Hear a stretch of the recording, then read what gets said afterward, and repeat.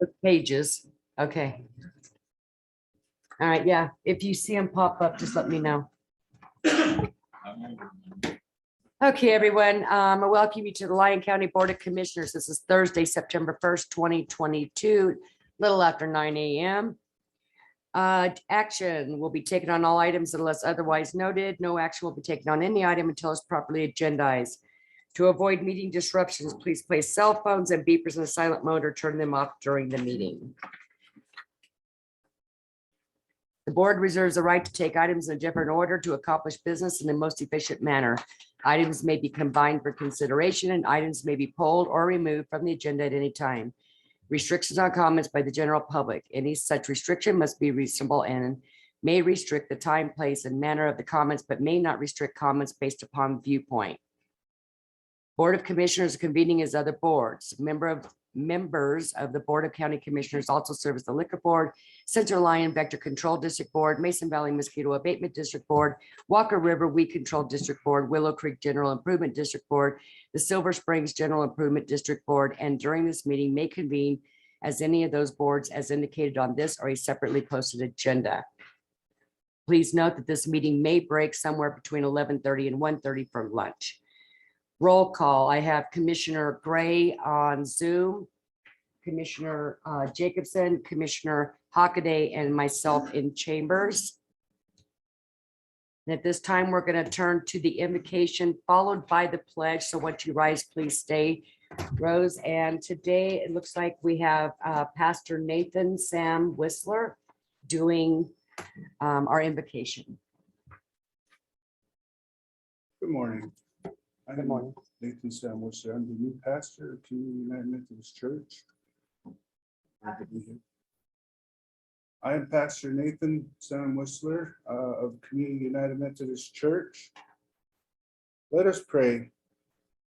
Gracious, loving God, we come before you this morning of this day, seeking your guidance and blessing over this assembly of Lyon County volunteers, leaders, representatives, decision makers, and concerned citizens.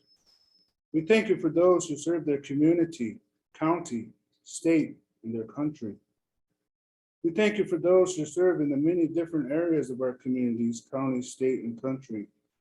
Our political leaders, our military, our emergency responders, our law enforcement, our healthcare workers, our educators, and those who do thankless jobs in our communities.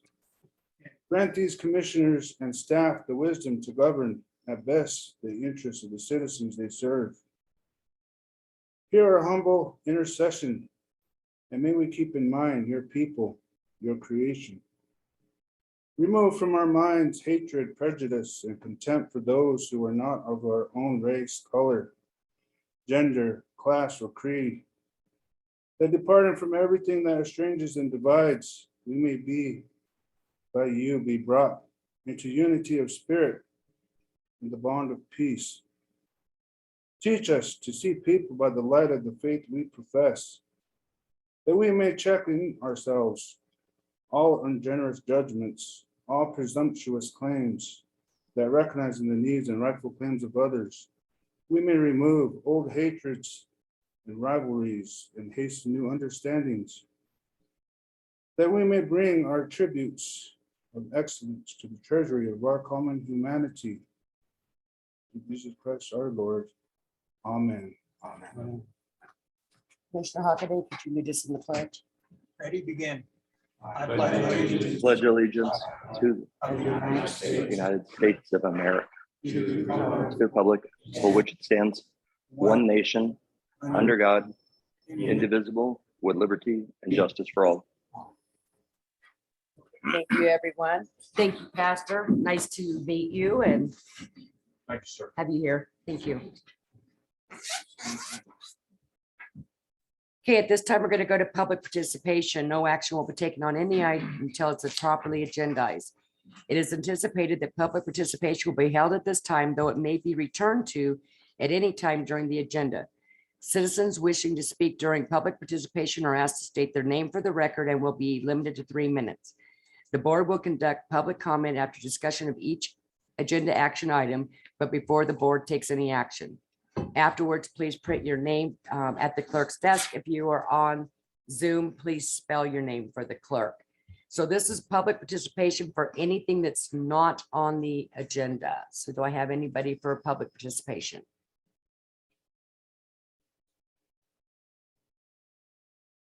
I'm assuming, Jeff, I can't see the second page, but I'm not seeing any hands. Yeah, no second Oh, page. okay. Yeah. Oh, yeah, I lost my little, Oh, there it no, is. there is. Okay, I thought so, No hands. but I'm not seeing any hands. Okay.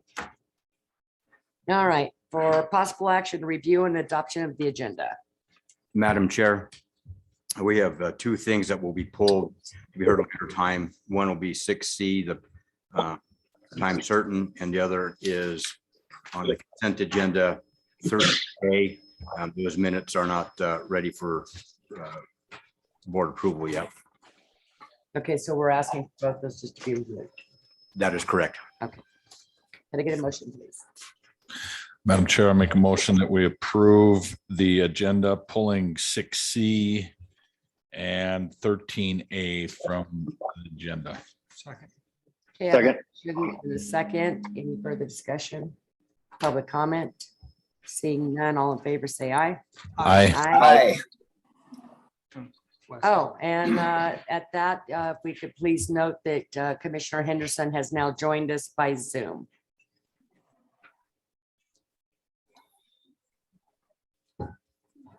Okay, time service 9:30. So presentation of awards and recognition of accomplishments. Jeff? Madam Chair, much to the chagrin of Mr. Foley, Hmm. I did want to publicly acknowledge him. We issued a press release on the Government Finance Officers Association GFOA award that was presented to us. And so Foley made the comment, why is it a big deal now? We've been doing this for years. We are one of the handful of counties throughout the nation that on an annual basis receives this award. And this award is given to us because of the work that Mr. Foley and his staff do in preparing the annual audit in coordination and cooperation with Sharani, who's the accountant who signs off on the audit and does the actual accounting, but all the information that goes into that audit, all the statistics, all those things that we find interesting that every year we get to take a look at. Mr. Foley and his staff do so. So we just want to publicly acknowledge him. We have received the award. We have received the notice. We've notified the public, and just kudos to Mr. Foley. Back there wanting to kill me. He smiles nicely when he wants to kill you. So just You notice he has different smiles. He's always smiling, but he has different ones. Yeah. that's what I'm. When he's gritting the teeth and smiling, yeah. So anyways, and it's not just Josh, as I want to point out, his staff, people that worked in the comptroller's office, or if you're from a city or other jurisdiction, they call the finance department. Probably nobody in government truly knows, or outside of government truly knows what they do day in and day out. But they're the folks that make sure that everybody gets their paychecks, the bills are paid, that things are balancing. They're the folks that sometimes have to say no. You have to do this. They're also the ones that remind you gently, hey, we're at the end of the fiscal year, get your travel vouchers in so we can pay them from last year, those kinds of things. But also they ensure on a daily basis that we're financially doing what the law requires us to do. And unlike, we have never been on the watch list for Department of Taxation. The former comptroller, Reedy Vasovic, as well as Mr. Foley, have done a good job in the last 30+ years of making sure that we do things the way they're supposed to be done, and that it's within the guidelines of the Nevada revised statute and dealing with federal grants with the federal grant issues. And I know at times that the board, as well as me, gets frustrated when Josh says, you can't do that. Here's the reason why. But that's the reason why you get this award. He has the courage to say, sorry, you can't do what you want to do this way. Let's find some other way of funding it. He also provides the board on a regular basis recommendations when they want to fund something. He'll come up and tell you, we don't want to take it out of that fund. We want to do it over here. And here's the reason why. So I just want to publicly acknowledge him and his staff for the job that they do, keeping us fiscally solvent. I wish he could be like the federal government, print us some more money so we can get some of the bigger projects done. Maybe you But- can work on that. But he truly keeps us, our feet out of financial trouble. I mean, if you, Vida is, Commissioner Keller, excuse me, is the only person on the board that will remember the Great Recession and what we had to go through, sitting in this room, the big round table with all the department heads and making those significant cuts. Those were surgically done to ensure the operation of the organization continued, and we were able to provide the services that were mandated to provide. And we would not have gotten there if it hadn't been for the efforts of Josh and his staff. So with that, thank you, Mr. Foley.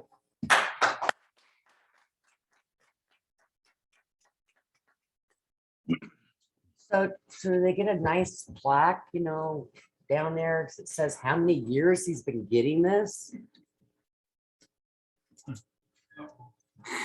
He won't let me spend money on a plaque. I didn't ask him to That is spend no money. BS. So GFOA, Government Fiscal Officers Association, used to provide, and I have one that looks like it's branded, it's not, and you put a little sticker every time you get one for each year, but it's essentially full. So this is the 15th year consecutively we've received the certificate of excellence. But So no, you need now a we new just get a, plaque. we get a printout that I put up in my office. We might have to embellish on that a little bit. Commissioner Jacobson. Thank you, Madam Chair. Just want to thank you and your staff. You do tell us this is not a good idea, or I will not support this, and that is important. Because when you know you're right, you're right. And more often than not, you are absolutely dead on correct. So I want to thank you for your homework you do, your diligence, and just making sure that you're keeping Lyon County solvent and us out of trouble. And I know good and well, just from your character, that you sleep well at night because you stick to what you believe in, and you are very prepared every day. So thank you. And I know you will continue sleeping well at night. Thank you. Commissioner Hawkins. Absolutely. My thanks to you, because I know we've had some discussions on finances and you've always put me in the right direction. I'll be the first one to donate for a little tag that adds on to that plaque. Put that on the record. We'll figure out how we can start adding to that Or the thing new plaque. that's full, or a new plaque. We're going to get something to show for your efforts and all that we appreciate. Thank you. Okay, Commissioner Gray or Commissioner Henderson. Commissioner Gray, did you put your hand up? I did, yes. Josh, yeah, thank you. I mean, in 6 years, you've always been good at, you've been excellent at what we can't do, and you've been great at telling us how we can do it, though. And I really want to appreciate that. As most of you know, that's usually my problem with lawyers, is they'll tell us we can't do something, but they never tell us how we can do something that falls within the confines of the law. But as a comptroller, I got to tell you, you're spot on every time, buddy. Thank you. Thank you. Commissioner Henderson. Yes, thank you, Madam Chair. Josh. Yeah, I just want to thank you for what you and your staff do. Sometimes I don't like what you say, but I certainly respect what you say. So thank you very much. Thank you. And Josh, being the senior up here that, you know, started way back during that recession time that we spoke of. I've come to really appreciate your sharp pencil and pointing us in the right direction and figured out how to get things done. We had some rough years back then. So hopefully Lyon County never has to go through anything quite to that degree again. So, but anyways, you and your staff, I know you can't do it alone without your staff, but your leadership shows a lot. And so I want to thank everybody that has worked with you and put up with that sharp pencil. Yes. Thank you. Thanks, Josh.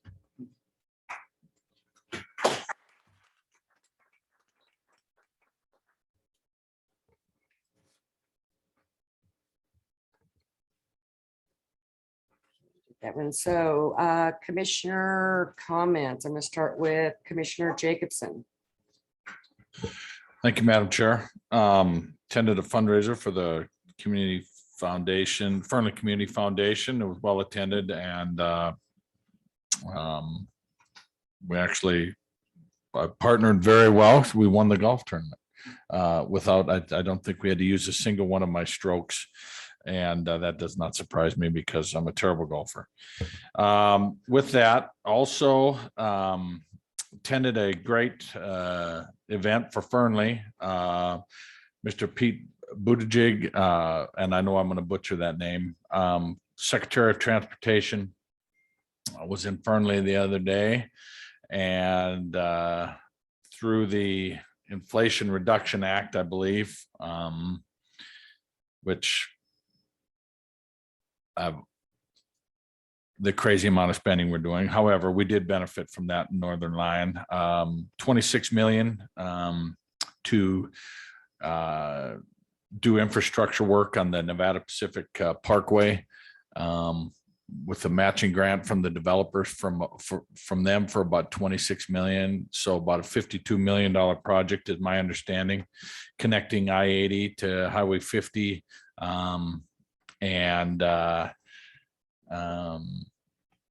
It's going to eliminate a lot of traffic on the kind of the main street there, and that is very important as well. So it's going to be a safety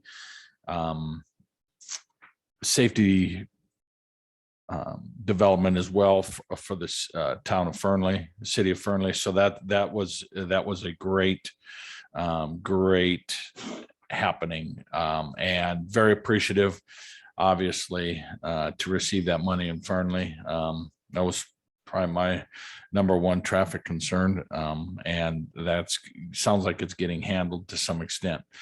And then on a lighter note, just as we get into the fall, even though the weather doesn't feel like it, I want to wish all our outdoorsmen, families, grandkids, grandparents, safe and fun outdoors activities as they're out hunting, fishing, doing whatever in our great state. So just want to point that out as well, as I hear the gunshots this morning in the neighborhood from the Dove opener. So that's all I have, Madam Chair. Try living in Silver Springs. You want to hear some gunshots first thing in the morning. Yeah. Anyways, Commissioner Hockaday. Yeah, we had a few things going on in the last couple of weeks. One of them that was very interesting and fun was the first, and we hope annual, Music in the Park at Dressler Park for the Smith Valley Friends of the Library. And had probably about 130 attendees this first time we're doing it. Hopefully it'll kind of get bigger as we go along every year, but was in a way a successful fundraiser. People did donate money to the library. Also had Mr. Homestead come out last Monday, and we looked at the Hillcrest Cemetery and work that's going to be done out there. I see that Mr. Homestead put out a couple of page flyer here on what was done, and we have actually some groups that are doing some work for free. The Walker Basin Conservancy came out there and they cut some unwanted trees down at the cemetery and are doing some other work. So that's kind of moving along. And also the Conservation District had a couple of meetings with the Mason Valley and Smith Valley Conservation Districts. And we discussed a lot of the projects that were completed this last year, projects that we have for the next year or this year, and the funds to do it, discuss grants and things that we need to do to get so that we can continue our work with the containment of noxious weeds and other problems in the rural area. That's one last thing. The Smith Valley Rotary got together with several other of the community organizations, and they're trying to coordinate different activities that are going on in Smith Valley to take advantage of funds and take advantage of the cooperation between the organizations to get some of the definite priority projects completed, rather than everybody going off on a different tangent and not getting much done. It's quite a much better organized situation when people are working together. Commissioner Gray. Good morning, everybody. Hey, I just want to apologize for not being there in person today. I'm up in Reno, trying to be two places at once. But I want to give a tip of the hat to Fernley. Congratulations on that grant. I would love to have been there for that. It was noted, so I've heard that I wasn't there, and maybe it was political in nature. It absolutely was not. That was a government, it was a government event, and I absolutely would have been there to support Fernley had we not had a dire family medical emergency that took me out of state for a few days. So thank you guys very much. That was much needed, and it's a great government private partnership that's going to make that happen. And it's one of the few things I can say that lately our government has done right. So congratulations to Fernley. A couple of great events coming up here real soon. We've got the Dayton Valley Days coming up here in a couple of weeks in Dayton. I believe, and Dave Hockaday could probably talk about this as well. The Smith Valley Fun Days, I think, is coming up. Hopefully we haven't already missed it. And then in October, I can't believe it's coming up again already, but we've got our Library Foundation Masquerade Ball. So you can get those tickets now. That's all I've got at this point. And thank you guys, and welcome to fall. And yep, I heard the gunshots this morning as well. So we know fall is in the air. Commissioner Henderson. Thank you, Madam Chair. Not really much to report on official business, as I've been down here for over a week now. However, I do want to share that my sister is being released from her treatment program tomorrow, which is 16 days early. So we're really thankful for that. And I've got to watch more rain the last week than I've seen in the last year, and enjoyed every drop of it. But looking forward to coming home and getting out of the humidity as well. So thank you. Well, I'm glad to Wait, hear. where is there? Oh, right now I'm in Sarasota, Florida. I've been in South Carolina and then a couple other places in Florida. Been visiting with family. There you go. Have a good trip, and congratulations on your sister. Okay, I guess that leaves me. Anyways, I also attended the event up in Fernley so that we can get that money rolling and the match money, and hopefully make better use of the third exit in Fernley. So congratulations to Fernley. We've only been, I know I've worked with them. So somebody said we've only been working on it for like 6 years. Try 15. It was way back. And back when the Wades were first trying to get it done. So it's been a long time waiting. And I want to commend our mayor from Fernley for being diligent. Just kept working on it, never gave up. And and the public, I think it's funny, we either get accused we never get nothing done because it drags out forever, or we do get something done and it happened last night. But in reality, any of these projects take many years sometimes to get off the ground. And then once they do, they go.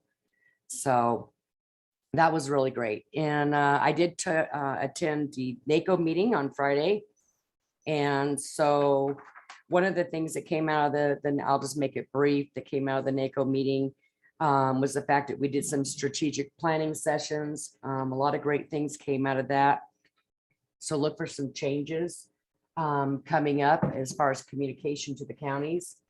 That one of the things that was pretty much unanimous across the board was getting NACO themselves, not just the commissioners that sat on the boards, but NACO themselves to come out and meet with all the board and the citizens, at least once or twice a year, and kind of let us know what they're doing, behind the scenes. We attend a meeting once a month, but there's a lot that goes on behind, kind of like Josh's office. There's a lot that goes on behind the walls, right? So I think that's a good thing. One of the other things that we did is we approved our list of bill draft requests. And on that list was the BDR that we had proposed here at Lyon County. NACO will take that one over and represent it as 17 counties instead of just from Lyon County. And of course, that was the one how to establish local process when we're appointing a new county commissioner when there's a vacancy. So the other four, I'm not going to get into detail, was off-highway vehicle trail connectors. We're going to address electronic publication of public notices. We're also going to address population threshold revisions, which is something that I need to get with Josh probably and see where we set on numbers on thresholds that will kick in on any form of an unfunded mandate for our county. And then the last one was for child welfare funding. So like I said, I'm not going to get into the detail of all those, but that's the 5 that NACO chose. So with that, I will move on to county manager's report. Mr. Page. Good morning, Jeff Page, County Manager, for the record. As I've been reported in the past, so the China Springs Youth Facility in Douglas County is a camp created by Nevada Revised Statute many years ago. And within that statute is a funding formula allowing counties to charge a property tax to help support that. Every county, with the exception of Clark, contributes to that. We have 3 or 4 counties who haven't had a kid in China Springs in 5, 6 years. They're usually your smaller frontier county situations. Clark County has their own camp with similar language. I mean, it follows the same statute, but they have their own camp. That's why they're not part of China Springs. At the last legislative session, there were a number of allegations about the operation and the funding of China Springs because the legislature decided to pull the state's funding from China Springs and the Clark County. There was a disproportionate amount of dollars that was going to China Springs versus Clark County. So the legislature, instead of fairing things up, decided to just pull the funding completely. Which it is what it is. Can't change that now. Out of that, the legislature requested some form of a working group to discuss some of the challenges of China Springs, as well as how we fund it, govern it, those kinds of things. So we've been meeting now monthly for the last year plus. NACO has taken the lead on this. They asked that I chair that working group. We have come up with a funding matrix that will be part of a bill draft resolution or request, which will increase, if passed, which will increase our contribution to China Springs based upon the number of kids we put in there. It's similar to the funding formula we follow with Western Nevada Regional Youth Center. So it depends on how many kids per year go in and those kinds of things. And it doesn't punish those counties who aren't putting anybody in. They're still paying a little bit, but they're not having to pay big dollars because they don't have kids that qualify for China Springs. The other portion of that is Judge Todd Young, Douglas County District Court Judge, oversees the operation of China Springs and has overseen for years the executive committee of China Springs, and then there's by county code over there is an advisory board. We have worked with Douglas County, the judge, and Board of County Commissioners has passed an ordinance changing that governance structure so that every county who's participating with China Springs has a seat at the table to address operations, those kinds of issues. The executive board is made up of more than just Douglas County officials. So there's when things have to be made quickly, it's not just the judge and his people. The perception is whatever the judge wants, the judge gets, which is kind of reality. It's how judges work. It's not bagging on it, just what they do. And then we had an interesting conversation at our last meeting because I wanted something in the bill draft request that would indicate that we would work on governance that the parties agreed to. Judge Young and I had a healthy debate over that issue because it was short notice. But I explained to him, I said, I don't have an issue with what's happening right now, but we get another judge like Judge Mario Reckenzone, who's now deceased, but a hardcore, extreme conservative view of the law judge, and he decides he's going to do things his way, and we're paying for the service. I have an issue with that. And so we worked through that last week with NACO, Washoe County, myself, and Douglas County. And so that will also be part of that bill draft request is the governance piece so that it's in law that the governance piece will be agreed upon by mutual parties. We work out through some of the nuances. Update on the hospital situation. So I have now met with Churchill Banner, Carson Tahoe, and South Lyon Medical Center. Churchill Banner was a Zoom conference. Carson Tahoe was a telephone conference. And then I met with the administrator for South Lyon. So there's some issues, concerns they have. All three of them want to provide healthcare in Lyon County. All three of them also have funding formulas because they're critical access centers. So if the hospital is put in the wrong spot, it will create significant challenges for one or more of the hospitals. So we had those conversations. They're not saying no. What I informed them is right now that Joan Hall and her crew are working on getting me the data and then hopefully a key of what all the acronyms mean. So when I get the data, I can understand what they're saying as to what the patient mix is in Lyon County, where patients are going, the types of illnesses or injuries that they're going to surrounding hospitals for.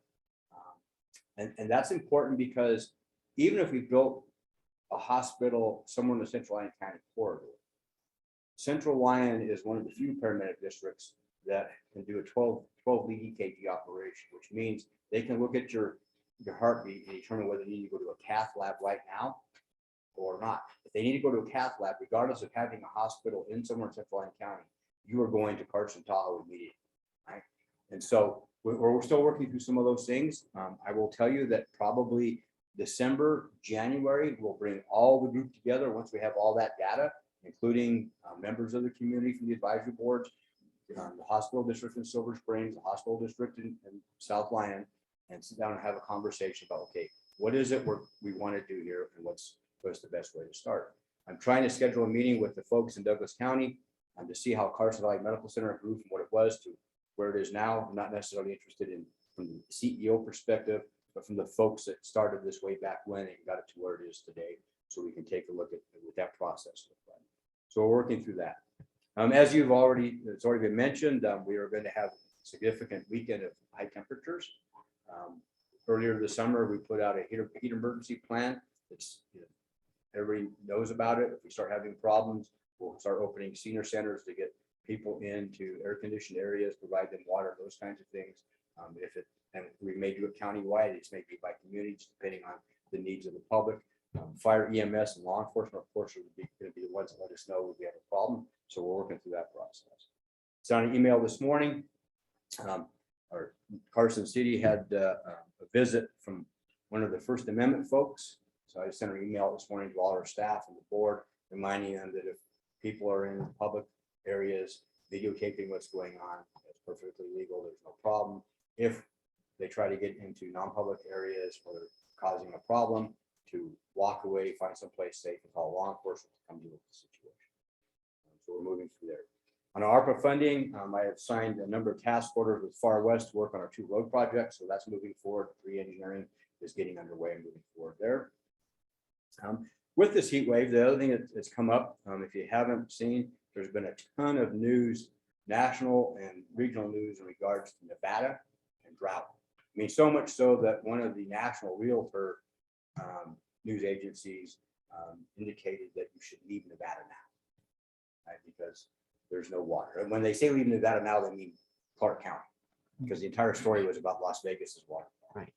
But we have provisions in county code that in dealing with some of the utilities that we have, if we have to, going to a drought plan and limiting yard watering, those kinds of things.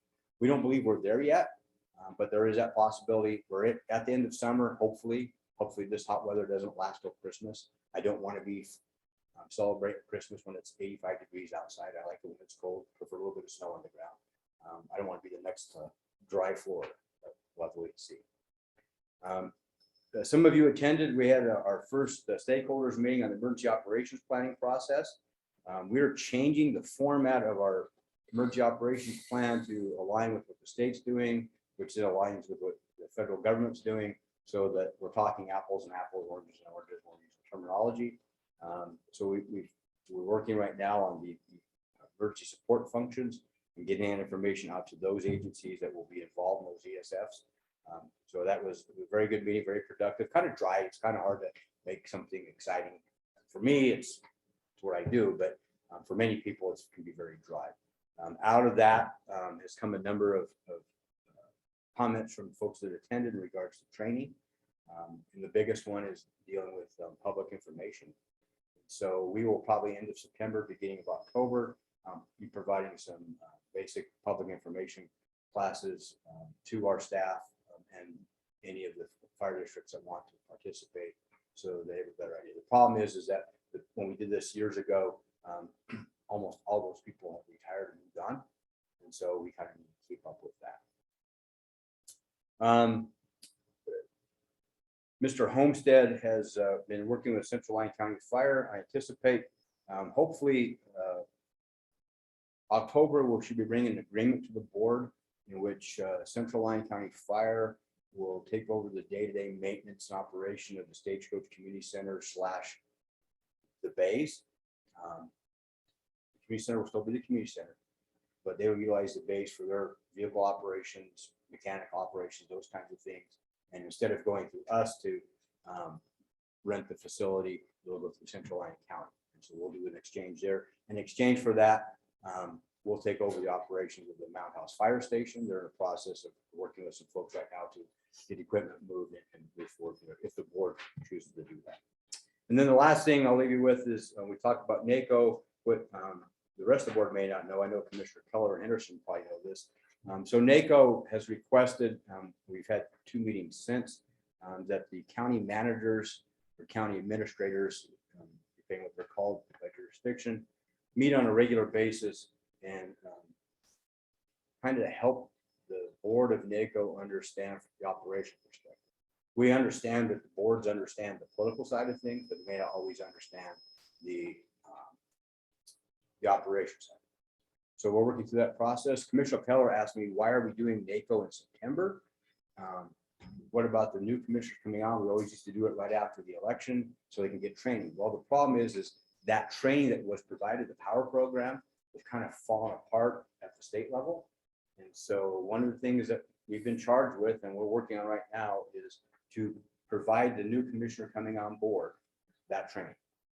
Besides the open meeting law and ethics, a variety of other things. So we're hoping that in November, end of November, first part of December, we'll have a couple-day training for newly elected commissioners or anybody who wants to come. But my understanding is the board said that'd be great for the new guys, right? So, but if you want to participate, once we have those dates, we'll get that in place.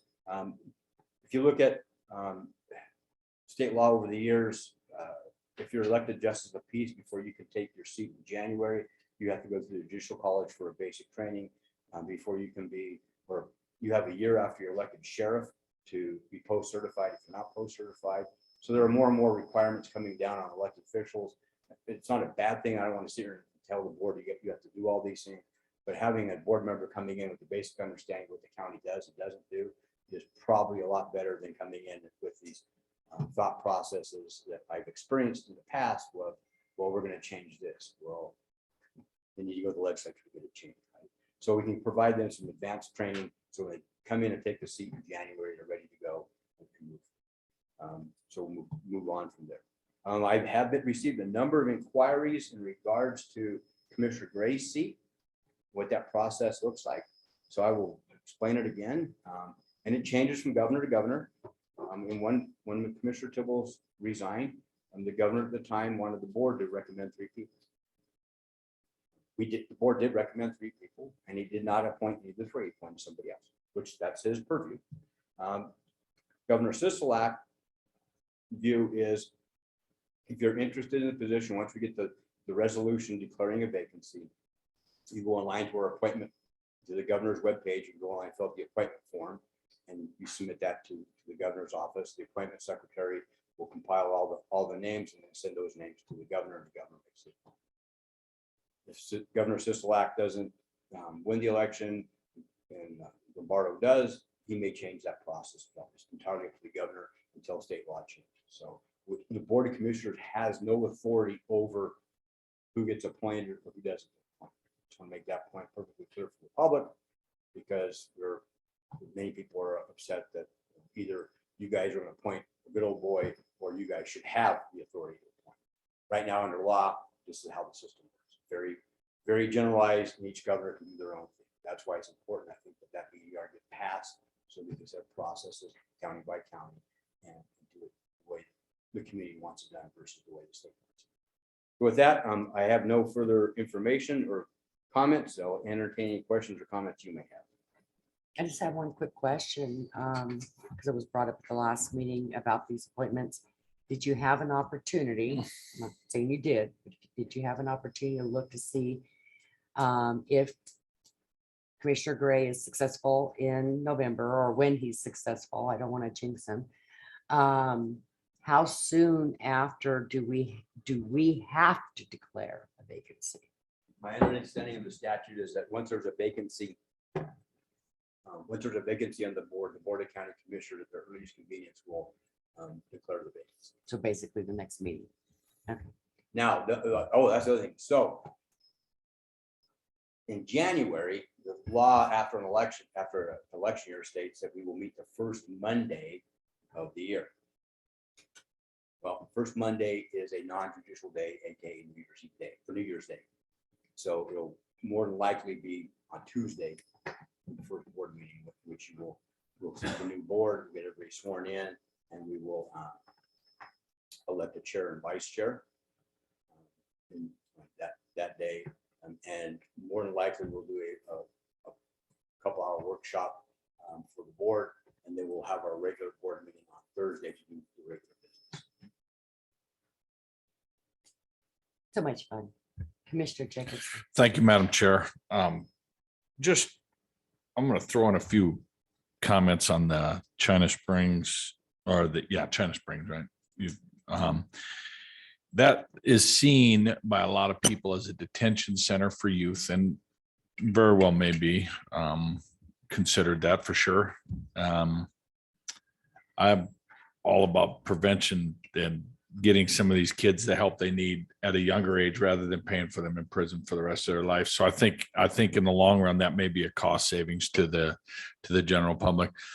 Also, having visited China Springs, having known kids that have gone there, some of these kids have crappy parents or no parents or difficult situations. And that is a safe place for them to actually get their diploma or work towards their high school diploma. So they're not starting off life behind the 8 ball because they're not going to school. They're not getting a diploma. And now they're just trudging uphill their entire life. So I don't know if there's a chance for us if in the early stages, any drug money that we may get or whatever, but I really would strongly consider that Lyon County continue to chip in their fair share to get these kids a chance. And it is more than just a prison for youth. It is an opportunity for them to make it out of their situation, whatever it may be. I mean, I brought up hunting earlier today. You need a license to shoot a bird, but you don't need a license to have a kid. So I think that anything we can do to help these troubled youth or youth that are disadvantaged to the point where they don't stand a chance outside of some help, I think we need to continue to support this facility. I'd love to have one like Fallon has in Lyon County, to be honest with you. Thank you. Thank you, Madam Chair. Commissioner Hawkins, anything? Commissioner Gray or Commissioner Henderson, anything? I've got nothing. Thank you. Okay, I'm good, thank you. all right, thank you. Thank you. Okay, I guess you're getting off easy, not lots of questions. I'm gonna go to our time certain, 9:30 a.m. for presentation only, a presentation from Hiram. Yeah, I need help with the last name. It's Babsar. Say that one more time. Babsar. Commissar. Okay, I knew I was gonna It's say it, fine. wrong. I apologize. It's okay. All right, the new extension educator for University of Nevada, Reno, Lyon County Extension Office in Yerington to introduce staffing and programs. Thank you, Madam Chair. Good morning, everyone. I just wanted to take this opportunity to introduce our office to the public and of course to everybody who may not know a lot about extension or may not know that we're now fully staffed. We weren't fully staffed. The office in Yerington or the Lyon County Extension Office was understaffed for the last few years. That may have been affected what we do, and then we kind of didn't have any visibility for a while. What does extension do? What do we do, or what do we offer? Our goal is to offer education programs, special education programs, seminars, workshops, things that traditional education cannot reach and do. So that's what we strive to do. Some of you may have heard of our current programs in 4-H. 4-H community-based instructor Hillary Dashiell is on the call on Zoom here today. Also, we have a SNAP Ed program going on in different schools, and our SNAP Ed person is actually at a school right now. I forgot if she's in Fernley or Dayton today, but I think she's in Dayton. So we provide a variety of education programs. I am an ag economist by training myself, and I've done a lot of economics, economic impacts, community development programs in the past. I've done extension work in Tennessee before I moved to Nevada. I only joined on July 1, so I'm still new. I'm still learning a lot about the county as well. And I did see that right after me on the agenda, there is community development. So there's maybe something, if you need, I can maybe help with, or at least learn and see what's going on. And so that's basically the goal. My goal was today to introduce us, our office. Hillary, if you want to say something about the 4-H programs, please chime in. Sure. So our 4-H program has kind of gone through a little bit of change over the last few years. COVID has affected our programming, as has the lack of advertisement available in our schools. So we're working through some challenges, but we expect to see 4-H return to some larger enrollment numbers and be able to expand a little bit to provide some community-wide programming for kids. We have recently gotten some enrollment going back in in Smith Valley. We have a strong, healthy program in Silver Springs and a healthy program in Yerington, but we are working on expanding the program in Fernley back to its former numbers. And we also have a new program up and running in Dayton. So we are moving in the right direction. Thank you, Hillary. I also wanted to congratulate Mr. Foley. I talked to you on the phone on Monday, and I didn't mean to call you yesterday, but I was on leave, and because I have a sick daughter at home with COVID, so I had to change a little bit on my schedule there. So anyways, but that's basically what our goal was, to introduce our office. Our office is in Yerington, although we cover the whole county.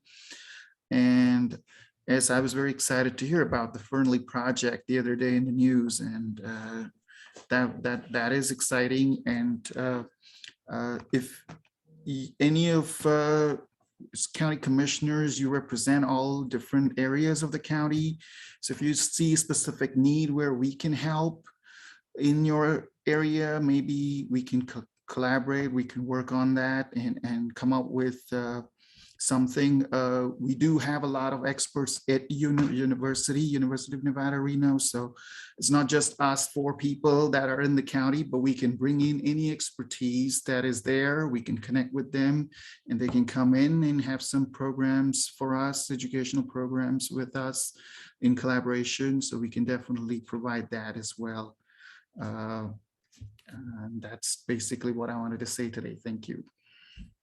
Well, thank you. I'm going to turn to the commissioner, see if there's any comments or questions. Commissioner Jacobson? Thank you, Madam Chair. It must be my day to go first. Appreciate It's that. just working out that way. but Nobody's over here. I do appreciate, I was in 4-H my entire youth, showing cattle and sheep and all that jazz. We used to break our cattle, pulling them behind a hay rack in the ballroom that was adjacent. And so I appreciate the lessons that 4-H teaches you. I think that the Fernley Community Center would be a great place to host these types of meetings. We have the neighborhood I live in, we have a lot of kids that are in 4-H and raise pigs and sheep, etc. They sell those critters, and it teaches them responsibility for sure. And so I think 4-H is a great program. I have to throw this in there. I just hope our leaders in the state realize that shutting down schools, shutting down sports programs, shutting down all of this stuff, it's starting to, I mean, you hear how it's affected negatively 4-H. We cannot shut down our state, our kids' stuff again. I hope that they've learned that lesson at the state level. What a mistake that was. So my 2 cents. Thank you. And I appreciate your words here today. Thank you. Commissioner Hockaday. Yeah, thank you for the presentation. Would maybe recommend that we do have a fun days in Smith Valley, October 2nd, Sunday. Be a good time for outreach if you are available to come out and present some information. I think it might get to a lot more people that day than say any other activity that's going on during the year. Thank you. Commissioner Gray. Yeah, thank you for coming out today, and you guys have a great program. And I just want to echo everything that Rob said. We cannot afford to shut these programs down and put our kids at a disadvantage. I mean, we want less business at China Springs, and when we start shutting these programs down, kids have nothing to do. So we really got to look at that. So thank you, Commissioner Henderson. Thank you, Madam Chair. Yeah, ditto. The programs that you guys provide for extension is very valuable, and particularly for our youth. In fact, I just left my nephew's house this morning. His daughter's raising 2 show heifers and a show pig, so she's obviously heavily involved in 4-H. So I just want to say thank you for coming out and introducing yourself. And I want to echo, I guess, with Commissioner Hockaday said, we have events that are on the calendar. He mentioned Fun Days in Smith Valley. We have Dayton Valley Days up in Dayton. We have Founder's Day in Silver Springs coming up. We've always got events all over the county. Fernley outreach is always good. And, getting the voice of the people of what's happening in those communities is helpful, I know, to us as commissioners. And I would think it would definitely be helpful to you guys as well. So thank you for being here and saying hello. Thank you. Appreciate that. Thank you. Thank you. Okay, next time certain, are we there yet? Right now. 9:59, and I need a break anyways, 5 minutes, then we'll come back and do it. Sorry, how long was that break? 5 minutes, sir. Exactly. All right, thank you.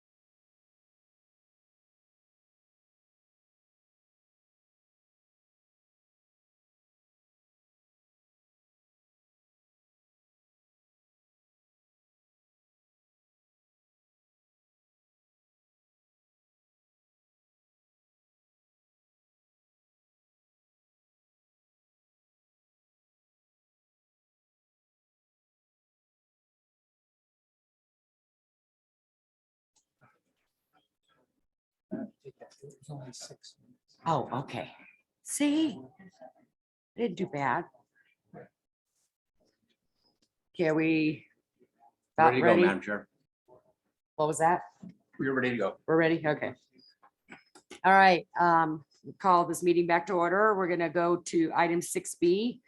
Time certain 10 a.m. for report only. Presentations given by the Lyon County Community Development, Human Services, County Manager, and outside entities for possible grant submittals to Community Development Block Grant for FY 23-24. Miss Erin. Good morning. I'm a grant administrator in this process. My name is Erin Lopez. We have a couple of presentations to do today, so in no particular order. We were going to start with the targeted neighborhood cleanup and also the housing needs assessment plan. My understanding is that Shayla Holmes is going to be presenting that. Following that, we'll have Jeff Page to do the Mound House Community Center. We have a presentation from the Chamber of Commerce to overview of a digital sign for the Silver Springs area. And then we also have the Veterans Housing. I believe her name is Shayla Fade. I hope I said that correctly. So we will have them give their presentations. In a previous meeting, I gave a statement that we were going to hear their next presentations in October. I need to push that back to November, being that we have to submit these applications to the state for pre-approval. If the state approves a pre-application, then it comes to you. So if by chance they say that this isn't within the realms of what they want for the grant, then they would decline it, so it wouldn't come to you for approval. So we're going to push that back to November. I just wanted to make that clear. And then I will re-notify that for everyone in the public. So do you Okay, have any just other quick questions? question for clarification. So we're gonna have presentations today, Mhm. then it goes for pre-review to the state, Yes, then back to this board for a vote. for November. So in For November, November, you will okay. get your support of what applications you want. I just wanted to clarify. Right. That's what you said. Okay. Yeah. Yeah, after we dug into some more of this stuff, I saw that my dates were incorrect. So I needed to go back and make a correction. Thank you. So following that, I will have Shayla, if she's online. She can start. Hello, Shayla Holmes, Director, Lyon County Human Services for the record. I am going to share my screen.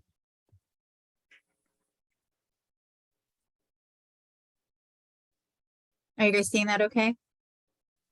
Yes. Fabulous, thank you. So I didn't put this in the order that Erin shared the two project proposals. I'm going to start with the housing needs assessment.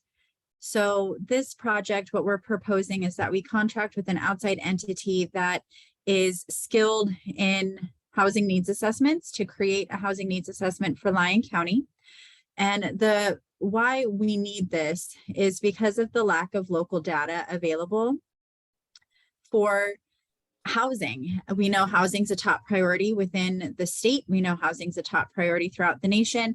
And right now we are limited in our abilities to make data-driven decisions because we don't have local data to be able to do that for us.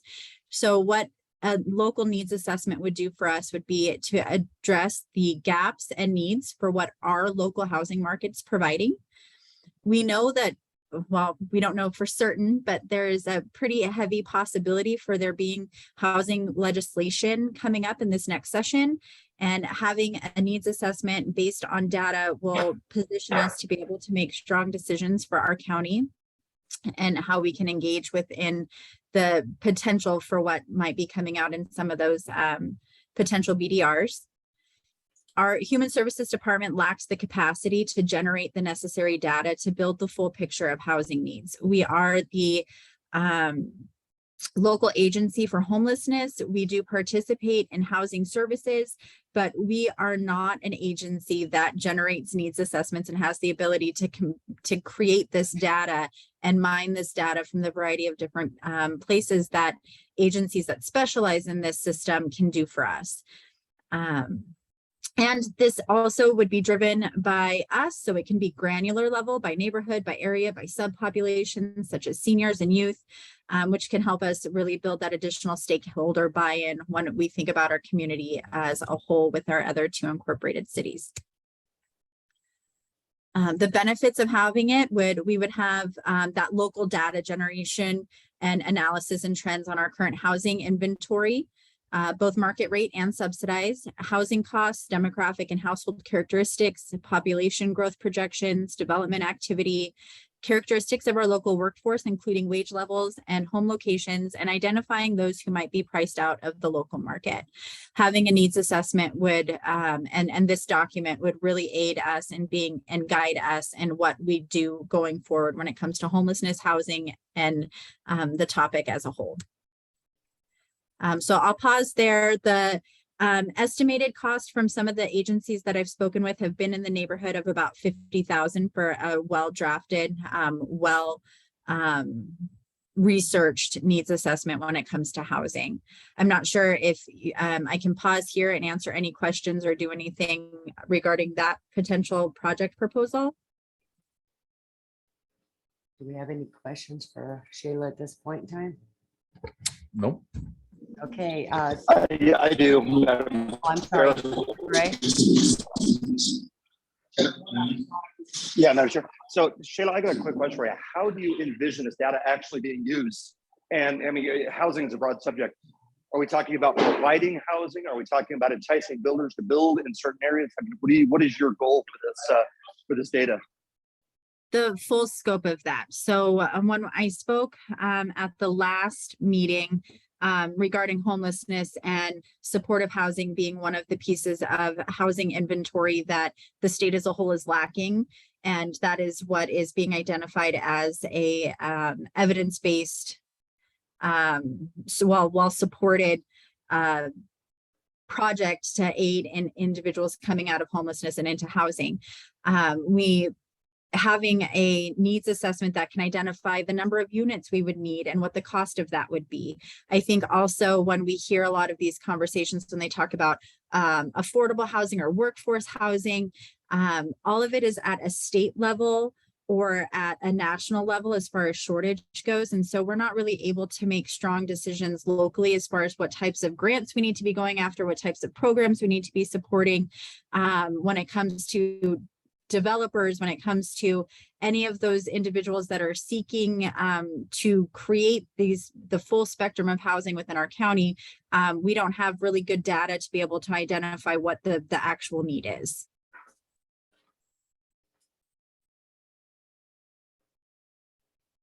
Commissioner Gray, did she answer the question? Did we lose you? No. Yeah. Kinda. You have a very bad signal. We can't understand you.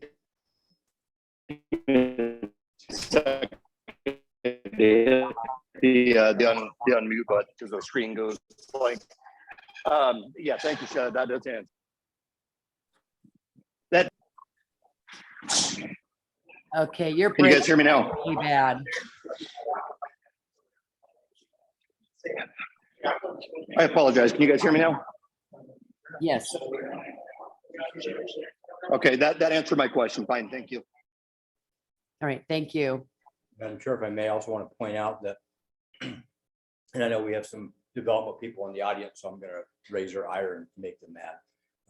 But as you know, many times developers will come to us and say, you need this. Right? We don't know what that is the point of the assessment, is what type of housing is actually going to grow and sell in Lyon County versus what some developer wants to build. And so that also helps us with that side of it when we make a community development planning decision. Is this the right project for Lyon County today and in the future? Thank you, Jeff. Shayla, did you want to continue? Sure. If you guys are ready, or if there's any other comments or questions on that, otherwise I'll move into the targeted neighborhood cleanup project proposal. Oh, I didn't hear Wes. Oh, is there another one?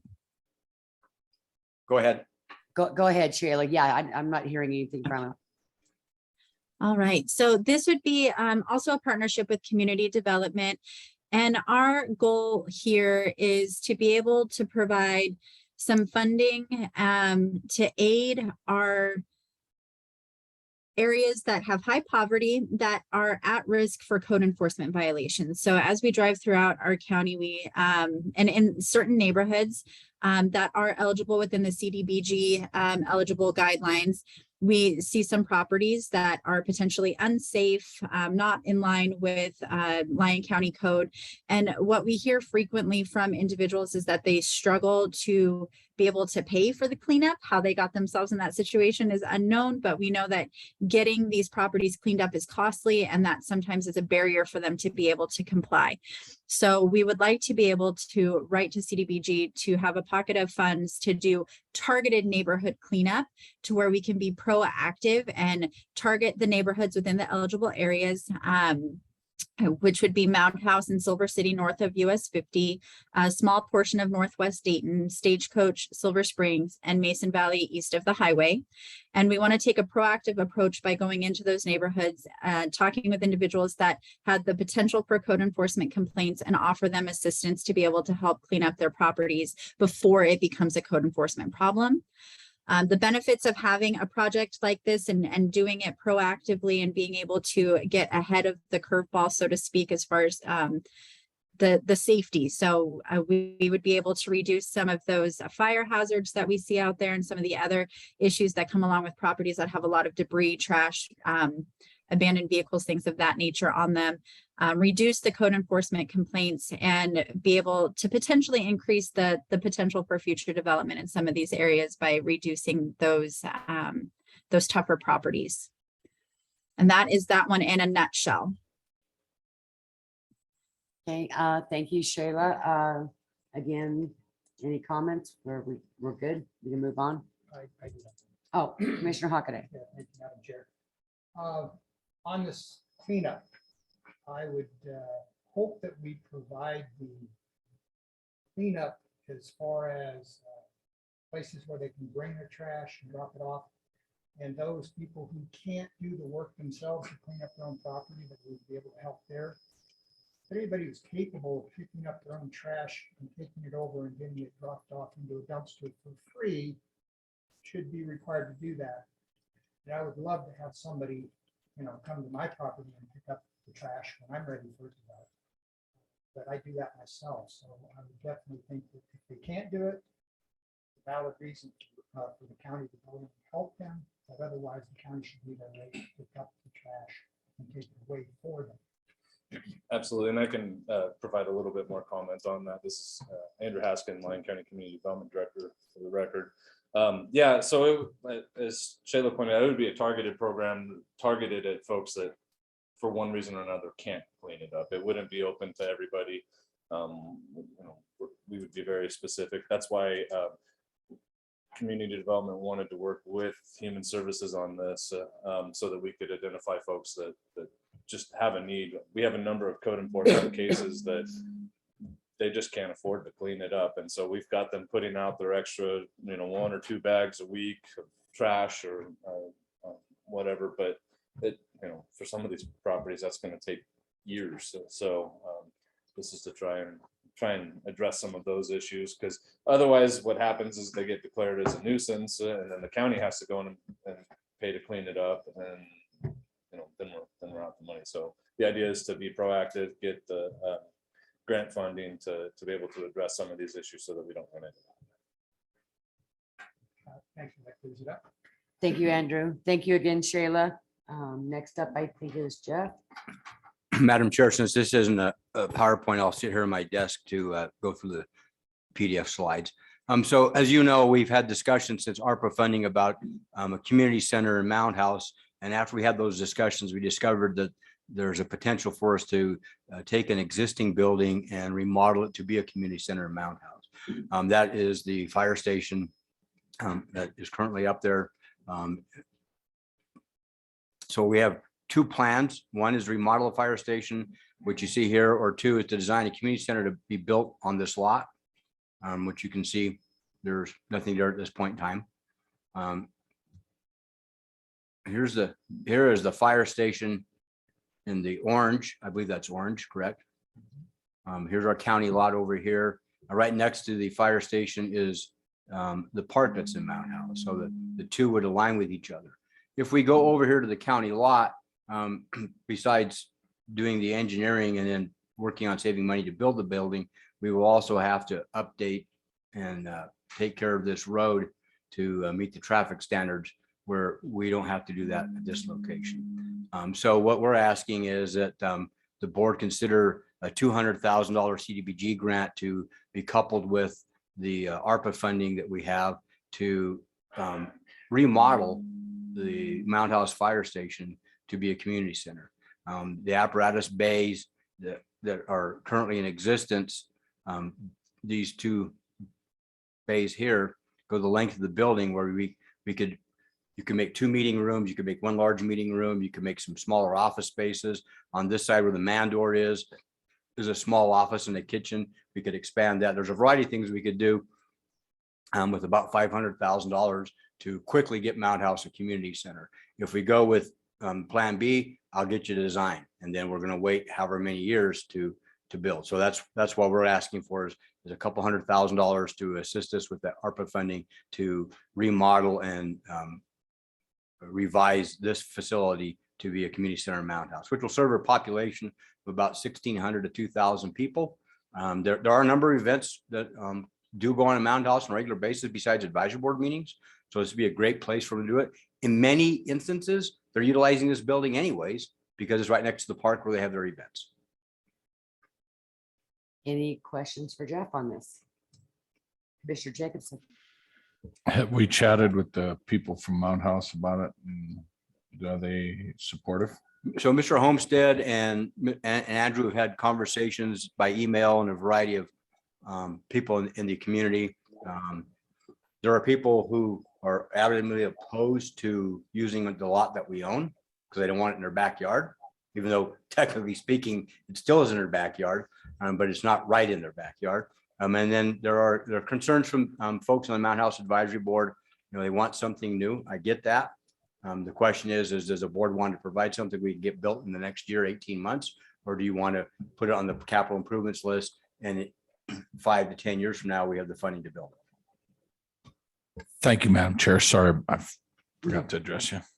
Commissioner Gray, I think I saw your hand pop up. You did, Madam Chair. Thank you. You know, I have talked with members of the community, and they're pretty much opposed to this, the ones I've talked to so far, and I'm hearing their complaints.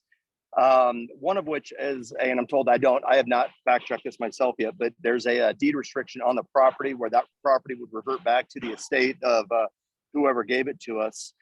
So we would lose out on that. I don't see that as a showstopper. I do have concerns about the firehouse facility. Like I said, I personally like the idea. I like both ideas. I would like to see something conceptual as to how we make that work for the community. But, you know, more importantly, I'd like to get the community involved in that and designing the concept. You know, I think we should take it back to the advisory board, say, hey, what, you know, as the first line folks in your community that you're conduit to the Board of Commissioners, what do you guys want to see? What issues do you see? How can we overcome those issues? And the next question is the fire department going to totally, disassociate themselves from that property? But I do think it's a good way to get something up and going quickly and meet their needs. But like I said, there's still lots of questions. So if you could just address that, Jeff, I'd appreciate it. And I do think we should go after the CDBG for it. Absolutely. Okay. Jeff, did you want to address that or just?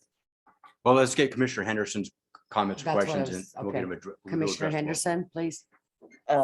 Thank you, Madam Chair. I've been involved in this issue, and I do understand that a lot of the residents of Mount House would, of course, like to have a brand new building. But my initial thought of this is if, we can get something and get it done in 18 months as opposed to possibly, 10 or 15 years down the road, we should look seriously at that. And I fully support the CDBG application to do that. And I just want to address one thing that Commissioner Gray brought up. And the family that donated that land is not interested in having it back. Yeah, they are, or it's good to stay with the county. So that's not going to be an issue there. But I'm excited about getting something in Mound House. You know, they deserve something. And as Mr. Page said, a lot of the events that they have, they hold at the firehouse anyway, and it is nice and convenient for them. So let's get the grant and see what we can do. Okay, thank you, Commissioner Henderson. And I just want to make a quick comment when things were brought up, Commissioner Gray, this is to your comment about taking it back to the advisory board. These are presentations today that need to go for eligibility, as Aaron already pointed out, and then it comes back to us to actually take a vote on. I don't want to stop that process because we need to go back to the advisory board. We're either going to apply for a grant or we're not. Madam So, Chair, if I may, I'll address that. So based Mr. upon the Page. time, based upon the timeline that Ms. Lopez provided, on the hospital side of things, as an example, I'm meeting with Silver Springs, Dayton, and Mound House in September. So I can have this conversation with the Mound House Advisory Board in September. And if they want to put it on their agenda for October, we can have that same conversation again as to what we're doing, because you don't get to make a decision until November anyways, and it may not meet the requirements that CDBG has in place. We don't know that yet, right? So we have plenty of time to do that. I don't have any problem with going to the advisory board or the citizens to find out what they want. We are trying to, and I don't want to speak ill of the county, but we have a track record of saying we're going to do something, and 15 years later something else happens, and that funding goes to something else. Mound House is a perfect example. I was a sergeant with the sheriff's office sitting on the negotiating team when the county entered into contract negotiations and said, whatever we give the county employees, we will give you. It would be to a favored nations clause. When it came time, the county kind of pushed back. And so we went to arbitration. Arbitrator ruled in our favor. That funding that was put aside for the Mound House Advisory Board went to help to pay for that favored nations clause. Those things happen in life. So my concern is that if we don't do something soon, will we do it in the future? And I don't want to lead these people on that thinking that, you know, we're going to do something if we're not going to do it. On the other side of it, because I've dealt with this from people, community members in Mound House, nobody on the advisory board, just community members in Mound House. So I want to make this point perfectly clear. Yes, I recognize that since 1907, 1906, Yerington has been the county seat. And I realize since 1906 that the good citizens north of the Carson River have resented us for that ever since. But we do not have a lot of the things that the county provides services for in Central Lyon County, as an example, south of the Carson River. There is no government-owned community center in Yerington or Smith Valley. They're all private operations. And I'm not here to complain. I'm just saying that just so everybody understands, so I get it on the record, the complaints I'm getting from members of the public. Well, what you guys do in Yerington, the Jeannie Deanie Center, well, you guys own that, but the county owns that. No, they don't. Yerington Theater for the Arts leases that building from the school district and provides services out of that facility. We have a convention center and a casino. The city of Yerington has their city hall that they utilize at times for community events. That's relatively new. Before that, they didn't have anything. And the Boys and Girls Club, a not-for-profit, charges significant rent to utilize their facility. So I have no issue with building a community center in Mound House. What I am concerned with is if we don't do something moving forward soon, we may never get it built. And then now we have those 1,600 to 2,000 people really irritated with us, even more so after we said, yeah, we're going to do this. So that is a concern that I have moving forward. I would love to have a brand new building too. But the reality is we have to set priorities. And right now our priority, at least in the Highway 50 corridor, is getting a government center up and operational so we can get our leases, provide the services in a more efficient manner. So I don't have facilities guys, utilities guys driving up down the highway to take care of those buildings and those systems. And that is where our focus for capital improvement dollars is going now. And on the other side of it is getting a third courtroom built for the district court because of the caseloads that we're getting coming in. So that's my concern is somewhere down the road, the future board's going to say, you know what, yeah, it'd be nice to have one up there, but we have bigger needs than a community center for 2,000 people. And I don't want that to ever come out of the board's mouth. Commissioner Henderson, your hand's still up. Did you have another question or No, ma'am, I'm sorry. I will lower my hand. Okay, thank you. Okay, any other comments from up here? Okay, so that means we're moving on. I'm next. No, I'm gonna pull a Jeff. I'm gonna present from here. Okay. So, taking off the commissioner hat for a moment, just so everybody is aware. And when this does, if this does meet eligibility and come back, when it does come back for a vote, I will be abstaining. I am currently the president of the Silver Springs Area Chamber of Commerce. So, the board got together at our last meeting and decided, to put this in and to see where it goes. I know there's going to be some other great applications as well. So Silver Springs, back in 1990, got a permit with NDOT to have a sign erected there at the four corners. This is back before we had a roundabout. And that sign basically consists of, you know, some 4x4s and some strips, and you go out there and you stick up the letters. Remember that style? We still have that. We have been working really hard with the chamber to try to save up money to get some form of an electronic sign. The reason for that is it's a lot quicker to change out messages on electronic signage than it is to go out, get somebody to volunteer, because we're all volunteers with the chamber, to go out there and in the wind or whatever the, you know, snow, rain, sleet, you name it, try to pull down these plastic letters and put up new ones. So this area is actually located right there at Highway 50 and 95A Circle. We thought we were going to lose it when the roundabout went in, and NDOT came out to me and said, you know, with the way we've designed it, you can keep the sign. So the chamber has been paying for power to this site since 1990. And we were able to maintain that site. So now we're trying to get to a point to where we actually have an LED digital signage so that we cannot, because the chamber doesn't advertise businesses. We don't advertise for profit. We are there for the community. So it's about being able to, you know, put up, you know, events, situations, meetings, anything that's coming up in our community, which serves, you know, Silver Springs and the Stagecoach area. But it also takes it beyond that. Because if we have a digital sign and there's an emergency, any department from Lyon County can get a hold of the chamber and literally by a keypad, if there's road construction or there's an accident ahead, or, you know, just there's an Amber Alert, anything, it could be put onto that digital board instantly. As you know, USA Parkway feeds into 50. Most of those people then go over to 95A. So having this sign there at that circle not only serves the community, but it serves thousands of people that drive through that intersection every single day. So we had went out last year, and I just got an updated bid a couple of days ago. So we went out last year and just started getting bids of what it would cost us to do a digital sign. Well, we think inflation is bad. Yeah, the prices have really went up on everything.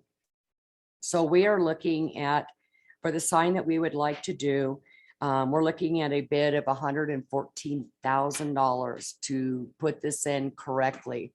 We have to go with a company, a contractor that is NDOT approved because it's on NDOT property. So we have to abide by their guidelines. So we can't just go out and just say, hey, we're going to build this ourselves. It's not going to work. So we've got bids. They're in my packet.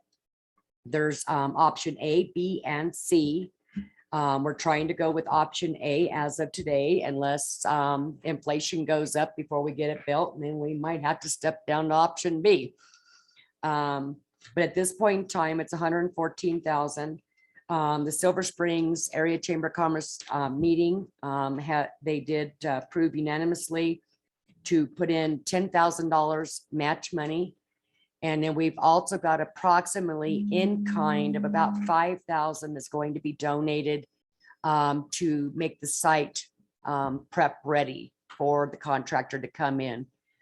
We don't want to pay this contractor to come in and remove the old sign and get the site ready. So we've actually have somebody that's going to come in and donate their time and get the site ready for this to be erected. So anyways, kind of where we're at is it's kind of a straightforward, to the point. We want to put a sign up that's going to,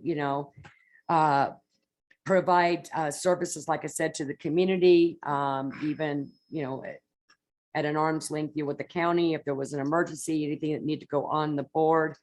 Another component of this is economic development. By having this board, we have a cloud-based software system platform with Silver Springs Area Chamber of Commerce. And we're connecting with the businesses as far as job searches and information for the community that they're looking for.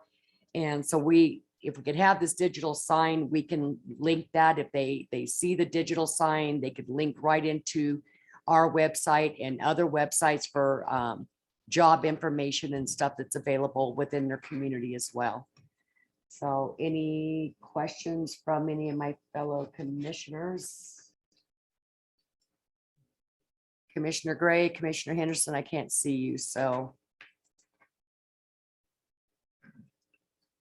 Okay, well, seeing none.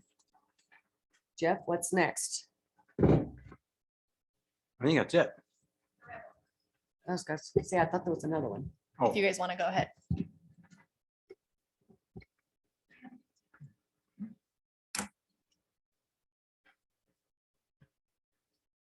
Hello, good morning. Just for the record, not to get confused with Shayla, my name is Shala Fadaie, SHAHLA-FADAIE. I am a founder and director of Veterans Healing Camp. We are a nonprofit organization, 501c3, working with the veterans in Silver Spring. Last week, I came across this grant opportunity, and I thought this is a great fit for our organization. I'm here to ask for $150,000 to remodel and rehab our existing Veterans Lodge at Veterans Healing Camp. I actually wanted to bring some pictures, video to show everyone what we have done in the past 5 years in Silver Spring, and not only for the veterans, but the community itself. But I was told I have only 5 minutes, so I'm here with my heart and just to explain to you why Veterans Healing Camp is in the Silver Spring. A while back, I made a deal, hopefully to our God, that bring my son home from Afghanistan and the war zone, I will dedicate my life to serve veterans. Any service member come across my path, I will help them. So I educated myself, became a state certified veterans advocate. I encourage our volunteers, anybody that get involved with our organization, to become an advocate, to understand the issue that we're dealing with the veterans. So my son came home. It wasn't the picture that I pictured. At the time when he came home, I was in UNR getting my degrees.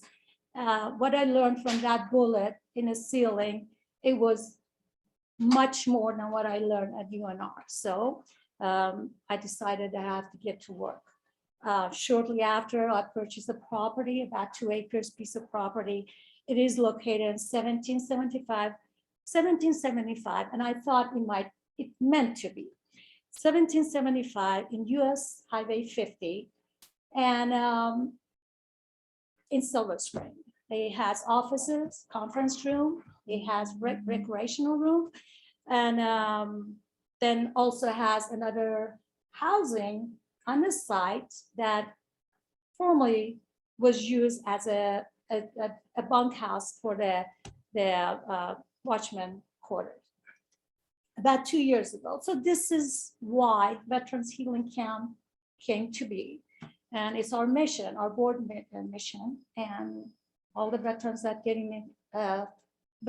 they get involved for volunteer work and the volunteers. It's our mission to continue and help the veterans at the Veterans Healing Camp.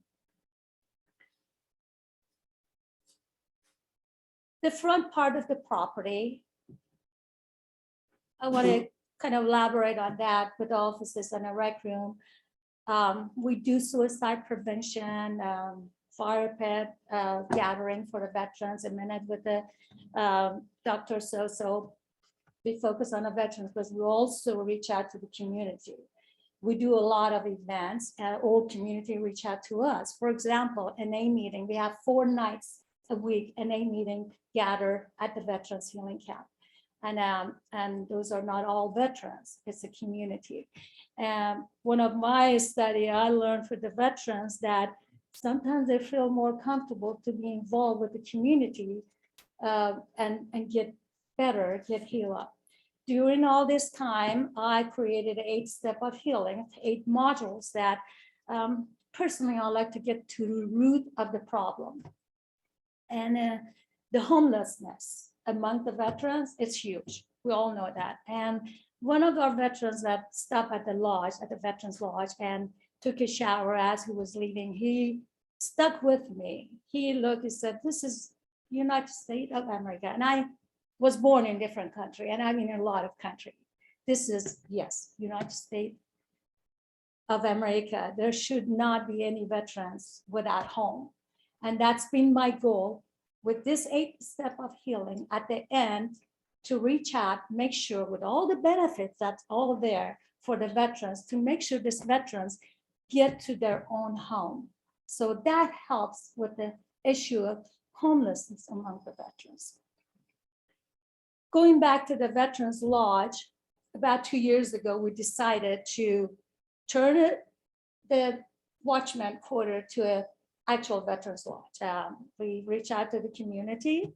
We got a lot of help from a different department, Reno, and we got some furniture we remodeled. And in the past 2 years, we helped 5, on the short term, we helped 5 veterans that not going through the program, but just getting the help they need. And on top of that, we had veterans that they stopped just to take a shower, get the hygiene boxes, or just the food and whatever they can. And we also have a long-term program that we put the veterans through the 8 step of healing.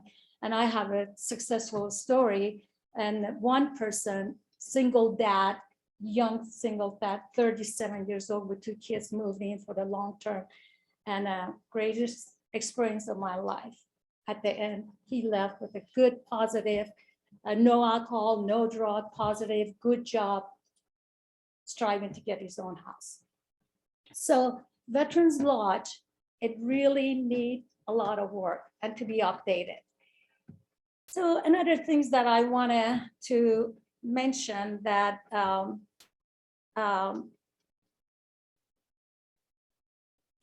we have a long-term goal, and this been always my dream to, right now, my focus and the board focus is just for the lodge. But in the long term, I'm hoping, I'm dreaming to put a little homes, and I've been making that thought home at the property. It's almost 2 acres, and there's plenty of room to put a little individual home for the veterans, for the long term, or the short term, to go through our program. At the end, to be able to get their own home. This is my goal, my dream. I always believe that the kindness, the healing starts with the kindness. And we start something, Veterans Healing Camp, it was just a silly promise to God, but it was just a dream. And I made it happen, and it's there. It's not going anywhere, I promise you, as long as I live, and my son, which is a co-founder. But I couldn't do it without the help of the community and the volunteers, dedicated people that stuck with me for the past 5 years. So that's why I'm here. I'm asking for this funding. It might be unreasonable and a little bit too much to remodel, but it's not. It's a 2-bedroom. The lodge has 2 bedrooms already, 2 full baths. It has living room, dining room, It has a big laundry room that we're hoping to turn that to another bedroom. That's where the expenses come and relocate our laundry room another area, and then fixed up the outdoor, put the nice pavilion for the veterans. And that's our project, that's our goal, and that's why I'm here.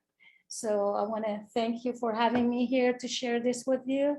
And want to get this moment, if you have any questions, sometimes you can learn more by asking the question. But I want to mention something. I really like this group. You are kindly outspoken about what you like and what you don't, make me very feel comfortable to be here. So thank you for that. If you have any Commissioner questions. Jacobson, you No- leaned forward. Nothing at this time, Madam Chair. Thank you. Okay. Commissioner Hockaday. Commissioner Henderson, I'm good, thank you. Commissioner Gray. I think we lost him. He's blacked out. I just want to make a quick comment for all your hard work, and obviously living in Silver Springs and working with you in the past. You've done a lot of great things for our veterans and in and around the area, and I appreciate that. So hopefully you'll submit for eligibility, and we'll be talking more about this coming up. Thank you. This has been a rewarding experience for myself and my family. Yeah. Thank you for being here. Thank you. Do we have any other ones, Erin? No, we do not have any other ones, but if we would like to open up for public comment, thank you. Okay. All right. Any public comment at this time on any of these applications? Not seeing any, so I guess we're good.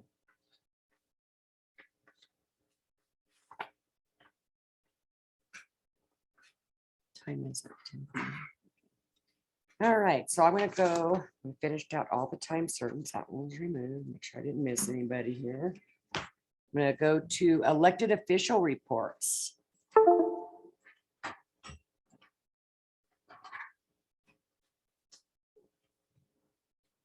I thought you were coming up here and you went that, so you had me confused. I'm trying to keep you guessing. Sheriff Honeywell. Frank Honeywell for the record. Couple real quick announcements. We've been getting some complaints about some problem residences. A few weeks ago, we worked on a couple down south. I just wanted to let you guys know that we're still working on those. We're working with code enforcement, Mr. Haskins, and coming up with solutions on some of the ones here, some of them didn't. It just takes us a while to get stuff in line to be able to do the law enforcement involvement. So I just wanted you guys to know that we're still working on those throughout the county. Another positive announcement, our K9 program is doing very well. All of our dogs have to go to Carson City and get state certified yesterday, and they all passed. County manager made a statement earlier about all of us have to go through certain training stuff. So just because you have 4 legs doesn't make you exempt. So we've been working on a bunch of major cases lately. I've had 3 or 4 significant ones in the last 3 weeks. Some incidents that have taken place inside the detention facility. And we're getting a lot of pressure from the media and stuff about releasing some information. I just wanted to let you guys know that we're working very closely with the DA's office. There's a lot of parameters that we have to stay within as far as releasing information in regards to cases. We're not trying to hide anything. We're putting it out as quick as we can, but there's a lot of rules that we have to follow besides just putting out blanket statements. So I just wanted to say that. So you guys have talked about it a lot. There's a lot of community events coming up throughout the county between now and the end of October. Seems like something every weekend. I just wanted you guys to know that the sheriff's department's going to try to represent or be a part of every one of those events as they come up. And outside of that, I don't have anything else. Open up for any questions anybody may have. Commissioner Jacobson. Thank you, Madam Chair. I just want to thank you and your deputies. I know we had an issue here earlier this week in Fernley, and actually is in my neighborhood. And I thought they did a great job of securing the neighborhood and apprehending the suspect. So can't always predict and plan around some of these events, but I thought your deputies, from what I've heard and what I witnessed, did a great job there. Thank you. Thank you. Mr. Hockaday. Again, thank you for the updates that we normally get. Great to keep up with some of these incidents and always get questions about them from everybody. So whatever we can tell them, it's nice to have from your public affairs. Thank you. Commissioner Gray, I'll just try you, see if I can hear you. Yeah, I've got nothing. I don't know if you can hear me or not, but I've got nothing. All right, thank you. Commissioner Henderson. No, ma'am, I'm good. Thank you. Okay. Yeah, I just want to echo, thank you for the updates. I know you can't tell us everything we want to know all the time, but you do your best. And that's obvious in the emails and stuff that we receive. So I appreciate that. Thank you. So even the four-legged ones have to. They got to go past state certification just like all the rest of us. So I'm not doing it all. You give them a treat when they're done, or? They get a rubber toy. Oh, okay. Any other elected officials? Seeing none. Madam Chair. Sorry, Wait a minute, was it your turn? I'm not, no, I know that, are we to 9A and 9B yet, or are those part of that? Oh, they're just part of our packet. So I guess I had a question, Madam Chair. Okay. How many weekend hearings have we had? And maybe in the Canal Township or elsewhere, but it looked like we had 2. Is that right? And what is this costing the taxpayers Well, I was on gonna this say, kind of unfunded? I don't know that we have anybody here to answer specifics, but maybe Jeff can do his best on that. It's costing us a boatload. That's a little bit more than a canoe load, but not as much as a ship load. So this, again, the weekend hearing, so you'll see it in, depending on how the judges report, each of the 3 justices of the peace take turns on a weekend, and 2 muni court judges also participate. In the Canal Township, the muni court judge and the JP are the same person. So she gets a different report to the city council. So you have the judge's salary, a clerk's salary, pre-sentence investigation salary, the district attorney's salary, and the cost of the public defender's contract for those services. That is what it is. I can't give you a quantifiable number at this point in time, but it's something we can work on in the future. Yeah, if we could get that maybe separated, because when I read through the report, it looked like we had 2 for the month. And I'm probably wrong, because I'm usually wrong.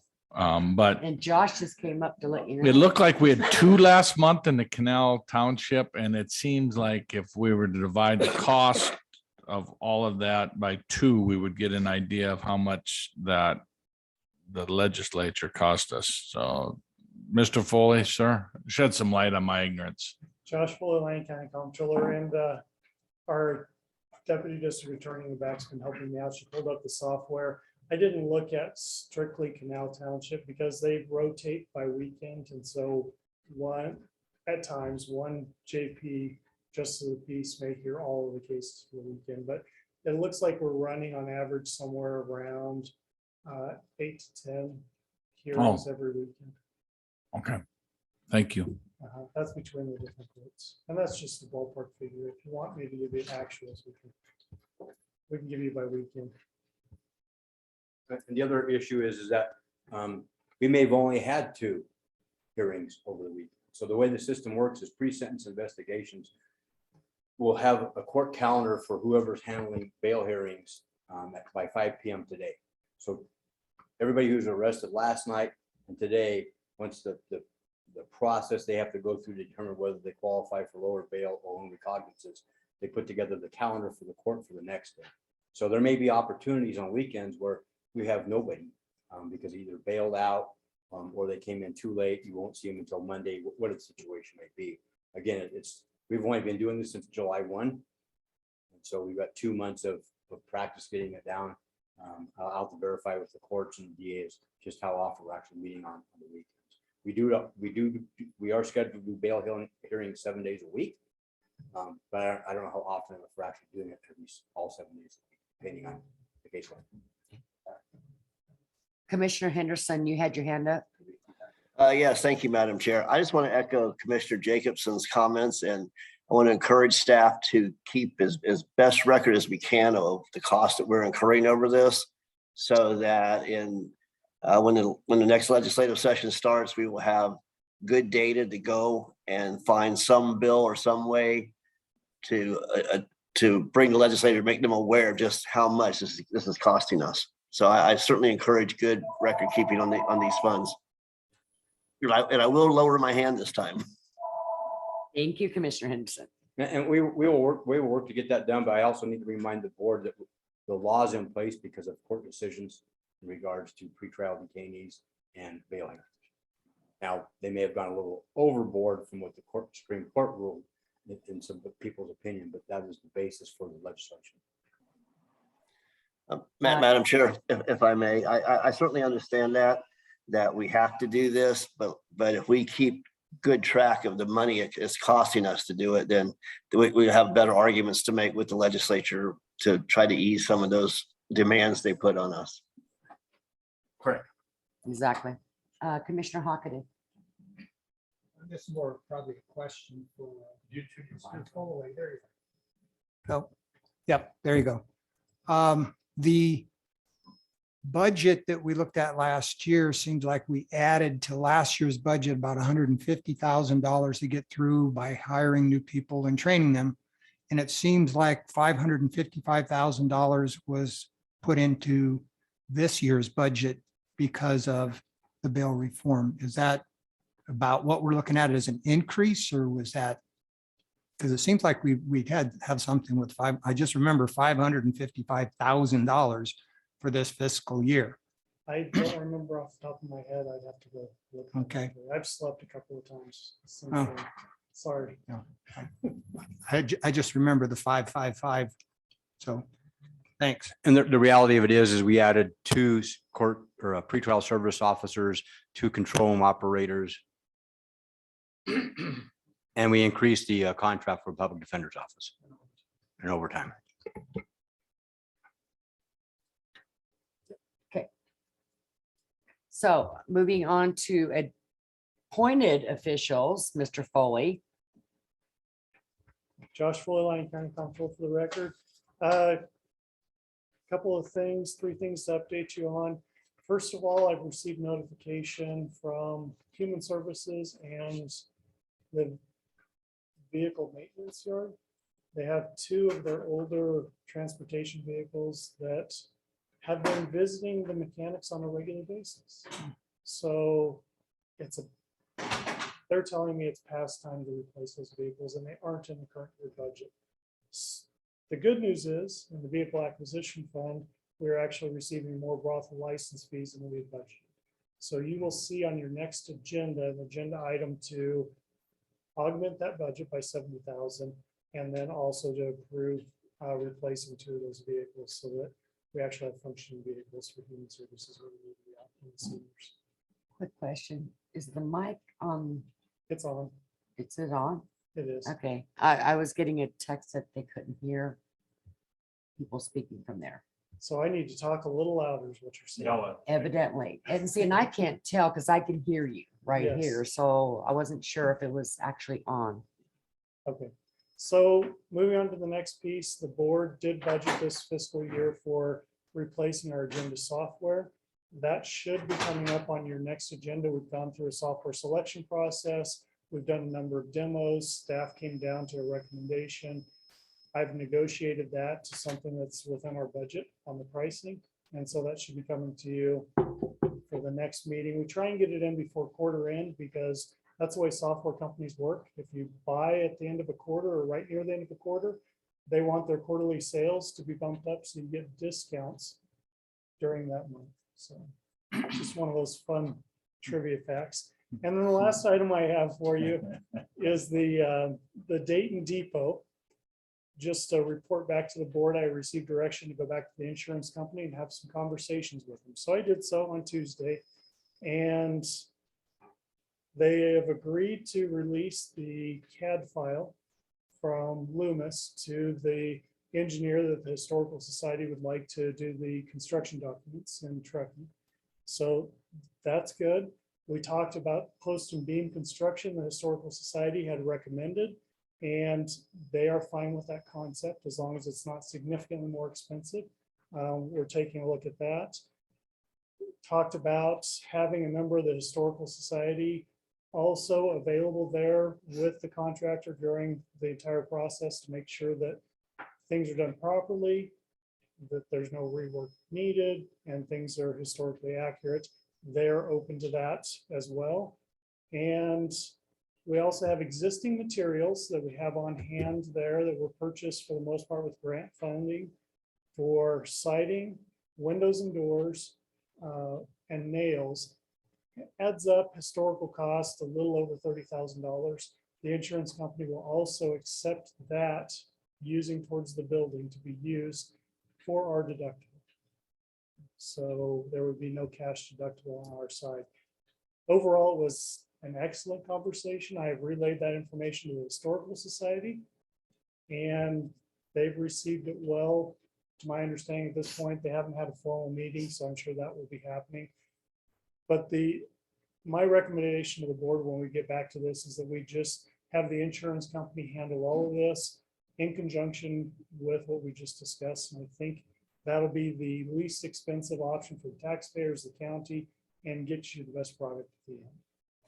So we'll see how that turns out. On top of that, in addition with the Dayton Depot, I received an inquiry from KTVN News. They want to do an article in the depot and restoration. So Jeff and I drew straws. I drew the short straw. I'll be for tomorrow and they want for Historical Society. That's all I have. Any questions for Mr. Foley?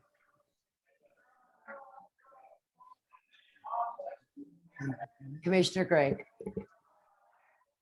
Hey guys, just a couple of quick questions.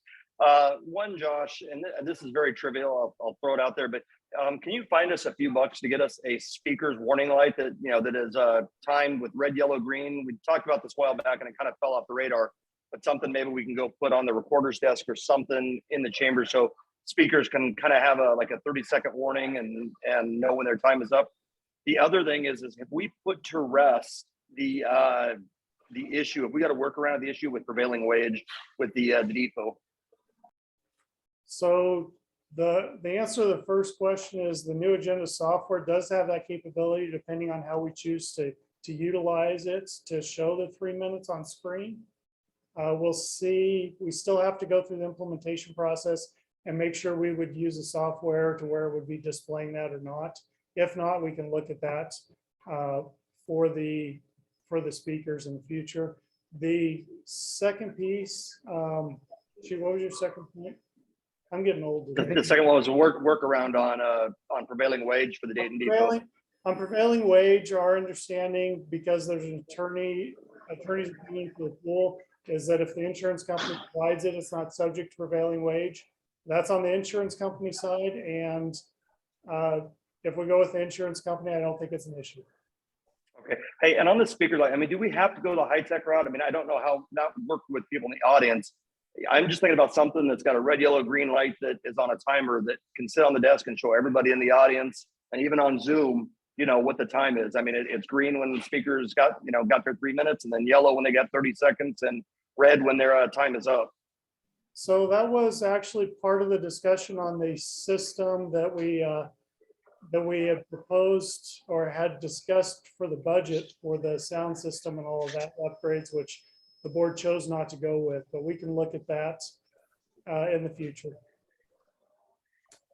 All right. Yeah. I mean, I'm just thinking something low tech that's a visual aid that, keeps, I mean, it would reduce tensions, I think, a lot of times with speakers on contentious issues. And it'll also prevent the chair from having to, remember every time to start their item.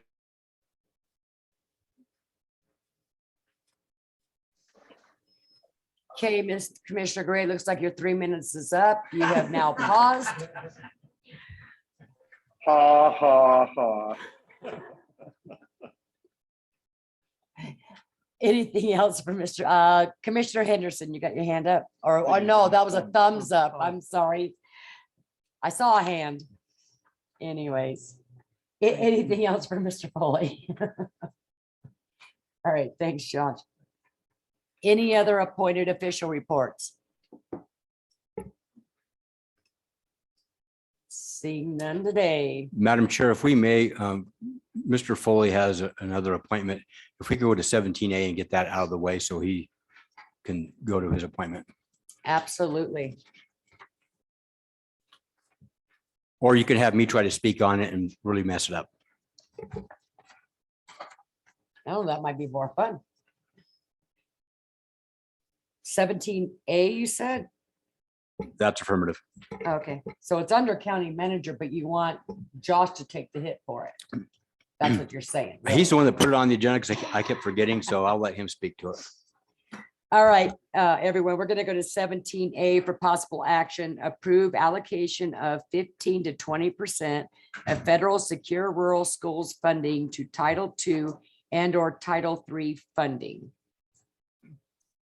Josh Foley, Lyon County Council, for the record, it's been probably a decade since this has been before the board to make an election for this type of thing. Actually, you might remember. I last do time it was remember. here. And the last time the board elected to do the 15% towards Title II funds, which what they do is they take a certain percentage, in this case 15%, and they allocate it to the Forest Service, which is used for specific projects that have been reviewed and recommended by our local Resource Advisory Committee, or RAC. And so that's been a process in place for a decade now. The actual RAC I've never been to, never attended. I know we may have some commissioners that may or may not have been to it. I haven't heard anything good, bad, or indifferent, which usually means it's been a positive thing. No complaints. No complaints. The other option is you can allocate some or all of it towards Title III. And by all of it, we're talking about probably somewhere between $15,000 and $25,000 annually that would go towards this. Currently, we're allocating 15%. You can allocate up to 20%, but you have to, because the amount we receive, allocate at least 15%. So all of it's going to Title II. Title III would actually bring more cooperation with county and be county projects that we would do. But I don't know that there'd be sufficient funding to really get your teeth around or arms around some of these projects that you would need to do. So my recommendation to the board is to continue with 15% to Title II. The remainder that's left over after that by state laws is sent to the county. We send half of it to the school district for secure rural schools. The rest of it, the piece that we keep, the half we keep, goes into the road fund to be used for roads. Yeah, I'm all for, I like the way it's been allocated, but I will get comments from my fellow commissioners here. Any comments? Commissioner Henderson, anything? Yeah, no, thank you, Madam Chair. I just want to make a comment on here. I was actually the chair of the Lyon Mineral RAC for a number of years. So I'm definitely in favor of staying with Title II as well. Okay, not seeing anybody else, so you just need a motion to approve. Yeah, motion to approve allocation of 15% federal secure rural school funding to Title II. Funding. Well, I think Delineate. 15% to Title II, and then the 15 to Title remainder. II and remaining to Title III. Madam Chair, I'll second that. No, that doesn't work either. Hang on, slow down. All right, it has to be approved, the allocation of 15, if you're going with 15, the 15% of the federal secure rules funding Right. Title II, Okay. and the remaining 85% To Title III. goes to. Or we the don't even school have to say split. that, right? Right, all we need to do is allocate whatever the amount we're 15. allocating between 15 and 20% The other to Title automatic, II. okay. That's Just all that. the election we have to tell them. We just want 15%, and that would be sufficient. Right, I'm sorry. Okay. yeah, Didn't make we that don't need the clear other in part. Discussion. So be it. Okay. All right. so- Madam Chair, I'll make so a the second. motion is for the 15% Direction is a title. allocation of 15%. To Title II. Secure rural schools. Your funding. second still stand, Commissioner Dickinson? Second stands. Okay. Further discussion? Any public comment? Seeing none, all those in favor signify by saying aye. Aye. Aye. Any opposed? Okay, motion carried. All right, Josh, you're free to leave. Maybe. Don't go too far. Have a phone. You never know. Jeff might get in trouble.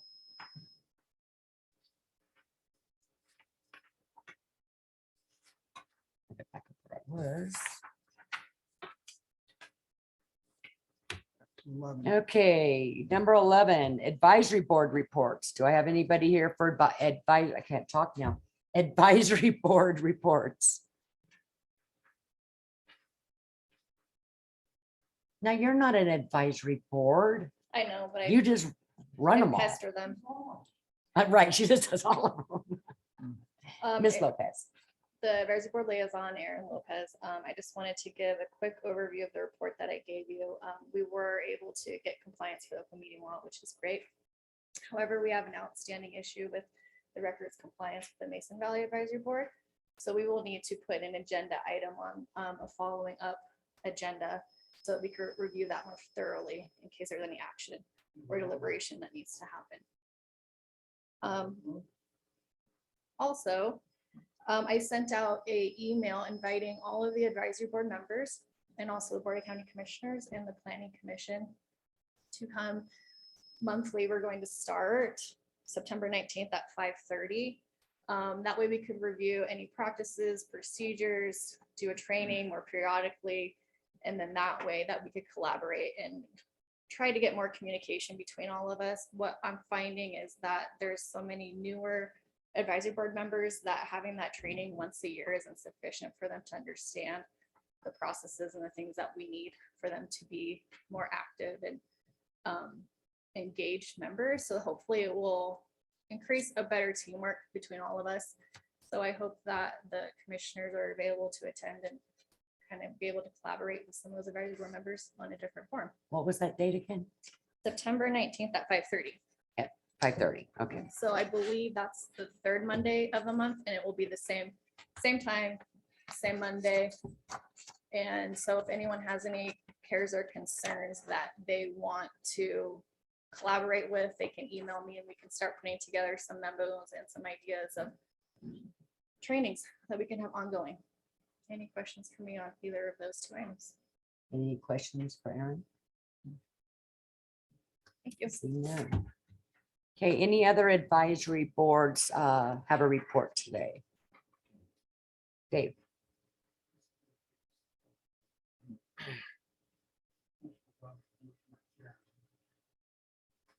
Jeff, can I just let him speak from his chair?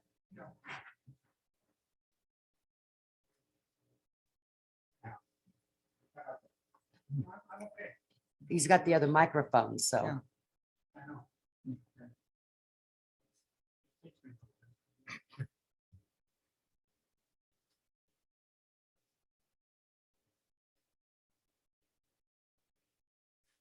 David Ray, Chairman of the Mason Valley Citizens Advisory Board.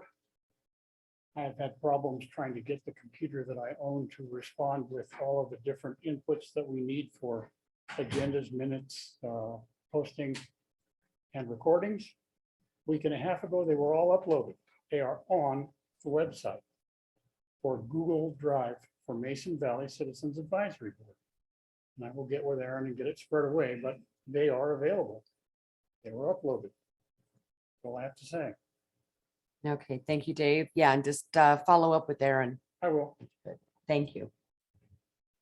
Not seeing any other advisory boards, so we have the consent agenda. Action will be taken on all items. Yeah. Boy, I can't talk today. All matters listed under the consent agenda are considered routine and may be acted upon by the Board of County Commissioners with one action and without an extensive hearing. Any member of the board or any citizen may request that an item be taken from the consent agenda, discussed and acted upon separately during this meeting. And our items are 12A minus, what was it, 16? 13A, 13A is the one we pulled, yeah. and I want Okay. to pull 14C to discuss. And that goes through 15J. J. Okay, and you want to pull 14, 14C to discuss. 14C. So can I get a motion for the consent agenda, removing 13A and pulling 14C? Madam Chair, I'll make a motion that we approve the consent agenda 12A through 15J, removing 13A and pulling 14C to discuss. Second. Is that a second, Commissioner Henderson? Yes, ma'am. Thank you.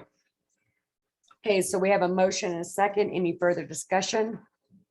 Any public comment? Seeing none, all in favor, say aye. Aye. Aye. Any opposed? And please take note, I believe Mr. Gray stepped away. So that was a 4-0 vote. And 14C for possible action.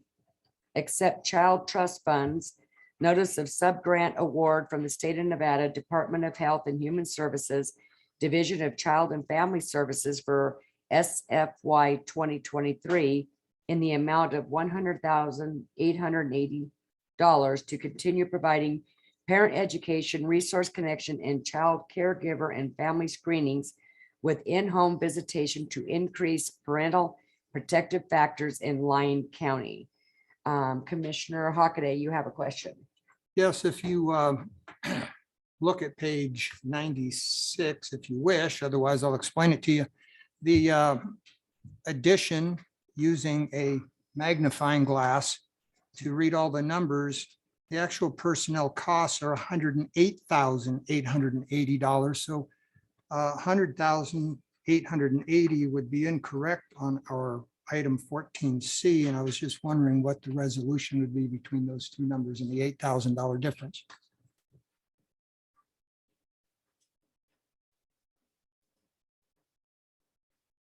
Jeff Page, County Manager, for the record. I don't see Shayla on and Josh left. My understanding is the grant amount pays for the personnel costs. I do not know from her budget if you pay a portion of that personnel cost out of some other funding source for human services. Yeah, it was just looking at this, you know, you've got 3 8s in a row. I think maybe someone just left off the first 8 instead of 108,880. They put down a 0, 100,880. But I needed to get a clarification on that before we voted for the wrong number. Oh, you're absolutely right. There's another 8 in there. In reading through that, I'm just going off memory. I don't have the sheet pulled up, but Madam Chair, it seemed like in this one, the county had some matching funds of like, I want to say 13,000. Could that be part of it or? I do not know the answer to that question. That was on, we have 13,000 match. 13,000 is on 14D. Okay, 13,000 different one. I didn't see any matching funds here. Just so we can get a, And that's clarification. 14C. Yeah, and that is under the amount requested. So for the sub grant. And they've got 108,880. Hate to be a stickler for detail. So my question, Jeff, would be, we can always do motions for less than something, just to fix something, but this would be a motion for more than if we tried to correct it. Correct. So you can do one of three things. You can make a motion to approve it as presented. You can make a motion to table it and bring it back with the correct numbers. Actually, those are only 2 things you can do. Sorry. So if you make a motion to approve as presented, and staff, I apologize, Shayla's out of state at a conference right now. And of course, Josh had to leave. But if you approve it for the $100,880, and it truly is $108,000. There's a typo somewhere in the application. Then staff can bring it back to Bring it correct it back as an for amendment. correction. Yeah. Okay. All right, any other questions before we make a motion?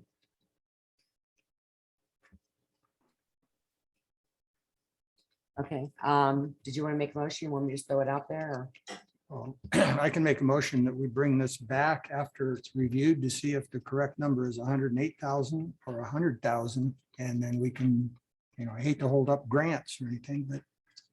Okay, do we know if there's I hate to butt in, but do we know if there's a timeline on this of any kind? There probably is, but I will verify with Shayla after we do the board meeting today, and we'll make it work whichever way the board wants to go.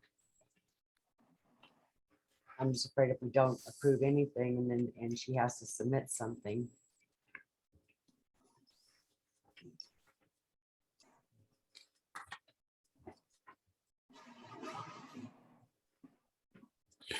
So Madam Chair, am I hearing that you'd be amenable to approving the 100,880, which is about what, $8,000 less than what Commissioner Hockaday pointed out? Right, and then if they need to bring it back in a couple weeks for correction. For the they can, 8,000. But if they need to submit something, we're not holding up their submittal of trying to get something moving forward. I wish, yeah. Did you make of a all motion? times, yeah. Commissioner Hockaday, did you make a motion? He No, I was did. working Well, he on was it, but, working on continuing it. I'm looking at their paperwork seems correct. It's just our item. So,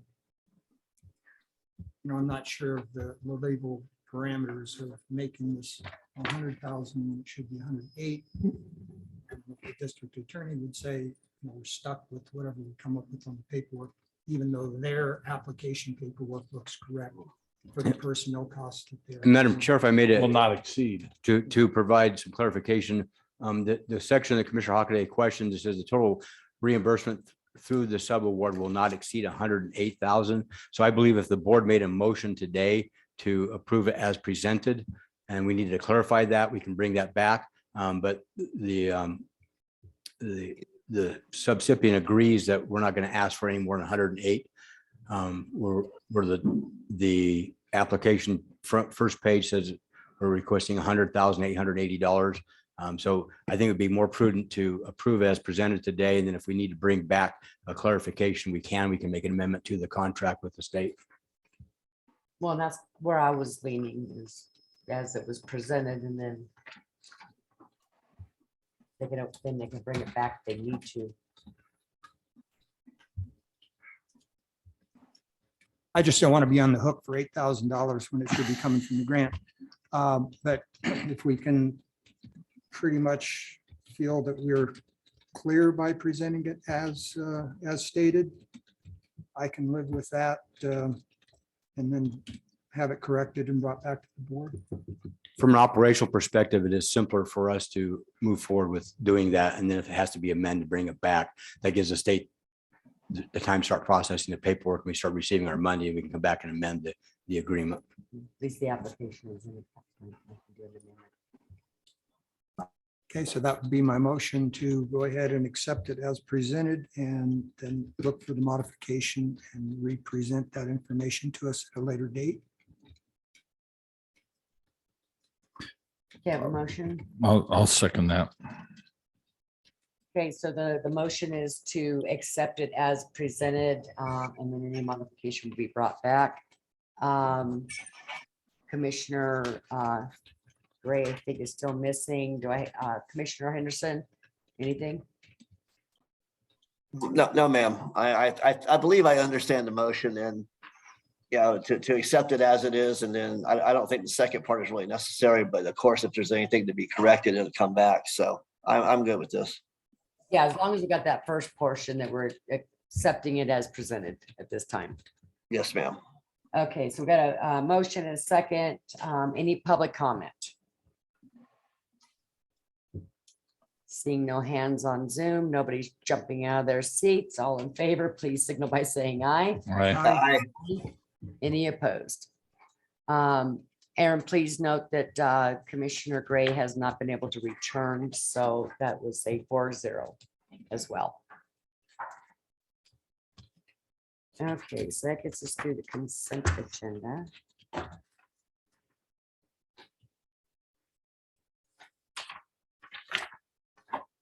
What time is it?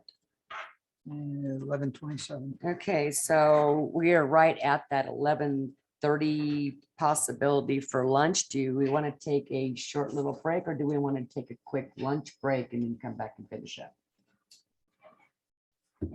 Because he's always hangry. No, I'm just always angry. Whether I'm hungry or I was not doesn't throwing make the any H in difference. there. I'll find either way. I am too. Whatever you want to do. Okay, so you hangry? You ready? It's either a short break or take lunch. Whatever the board wants to do, I'm good today. Short break. Well, you guys want a short break? Yeah. And then come back for a little bit. We're still gonna take lunch eventually, so. Madam Chair, Commissioner Henderson, if y'all are gonna take lunch, let's go ahead and do it now so we can come back and do all the planning and the rest of the agenda without another I was break. kind of leaning to, so. Okay, so we're gonna break for lunch. We will be back here at 12:30.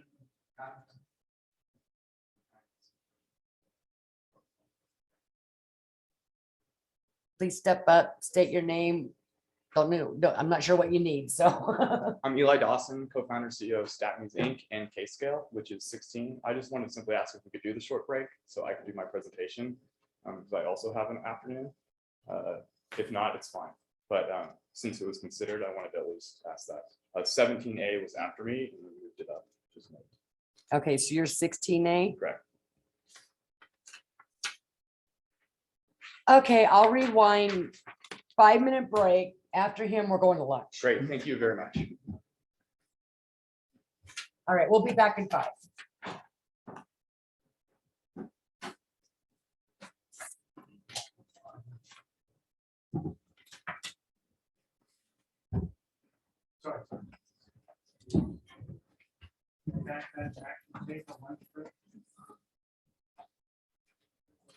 Yes.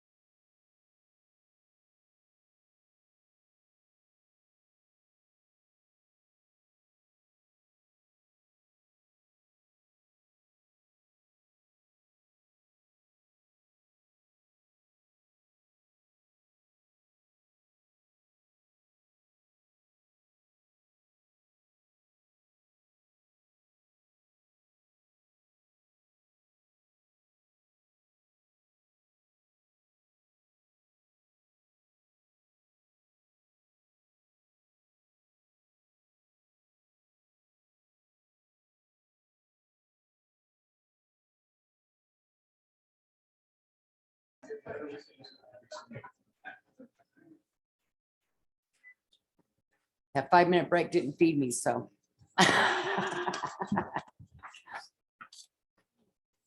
We still recording, Jeff?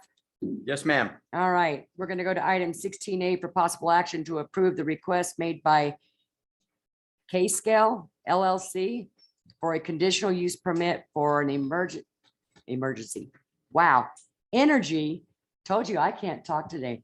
Energy development to include both geothermal and solar power generating systems, as well as a research and development facility and modular data centers in Mason Valley, Wabuska, APN 014-081-05 PLZ-2022-169. Thank you, Madam Chair. Louis Carriola, Senior Planner presenting. On behalf of K-Scale, it looks like we have a couple representatives from the applicants group here today, but I'll run through the project, and then I believe they have kind of a business overview to provide afterwards. So the subject parcel, as mentioned in the introduction, is in Wabuska in Mason Valley. The left image is our vicinity map showing the relative location of Wabuska, north of YERINGTON, south of Silver Springs. The right is an image from our GIS system showing the shape of the parcel. This image is from our assessor's maps. The total site area is 390.4 acres, and that yellow line that runs roughly north-south is Highway 95A. So as you can see, it does split the parcel. The site is largely vacant and within an unshaded flood insurance rate map zone per FEMA. This means there would be no requirement for a floodplain development permit.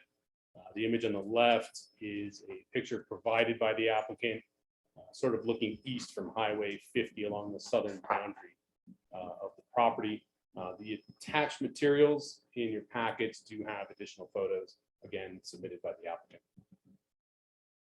In summary, the project does have a number of components, but to kind of just sort of focus on what you're reviewing today, the Title 15 requirements for a geothermal generating facility require a conditional use permit, as do the solar power generation components of their project.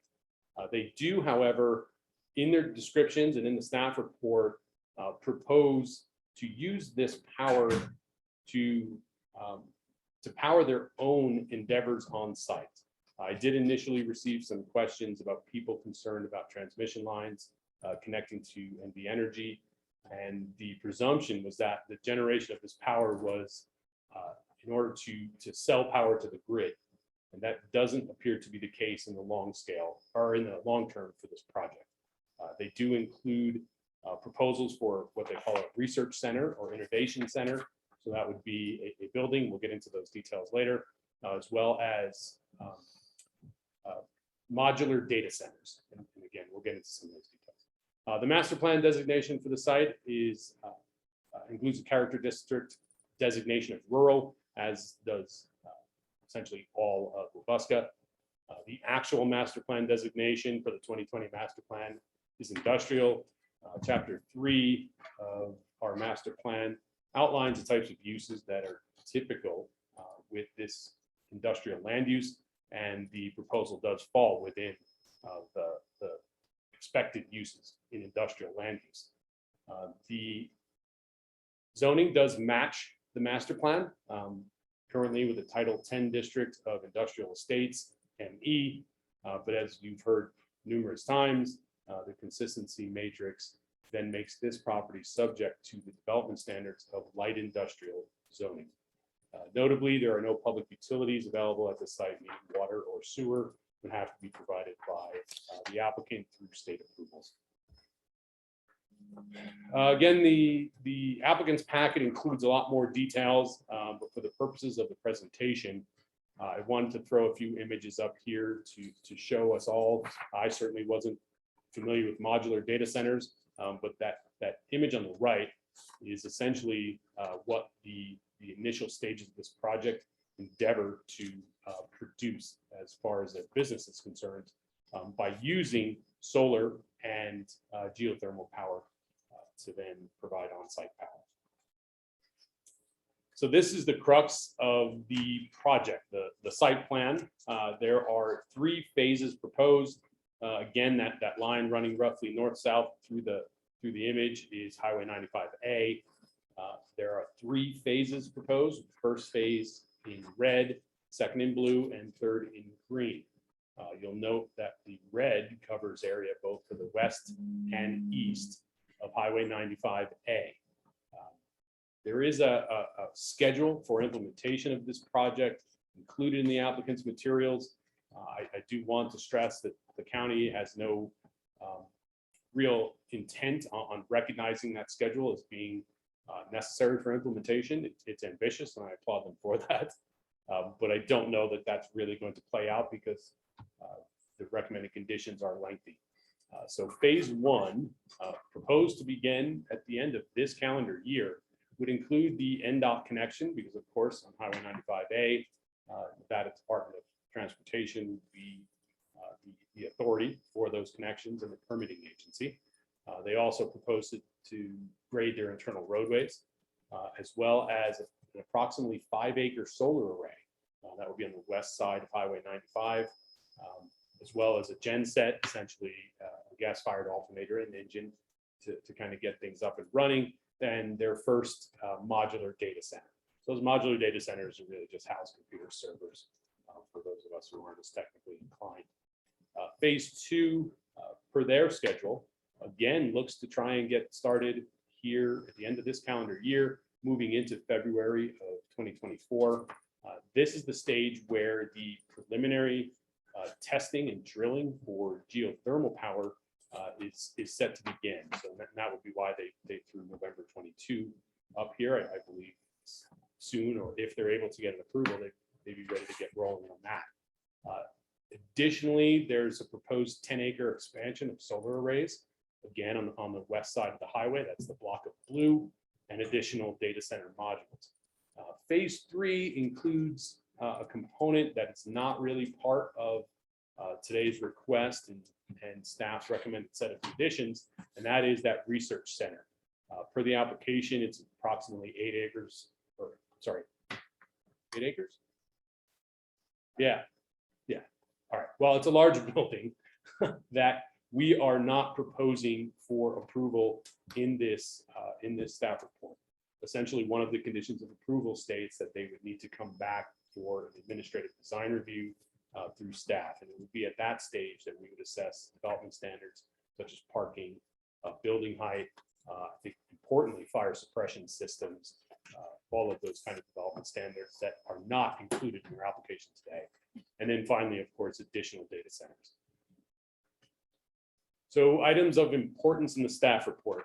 I do try and summarize this, and I know everyone's looking to go to lunch, so I won't take up a lot of time, but I did want to call out the fact that the geothermal use in particular, per Title 15, Chapter 33608, notes that there are numerous authorities that need to issue permits and approvals before geothermal is actually going to be up and running.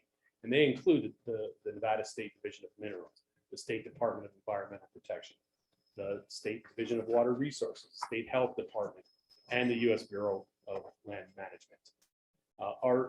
Our development code, Title 15, also includes Chapter 33609, which offers development standards for solar generation.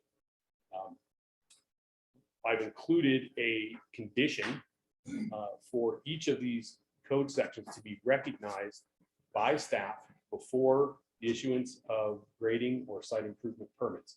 In other words, the applicant needs to demonstrate compliance with Title 15 details that weren't submitted as part of the CUP packet before we're going to let them get started. The research center, again, will require an ADR, so that's a fully separate application and fee. And then both uses are subject to kind of a catch-all code section in Title 15. 33703 is standards for industrial uses.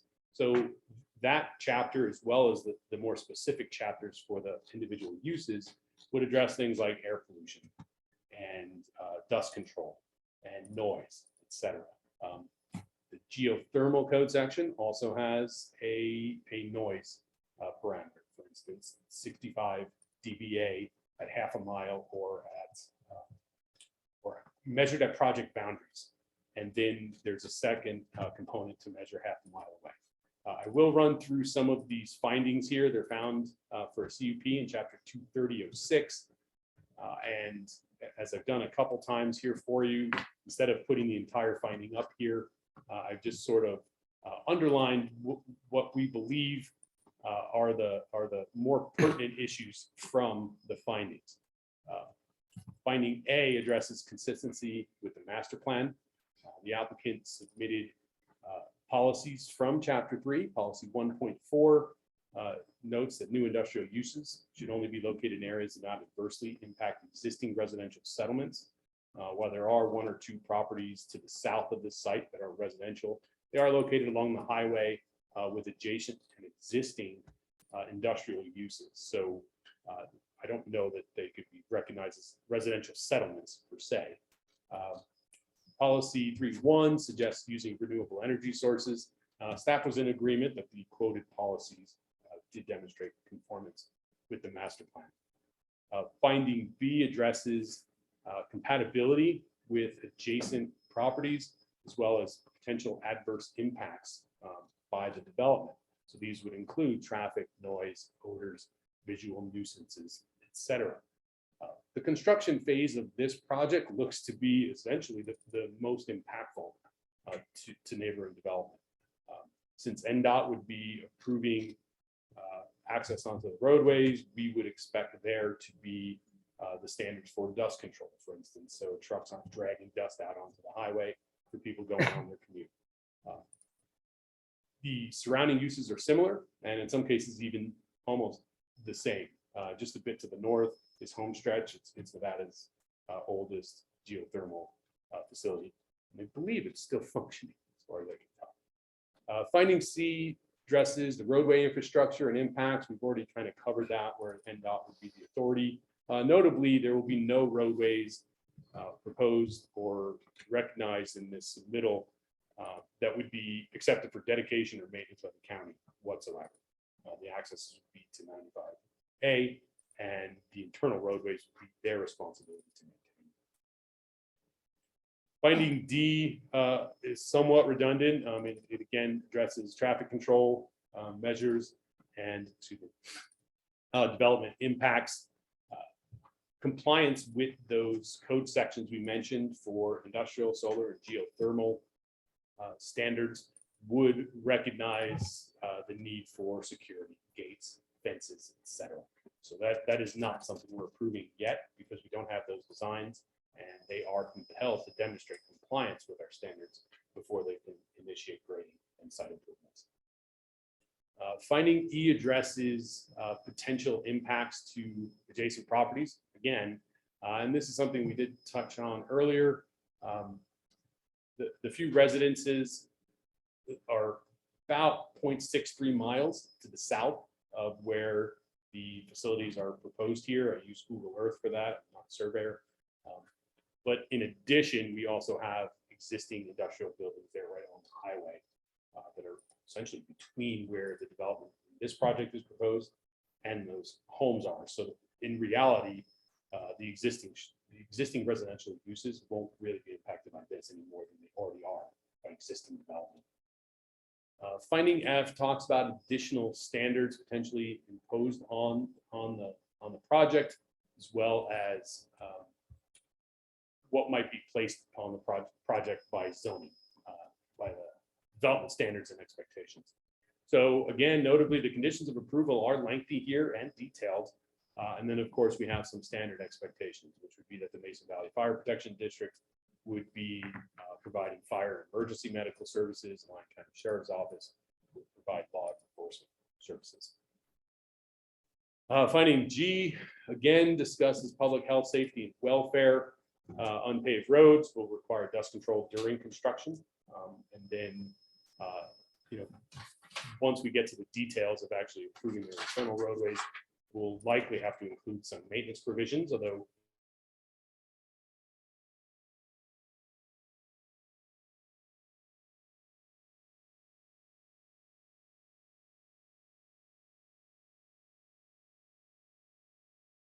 process, and Division of Water Resources would assess the well. I've been a little verbose here, running over some of the geothermal standards, but again, wanted to call out the fact that the applicants still have a lot to do on this portion of the project. So right out of code, they're required to submit a numeric aquifer model, which I had to read to have some sense of what that might be. A monitoring plan. They are required to make data available to Lyon County for inspection. They'll, of course, be jumping through the hoops associated with all their state entities. With this permitting process, we would not be the entity permitting it, but we do have a right to see what information is collected and what information is submitted. And then, of course, screening and lighting, the types of development standards you would expect for any industrial scale project. I think solar is probably not necessary to run through details. Notably, one of the items from the solar code is that the arrays need to be a minimum of 1,500 feet from any residential zoning district. The way the project's proposed now, they're not even close to that. But that, of course, would prevent them from unauthorized expansion closer to the property boundaries. And then the industrial uses, as I already mentioned before, is something of a catch-all. So that's where we would address things like pollution, even ground vibrations. So there are standards for that if there was some complaint or some recognition that, for instance, of course, the geothermal would be the culprit there. So that would be expected to be part of the ground vibrations, expected to be part of what would be the standards issued by the state. And again, Lyon County would have a right to see this information. I don't think I need to run through that. The conditions, I think, speak for themselves. Staff was able to make all the findings and recommend approval to the Planning Commission. And on August 9, 2022, the Planning Commission did hear this presentation and the presentation from the applicants. It voted 7-0 to recommend approval to this body. With that, I'm available for questions. And again, I know the applicant has representatives here as well. Okay. So real quickly, Louis, I have a quick question. I read through this, and the last time that we looked at a solar field being that close to 95A, this But give me one favor. sorry, rest from the highway, and I don't know who's not muted on Zoom. Please check your Zoom to see if you're muted.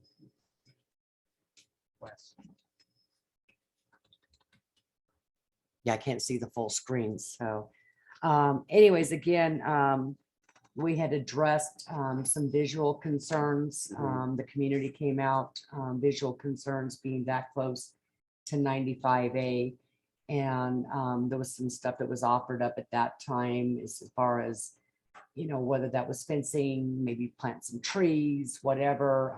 They were worried about the glare off of the solar, as well as just the visual driving down the highway. A lot of these solar plants are usually back away from highways.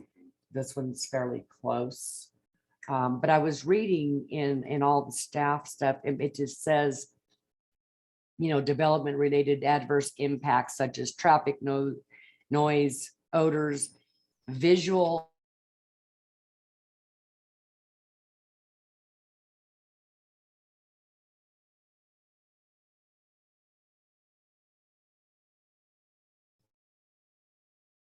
refer to those number of and require. So I think it would be entirely appropriate into any recommended motion today that part of that demonstrated compliance includes some mechanism for screening from the highway, if that's the way that the board chooses to go. There is language in Title 15 about using berms. I'm not sure if that's not as visually appealing. I think I can take a read from your face. I do want to address one point, however, because I thought about the glare as well. I mean, something that jumped in my mind as well. So I did a little more sort of research on solar than I might have otherwise. And there are different types of solar design. So, I mean, I've driven to Vegas and coming down and you see those reflective ones are all focused on one point. So that is an entirely different type of solar system than these will be. These are actually designed to absorb as much light as they can, so there should be virtually no reflection. And this is one of the fronts where I'm sure we're not surprised the technology keeps advancing. So glare should not be an issue because that would mean that they're being inefficient. Essentially, these panels are supposed to absorb light. But other than that, I mean, the I applicants would are still here. think some form of screening would be appropriate for the visual. Like I said, I remember the last ones that we listened to and, you know, the community was concerned, you know, driving up and down the highway there. There's a, you know, a lot of ag and different things, you know, when you're driving up down the highway there and they didn't really care for that. Right. They weren't necessarily against the solar. It was just a matter of what it was going to be like looking at that from the highway drive. The only comment I would make. And from a then planning- glare oh, depends on which ones, like you said. Well, from a planning perspective, I mean, this is a 390 acre parcel that's zoned light industrial. So while I can appreciate some people, you know, might not appreciate the aesthetics of solar arrays, big industrial developments to other people might be unsightly as well. I would just point that out. You know, the solar arrays and the structures themselves have height limitations. I believe they won't go, they're not allowed to exceed 24 feet, any part of the design. But from what I can tell, they're not even close to that. And of course, industrial buildings would be much higher than that. So, you know, the trade-off, I think, sometimes for some of the solar development, because as you know, we've got another project coming right up, I guess, after lunch for solar as well. So if the board is finding that there are preferred screening methods and ideas, staff's certainly open to start including them in the conversations ahead of projects, and then we can kind of work. I would them have into the same concern, even if it wasn't solar, but say, you know, like some of these generator systems and stuff, if they were to do them in some form of stainless steel or anything that was shiny, would create the same problem. Right. And so solar was just one key component of that as far as, you know, picking, you know, we have enough issues on the highway. We don't need to cause more problems. And so I feel when supported. it comes to anything that's going to be built that could cause a glare or anything like that, I would have concern. Okay.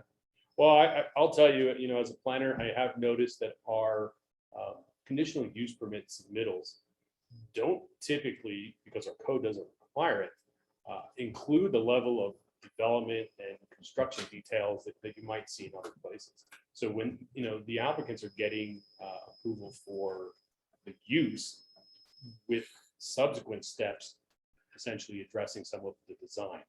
I did beef up the conditions here specifically, and I can call your attention to them.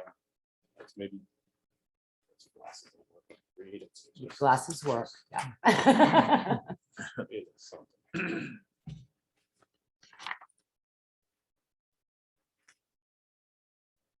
Okay, so conditions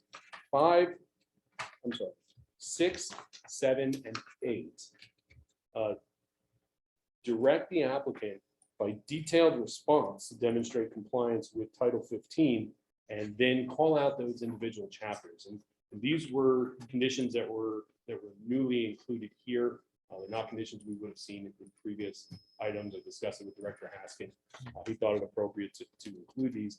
And the by detailed response part is where we essentially get another bite at the apple. Before this applicant is going to start mass grading the site, they're going to have to tell us how they meet all the standards. So when we're talking about things like light and glare and screening, and if maybe I would suggest maybe if it's included in the motion, that additional screening for Highway 95 between on the west side of Highway 95 and proposed solar arrays. And I think that's entirely appropriate. And then we get a chance to look at it again, I guess. Okay. Yeah, no, I was going through the conditions. I mean, all of it looked really good to me. I just, that one is, Sure. pretty vague. So, I'll be more attentive. so I'm sorry, I'm stealing everything. I had that question when I got here. So Commissioner Jacobson, do you have any questions? Yeah, thank you, Madam Chair. I guess, and maybe it was in there, maybe they have to do this, but as far as possible impact study, I know that there's some wildlife ponds and stuff in the area as well. The noise I had thought of that as well, but what it may do to the aquifer or domestic wells in the area, does that come into effect when, I mean, we're talking about an 8-acre building, keeping the end in mind. I guess I just, that seems like a rather enormous project, and I just want to make sure we cross our T's so we don't get dotted in the I's down the road. So do they have to do an impact study on any of that stuff, or is that no? I mean, I'm not an expert in geothermal, right? So I don't think experts should even be in that sentence. But looking through the end of the report, again, this was something new that we tried. I included a code reference, and then it was referenced in the conditions. So the geothermal code references in particular are very detailed. So, I mean, for instance, I could read through some of these screening and lighting components, but there's geothermal, if you don't mind, if you'll indulge me, I can read part of this. Geothermal well field gathering systems and power generation facilities. In order to establish a geothermal well field gathering system and/or power generation facility, the following items shall be submitted to the Community Development Department. A monitoring plan that discusses the projection of geothermal fluids, use and injection into the model, the numeric aquifer model, a collection of 3 years of data. I mean, I think this is part of the reason I told the applicants that their schedule seemed to not be aware of the process, that this CUP might actually be the easier part of what they need to do. Years of data following the commencement of operations, the numeric aquifer model shall be designed to show hydrogeological and thermal data to ensure modeling of impacts of pumping and injection into the aquifer and potential mitigation actions. So essentially, it's outside our expertise or authority at Lyon County to be requiring these types of items. These are things that the Division of Water Resources in the state would be requiring, not us. But that is where we do have a right to see that data and to request for it to be submitted. There is language very specifically about impacts to groundwater, aquifer, physical and chemical changes before and after project completion, including pressure, temperature trends, volumes, and water chemistry. So I'm not sure how I can answer that question other than to say other entities who are better at it than we are. Thank you. Commissioner Henderson, you have your hand up. Yes, ma'am. Thank you, Madam Chair. I just have a question regarding one of the conditions. Condition 14, which says that the applicant shall install permanent bathroom facilities and can use temporary bathroom facilities for no longer than 1 year. My question is, when does that year begin?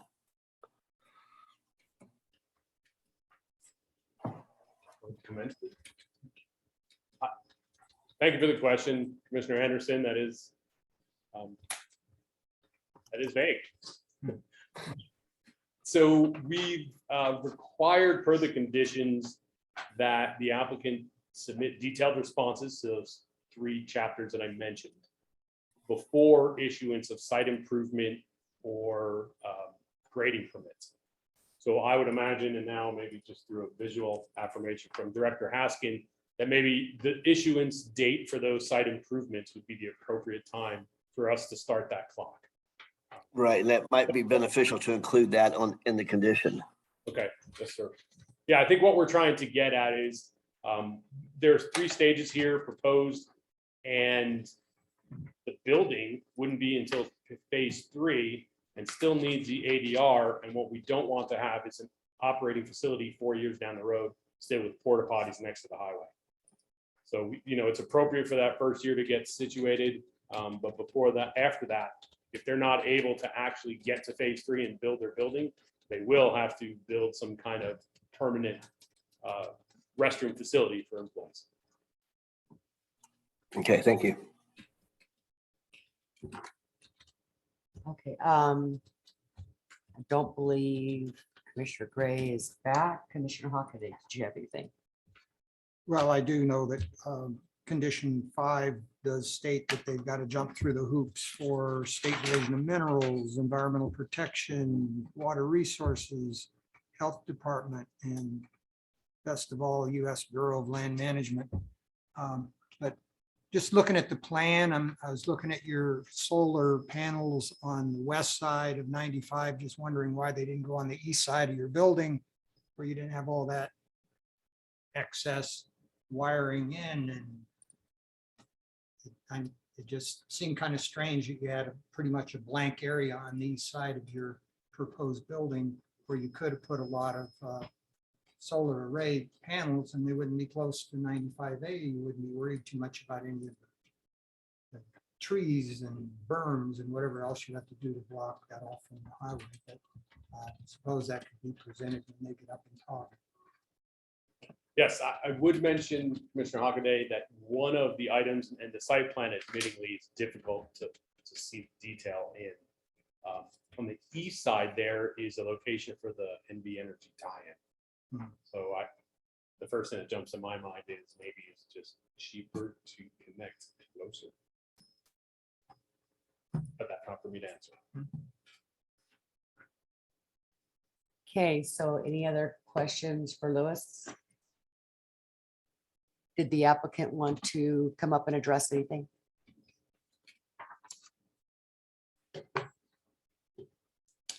Did you have a presentation? Yes.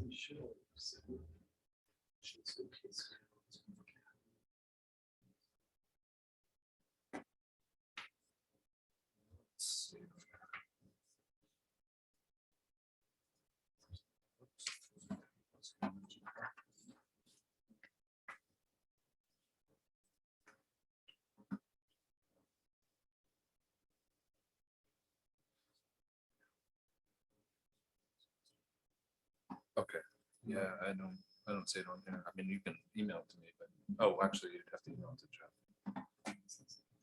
Huh? I don't see it. Okay. All right, our presentation up here has gone missing, but that's fine. I know some people in the room have a chance to see it. So I'm Eli Dawson. I'm the co-founder, CEO of Statmeans Inc.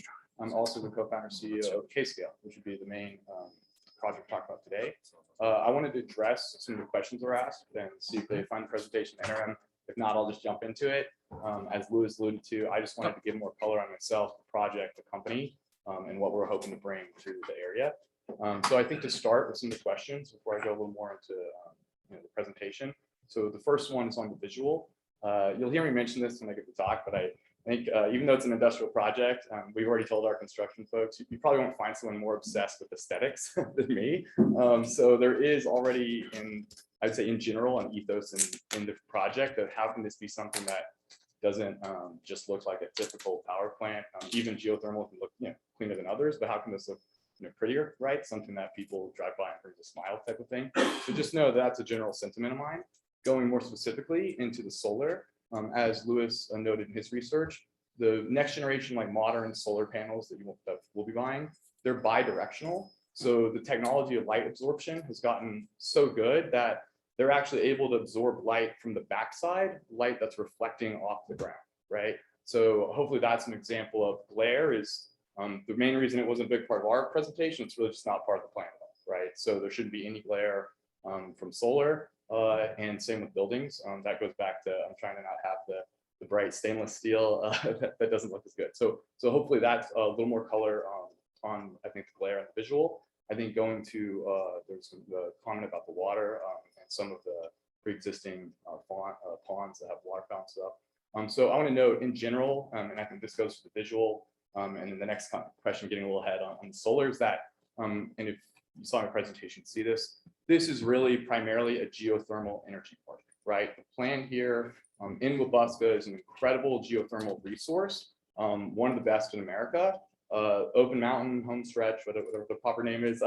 It's really was a pilot project in the area that I think everyone that was involved in it was hoping it would expand to make use of the full resource. If you look at where it's at in its life cycle, it never really seized that opportunity. So when we look at this, it's really an enormous opportunity for geothermal expansion and a geothermal park. The reason it's a mixed use energy park is exactly that. Before we get to the geothermal, we need other power to build the power plant, and we want redundancy there. So solar and the natural gas genset that we spoke of, the keys there are really, that's your starting point of power so you can build your geothermal. And then that gives you redundancy. So, if geothermal goes down early on, you have some other power. And so that's really the plan. So when it comes back to solar, and I think Lewis mentioned after lunch, there's going to be another project on solar. Don't quote me on this, I'm not the one presenting it, but I think it's, it's a massive project, maybe like 1,500 acres or very, very big solar project, which I think when people think of solar, particularly in Northern Nevada, I've driven up to Pyramid Lake, there's big solar in different places that does, in your mind, maybe it feels like an eyesore. Going back to our plan, you'll see we're really trying to do as minimal solar as possible, because the home run of the opportunity is geothermal in our eyes, which is the most renewable, clean, and doesn't take up, acres and acres of panels. So with that, if you look at how our phases are, phase 1 through 3, we actually have optionality on our solar, because if the geothermal resource delivers as we hope to do as little solar as possible, and really just have about, anywhere from 1 to 10 megawatts max with solar, with really the hope being more like 1 to 3, and that we top out there because geothermal is delivering as we expect, and we can maximize it. That I think there's another question about the location of the solar on the property and why it's on the west side of 95A, is because our first focus is maximizing the geothermal opportunity. And so when you look at kind of the rest of the property, it's really where can we go find a geothermal well, and then you need an injection well a certain distance away from that. So we're really mapping this property from what we think is the best for geothermal long term. And then as others alluded to, and then creating space for things like NV Energy is going to go kind of expand at some point, and that requires us kind of own what's called Energy Campus. And so that's kind of the recommendation. So this build, at least the layout you see it as today, is us taking our consultants in mind and our kind of priorities of geothermal power, and saying we think this is kind of the ideal layout as a result. The other thing I wanted to mention on that when it comes to kind of pre-existing water or wildlife around there is I've made the comment that geothermal is essentially the cleanest, most renewable energy you can find, which is like we're very excited about it. Any geothermal power plant done right, you can drink the water. And I think depending which power plants you tour, they usually have like you can drink the water or a shower you can take or something. So I'll just note that, and those ponds actually, to be more specific, to my knowledge, all that water is from Homestretch. So that is geothermal water getting dumped on surface rights that creates those ponds. And I think that just goes to show that we shouldn't be doing anything that contaminates that. It's another geothermal power plant. We don't know if we find the presentation. If not, I can just jump into sharing some more. Okay, that's fine. So as I mentioned at the start, my name is Billy Dawson. I'm co-founder of a company called StatMuse, and then now a new company called Kscale. StatMuse is the largest search engine in the world for sports and financial information. It's an AI search engine that uses what we consider natural language understanding, so humans talking to computers. It doesn't use keywords, so you don't just type in 1 or 2 words. You just ask it a real question. So what are the most threes in a game by Michael Jordan? How many championships does Steph Curry have? What's the return of Nike this quarter? And we precisely answer it, generate a textual piece of content, chart, data table, etc. The company does over 100 million searches a year. Our search content did over 2 billion impressions in the last 12 months. The company is backed by Disney, Google, the NFL Players Association, a bunch of other fantastic folks. I moved to Nevada a little over 2 years ago. And as our company started seeing kind of hyper growth on the search, I started looking at my costs, particularly my compute costs, my energy, and my actual compute infrastructure, which today is fully hosted on Amazon, much like most young technology companies. And I started looking at a little ahead of the inflation that now we all know is very well here, and saying, well, what happens if, as we keep growing, our compute costs go exponential, right? And that's a good problem to have. And so I started looking at, well, how can I get our own energy and host our own data centers, right? And start moving that cost in-house, so I don't have to lose sleep at night. And that was about a year ago. I started really seriously saying, talking to my board investors, hey, I think we should own our own compute, build our own energy. And that's when I reached out and met Bill Eney, who's not with us today, but Bill is the founder of Eney Enterprises. He's the leading geologist in Northern Nevada for probably the last 30 years. I don't know if there's a geological project up here Bill hasn't had a hand in at some point. And so Bill and I started, I kind of told him what I was doing. And about a year ago, we started touring all Northern Nevada, looking for a geothermal system to build kind of our first energy park and start building data centers for my search engine company. So that brings us to Wesco. We decided that was the best opportunity. And just for extra detail, I live in South Reno, bought a house there, just had my first kid. So I'm kind of all in on Northern Nevada now. And for me, this is a great opportunity, not only bringing my existing search engine and moving employees here. Mike is in the crowd. He actually lives in Utah, but is officially moving to Northern Nevada in October. So you can see I'm moving engineers here, and then kicking off this new vertically integrated energy company. So to now shift to K-Scale a little bit, you can see we just wanted to bring on our own energy, host our own data centers, and essentially, hopefully be on my way to trying to be the next Google or something, and bring that to Northern Nevada. Enter K-Scale. The name stands for Kardashev scale. You can go hit Wikipedia on it. I think everyone will at least generally like the idea, given where we're at in the world's energy market. It's just about the idea of us as intelligent beings. If you wanted to measure our success against, if there are aliens or something else smart out there, how would you actually measure it? Like, what's the right metric? It's not like GDP of dollars. Like, they don't even have dollars. What if it's energy generated per intelligent being? Because I think as we're all seeing, if you have abundant energy, you don't have to worry about AC, you don't have to worry about heating, you don't have to worry about cooking your food. Energy, in my opinion, is really this baseline of abundance, right? And people being able to have a better life. I know politically, maybe not everyone views it that way right now, but I think as a culture, we need to kind of get back and say, bring the energy online first. And I think that's kind of across the board, but to kind of show the way, we're trying to do it with what we think is the best renewable clean energy there is. That isn't, 1,000 acres of solar panels. And it's something that if we prove and can innovate on, hopefully this is just the beginning of lots of geothermal expansion in Northern Nevada. That's the vision, I've sold Bill and recruited my team on, is that we can do this flagship project, and then hopefully we can, turn it into one of these major next generation energy companies doing clean renewable, which I think and know based on my diligence that Northern Nevada is prime for. And so that's kind of where I'm at now. This is kind of my next baby to see if I can grow this company, how big I can get it. Great relationship with my existing company, and then hopefully something that I look forward to bringing jobs to Northern Nevada. And then on the vertically integrated part, and this actually gives some detail on the building, which isn't the focus for today, but just so you guys understand, we're really interested in additive manufacturing, particularly. So 3D printing, locally known. It's made it much farther than I think people realize. It's not just about printing little plastic trinkets in your garage. You can effectively 3D print metal mini turbines. Similarly, you can 3D print concrete now. So you could do like tongue and groove blocks and build your own building out of your own little printed concrete. In my presentation, you'd see examples of these printers. They're really like 20 by 20 foot, kind of apparatus of a machine.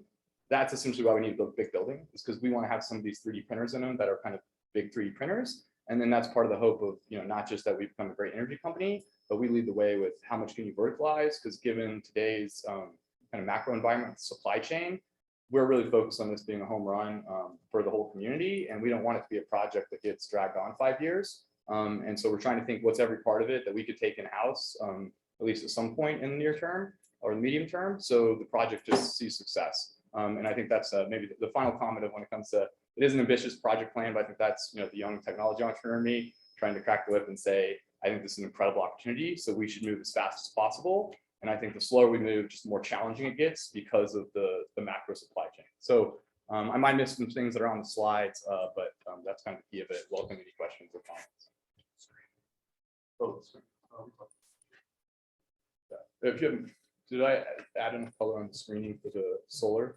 Do you have more questions on that? Well, I was just going to ask you the question, based on our previous conversations, are you going to have any problem with us adding to this, that you will provide some form of screening along 95A? And then also adding to item number 14, that temporary bathrooms date would start upon issuance of the grading permit.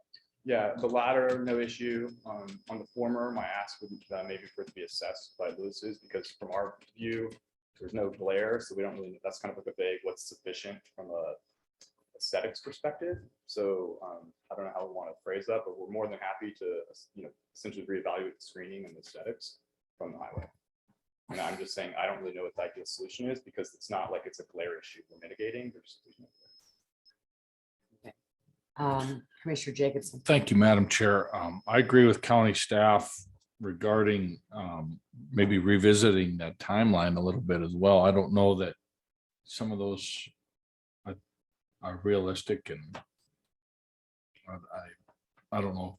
You heard what he had said, or Yeah, do you want me to add some color Yeah. on my side? Yeah, so on the timeline, I think one is echoing what I said, where it's I'm trying to make move faster than the average person's used to. And I think if you look at my technology record, I at least have some demonstrable success in saying this might seem crazy to other people, but they said the same thing when 10 years ago I said I could take some market share from Google. So that's just one thing we're trying to be very ambitious. I think as we've from the start, they've said it's their approval is not predicated on us, a week or a month moving on something. So we're trying to show them the earliest we think we will get things started, and then ambitiously kind of pursue that plan. I think the other thing I'll note, and I alluded to Bill Eney, Michael and I might be fairly new residents to Nevada and coming soon, but the folks we're working with are really the best in Northern Nevada, who've built essentially every geothermal power plant in the state or assessed all the geological. So from our side, I'm deferring to the experts. Every week on our planning call, it's reminded to us by our power plant project consultant that it is an ambitious timeline. And every week we are making adjustments, but I would say we're still, what we are presenting is something that we're trying to hit, knowing that, dates move. But that's kind of our hope of things getting done as fast as possible. I wanted to note on the geology side or geological side in particular, and all the kind of different state levels, that's where, we made sure we had the best and best, and he's on top of it. He has great relationships with all those folks. So, I'm not, there's no surprises, I guess, from our side about timing and expectations of permits. right. Well, I guess from where I sit, Madam Chair, if I may, we're approving a timeline that starts. When is that earliest? Like next month, November. So we're approving something on a timeline when I don't know that the residents of South Lyon County have even heard of this. And so now we're sitting here approving a timeline that starts in November, and I don't know there's been any advisory. Can you pull up Lewis, please? Maybe you can help with the timeline and how this works out. And I just don't want, I mean, that while I appreciate the aggressive nature and the fact that we have quote unquote experts, it's still the perception of those people that are maybe just hearing this for the first time and wait, they're starting this in November. So. Just If I can, should I respond? I was just going to say that it was presented to the Mason Valley Advisory Board and also the Planning Commission. So it has stepped through to this point. Louis Carriola, replying to Commissioner Jacobson here.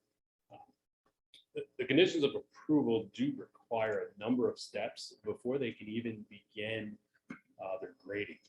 So Director Haskin and the building department won't even be allowing them to start moving some dirt until they have submitted detailed responses. It is something I pointed out in the presentation because they are novel conditions here. These aren't conditions we've seen in other Lyon County planning items. And that is, again, conditions 6, 7, and 8, where we say the applicant shall demonstrate to Lyon County by detailed response compliance with Title 15, Chapter 3608 geothermal generating systems, prior to issuance of grading or site improvement permits for the geothermal components of the project. And that same language is repeated for the appropriate solar portion, as well as what I've termed now that sort of catch-all industrial provision code section. Sorry. So I'd be shocked, despite his ambitious timeline and previous experience with hitting his deadlines. I'd be very surprised if that deadline was hit for this project. That's not to say that it can't be,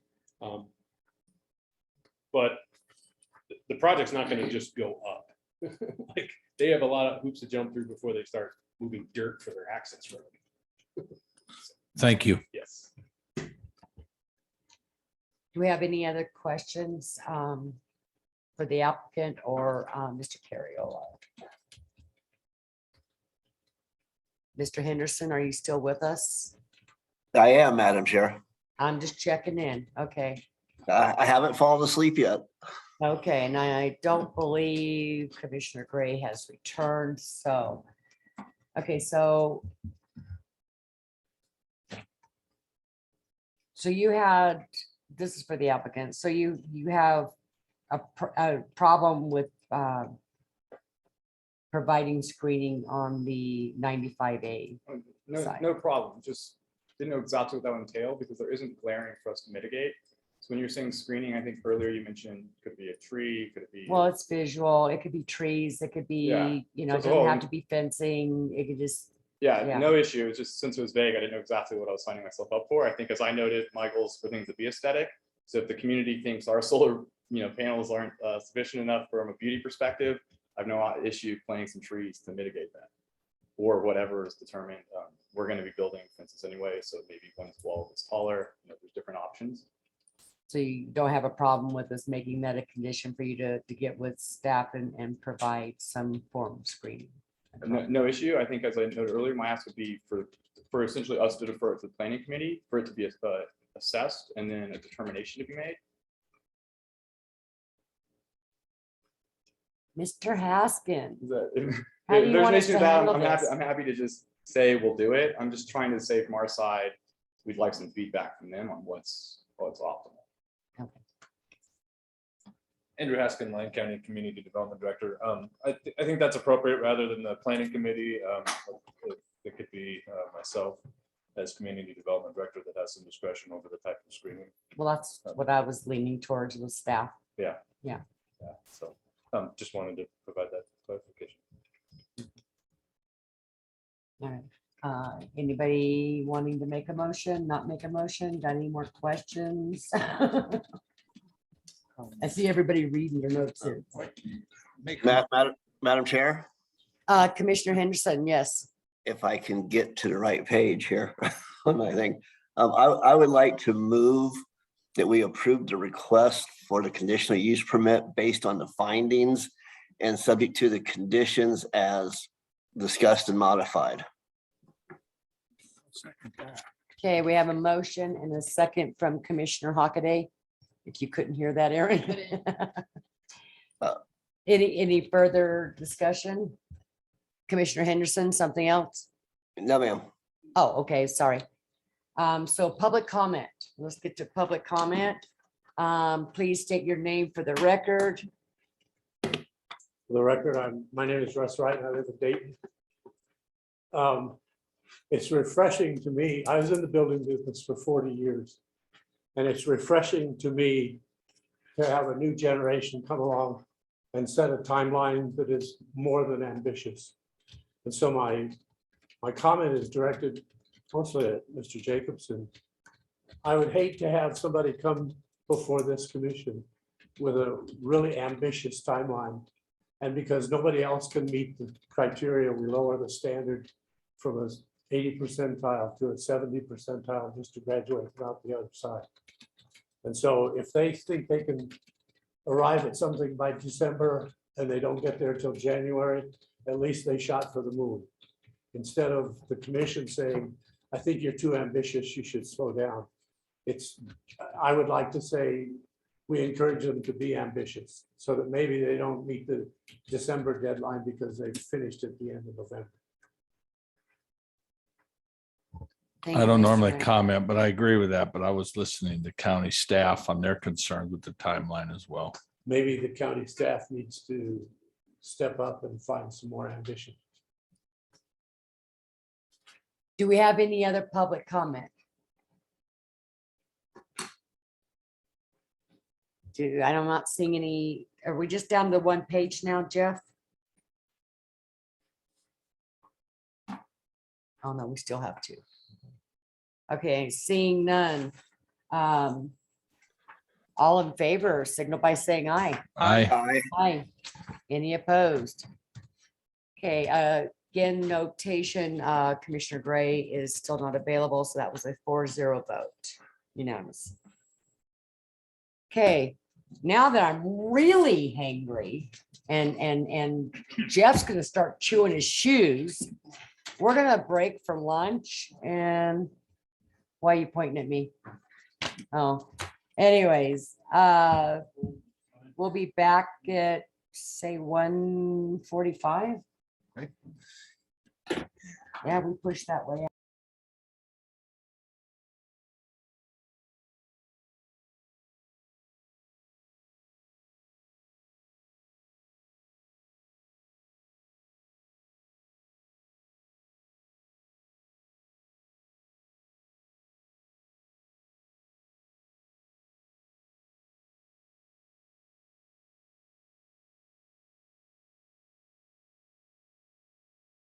Walked back. I was like, whoa, I warmed up.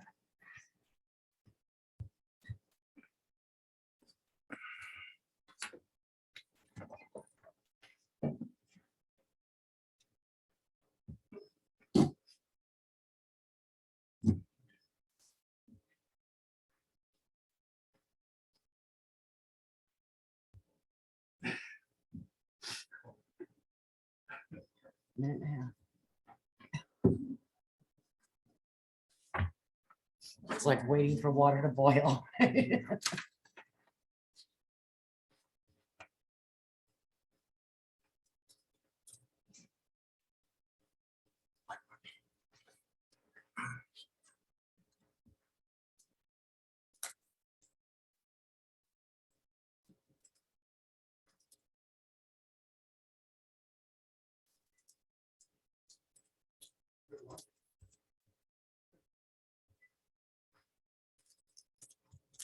Once I got it, the cook forgot me.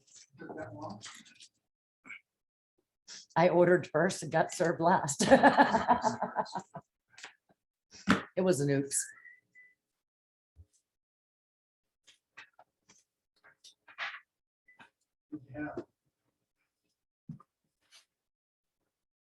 Bacon. It's never an oops.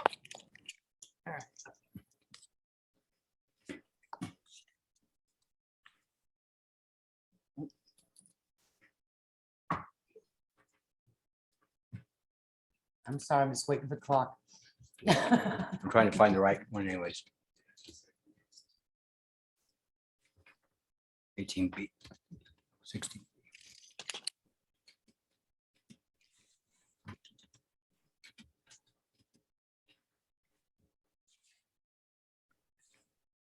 Okay, well, the clock there is Jeff there. Hang on a second.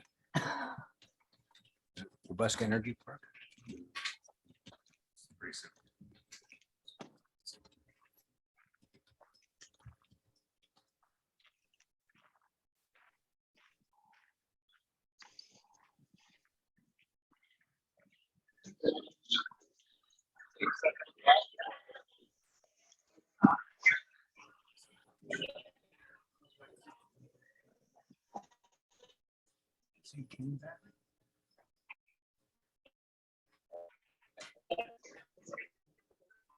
I texted him.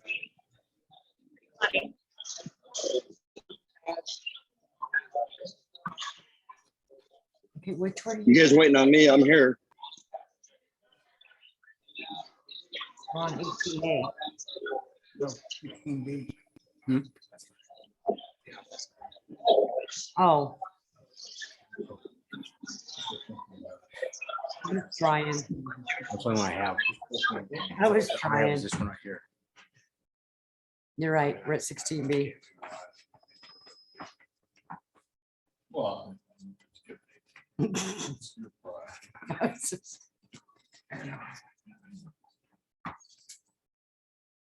I jumped right back to the regular agenda instead of the fact that we left during the planning agenda. I was gonna move this afternoon along. Andrew's back there going, yeah.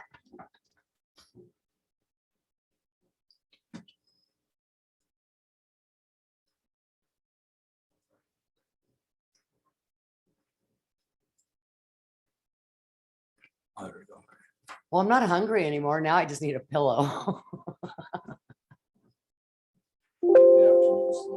Right.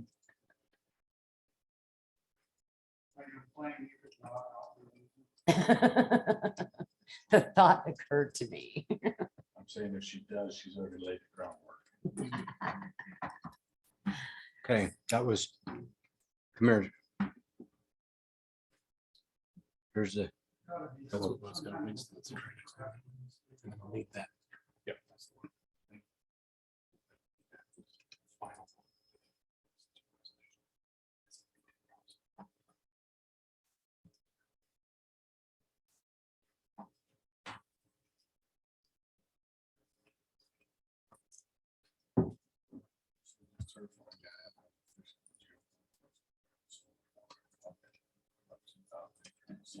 Right. Okay,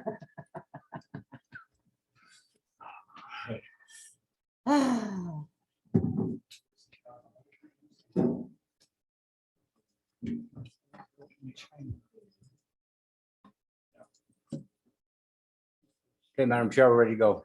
Sorry about that. Okay. All right, so we're gonna call this meeting back to order now that we found everything. We're gonna go to item 16B for possible action to approve the request made by Winston Solar FC LLC, Dan C. and Tara L. Morose.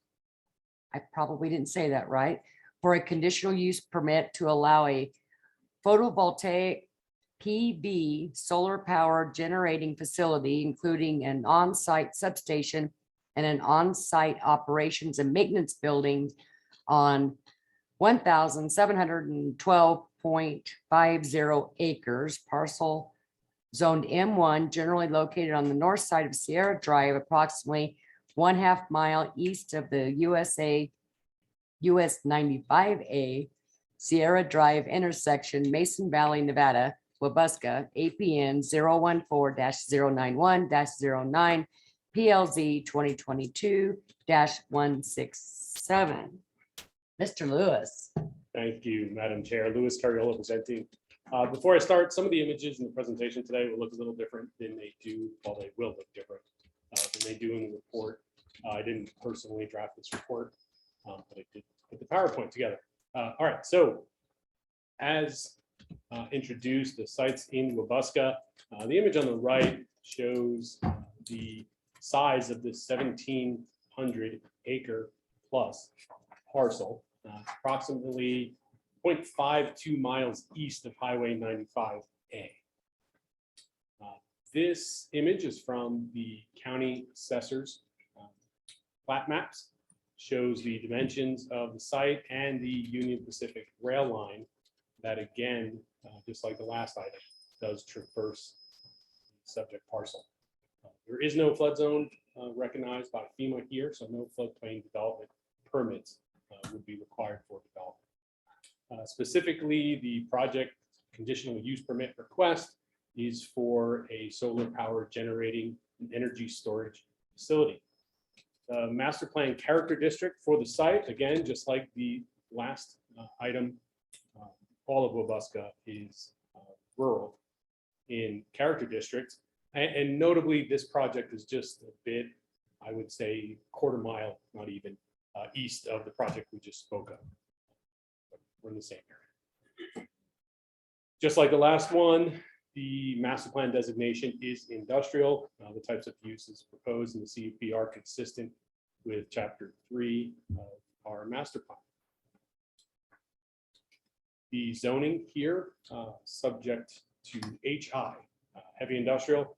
Again, zoning is a remnant from Title 10, so technically the zoning is M1, but the heavy industrial development standards and permitted uses are applicable to this property, and there are no public utilities in the form of water or sewer available in this area. Unlike the last presentation, we're going to get right into it because trying to describe this project, I don't think is nearly as useful as seeing just a new image of the site. So that's a 1,700 acre parcel. As you can see, that shaded area is the proposed configuration. This is conceptual, of course, of the solar arrays. So while the number of acres proposed for solar arrays was not provided by the applicant, I did ask them to provide it, and I know they're online, so maybe they can do that. But I think it's a safe assumption to say it's on the order of 1,500 acres of solar arrays. The reason I colored this image, and this is something that won't be in your staff report, is to recognize that there are significant and notable man-made features already across the parcel. So the blue lines represent the Wabusca drain and the Wabusca ditch. We'll of course note that nothing is proposed to disturb those alignments. The Union Pacific rail line, as we saw in the previous slide, is the green running roughly east-west. North of that, the yellow line is the Southwest gas line. And then the most important feature, the Nevada Energy 120 volt transmission line. And that's the red line running east-west. It exits the site southeast corner. And the connection of this project to the Fort Churchill, the Fort Churchill Energy Center for NV Energy is why this property was chosen. So the idea, of course, being that they would have ready and easy connection. Included in the project is a new substation. So that's roughly centered in the slide, that kind of reddish box. And then an operations and maintenance facility, that's a little brown box along the yellow line. The applicant's representatives, Devin Mudo and David Calderon, I know are online. They certainly will be able to speak to the more technical aspects of the solar array. As the last item might have demonstrated, I am not an expert. The rest of the presentation is relatively short. The findings, again, are found in chapter 230 of 6 of title 15. Staff was able to make those findings as outlined in the staff report and made a recommendation of approval to the Planning Commission. The Planning Commission at the regularly scheduled August 9, 2022 meeting did vote 7-0 to recommend approval. I apologize for not having more details, but again, since I didn't actually write the staff report, I'm not as familiar with some of the nuances. However, I do think this image probably tells the story better than a long narrative would. So with that, I'm available for questions as I'm able to answer them. And again, I do know the applicant has representatives online, or should have them online. They also prepared a presentation. Any questions for Mr. Carriola? Commissioner Jacobson. Just one, just kind of for the record, the Wabusca drain and the Wabusca ditch, are those used in any way? And if so, is there access to that to maintain it? And I can look. I mean, my understanding is that they're agriculture irrigation ditches. It's possible someone else might have. Jeff Page, County Manager for record. So the Wabusca drain is the main drain that comes off of the North Valley irrigation. So when they're flood irrigating alfalfa fields, irrigating any fields, whatever water's left over goes in the drain, takes it directly to the river. I believe, as with most drains, they have an easement, so they have access in and out of that drain area. I believe the same thing is with the Wabusca ditch, which is also an irrigation ditch. I am not real familiar with how often that Wabusca ditch is used today. They kind of, I'm not familiar with the irrigation system out there as I am closer to where I live. But both of those, either the private ditch company or the irrigation district, have easements to get on and off the property. and that will continue to happen. Correct. Okay. Anybody else have questions? Madam Chair, this is Commissioner Gray. Commissioner Gray, go ahead.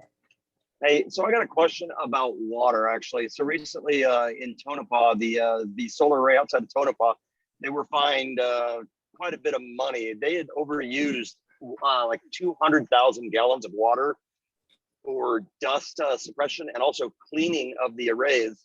You know, I'm wondering what kind of water this is going to take, where it's going to come from, and you know, is it worth using water? Is the trade-off worth using the water to get the solar energy? And that's probably more for the developer, but I wanted to throw that out there. Louis Carriola responding to Commissioner Gray. I do believe the applicant probably should speak to attaining the water rights. However, condition 11 does note that proposed water usage is subject to the approval of proposed use of water and all necessary water rights by the Nevada Division of Water Resources, as well as submission of proper documentation to Lyon County. So as you know, for these development projects, Lyon County is going to assure that the water rights are in place. We don't individually issue the water rights.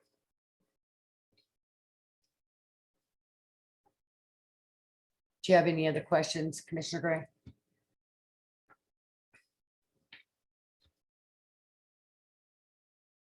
I'll take that as a no. No, thank you. Sorry, this stupid phone keeps going to sleep on me, and I have to wake it up to hit unmute. Okay. All right, so the applicant is actually online. Yeah, Madam Chair, I'm here. This is Devin Muda with EDF Renewables.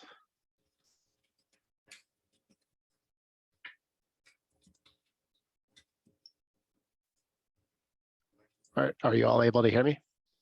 Yeah, we can hear you, and it looks like they're pulling up presentation for you. Yeah, thanks. I actually don't need to go through the presentation unless there's some questions. It's mainly an overview of our company, EDF Renewables. I just want to recognize that we've been working closely with staff. We agree with the recommendation of staff and Planning Commission, and we are here to answer any questions that you may have.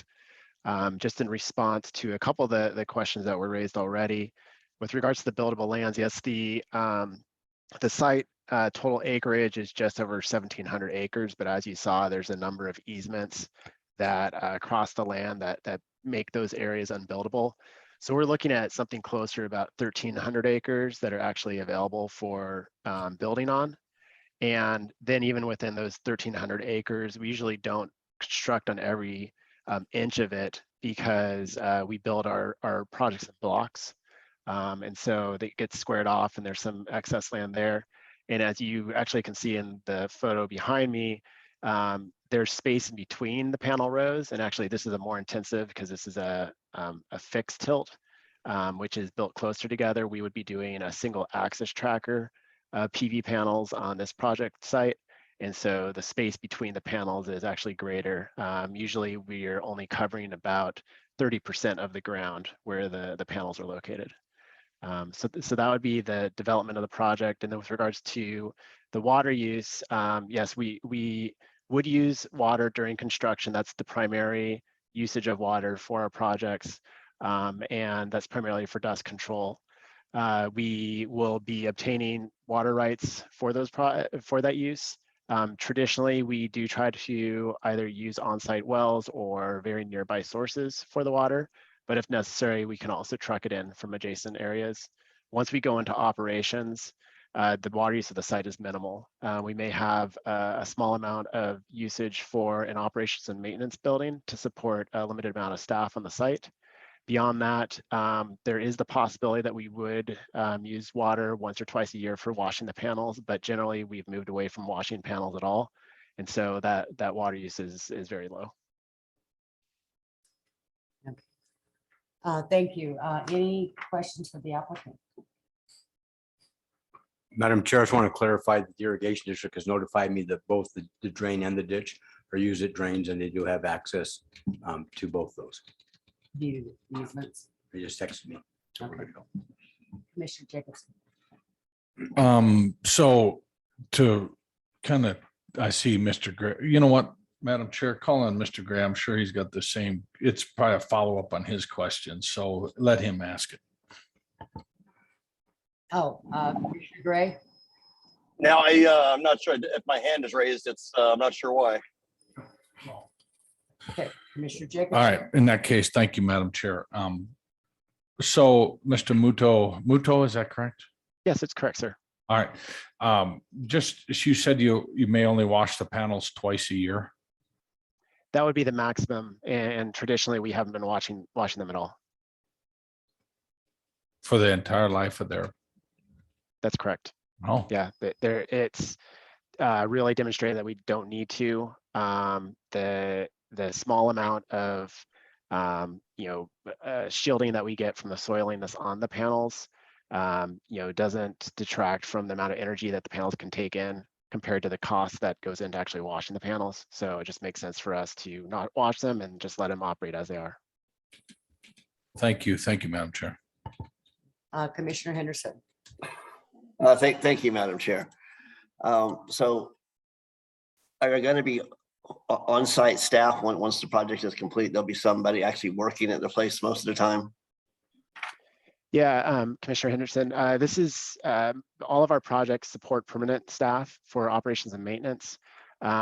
Every project has a different kind of approach to where we actually have that staff housed. Sometimes it's on site, sometimes it's nearby if we have more projects nearby. We don't have any operational projects nearby here, so the likelihood would be that we would have an operations and maintenance facility, but we would need to go through the permitting process with the county for that. Project this size would usually support around 5 to 8 full-time staffers, and those would be EDF staff, but they would be traditionally they're hired from the local area, so someone that lives locally and works on the project. Okay, and did I hear you right saying that your actually developable area is about 1,300 acres? Yes, that's correct. That's what we've calculated is the overall buildable area, but what would actually get built would actually probably be smaller than that. Yeah, it's a big solar farm. All right, thank you, sir. Appreciate it. Thank you. Okay, so and my question was, I don't remember the term you used, but so these are not fixed panels. They kind of like chase the sun. I wasn't sure if I understood what you were describing. Sure, Madam Chair. These are single axis tracker panels. So what that is what you see behind me, this is a dual panel that's fixed. So there are 2 panels together that don't move. What we would actually have on this site is a row of single panels that track with the sun. And so it'd be a single row, they're attached to a motor, and very slowly during the course of the day, they track the movement of the sun from east to west. The rows are arranged from north to south. And then at the end of the day, then they move back to the starting position of for the next day. So it's a very slow movement during the full day. Okay, so I'm going to ask a question that similar to the one earlier that we heard. I understand you're a half a mile is not very far. And especially when you're in the desert, it's nothing. And so my concern would be any effect that it would have on 95A from your location. Like I said, that half mile's not really much at all. Mm-hmm. So we're, talking about some form of screening on the west side that would affect 95A. Would you be opposed to any type of screening on that side? As far as visual from the highway. And again, my concern would be, depending on, I know your system and they don't have the glare that they used to have, but you're saying these are trackable. And so if it's going to move from one side to the other, what's the chances that they're going to pick up a glare throughout the day? Yeah, Madam Chair. So similar to the discussion before, we would be using high efficiency panels here that are, have really been, the technology's advanced to attract as much sunlight as possible, and therefore the glare is really minimal. So unlikely that you would get a substantial amount of glare off of it. And in fact, they actually take the light in from the back side of the panels too. That's how much they've advanced the technology, where you're getting the sun from both sides of the panels. That said, if there is a desire to shield the site, through the use of vegetation or other means, we are open to that. I have actually been out there and looked at possible views from the surrounding area. It's very flat in that area, even because, when you're coming down the 95, you are coming down a small grade into the valley. And even at that point, it's very difficult to get a good perspective of the site. So I have a feeling when we do some visual perspectives, we're going to see that the visibility of this site, especially with the half-mile setbacks, be very limited. And the maximum height of our panels, even at full tilt, is probably close to about 10 feet. So these are much less, they're not even as high as a residential building. So they don't sit that tall. But we're happy to explore shielding if necessary, and they're visible from the road. So you wouldn't have a problem with us putting that as a condition to work with staff, just like we asked with the other people, to look at that screening? No, we have no objection to that. The highway. Thank you. Any other questions for the applicant? Commissioner Henderson, Commissioner Gray, I don't want to miss you if you're in blackout, so I don't know. No, ma'am, I'm good. Thank you. I'm good also, thanks. Okay, thank you. Well, if we don't have any other questions, does anybody want to attempt a motion, or I can, or? No, I can. Okay. Motion to approve the request made by Winston Solar FC, LLC, Dan C, and Tara L. Rose for a conditional use permit to allow for archaic PV solar panel generating facility, including on-site substation and on-site operations and maintenance building on a 1,712.5 acre parcel zoned M1, generally located on the north side of Sierra Drive, approximately half a mile east of US 95A Sierra Drive intersection in Mason Valley, Nevada, in Wabusca. And that is APN 014-091-09, PLZ 2022-167, with the exceptions noted. I believe there's 18 or 19. Well, you have 18 conditions and findings. Conditions and findings as noted in the report. And would that motion include them working with staff on screen? Oh, yeah, you bet. You want to add that in? I will certainly do that. Work with staff on screening. Okay, so As an we have, additional condition. so we have what condition or findings, was it A through G, and findings 1 through 18, and then we're going to add in the screening, working with staff. Right. Okay, so we have a motion. Do we have a second? I'll second that, Madam Chair. Okay, we have a motion and a second. Any further discussion? Madam Chair, I have one question for Mr. Commissioner Jacobson. Muto. Yeah, Mr. Muto, just one thing I forgot. Who will be constructing this? Do you have a crew that comes in, or do you use the local IBEW crew, or who do you use? We contract with large contracting firms that have experience in building these projects. They will then team up with other local contractors and the unions for the staffing that they use for constructing the projects. Thank you. Okay, so again, we have a motion and a second, so I'm going to go to public comment at this time. Anybody for public comment on this item? Seeing none, all in favor, signal by saying aye. Aye. Aye. Any opposed? Okay, motion passes. And please note that we did have all 5 commissioners.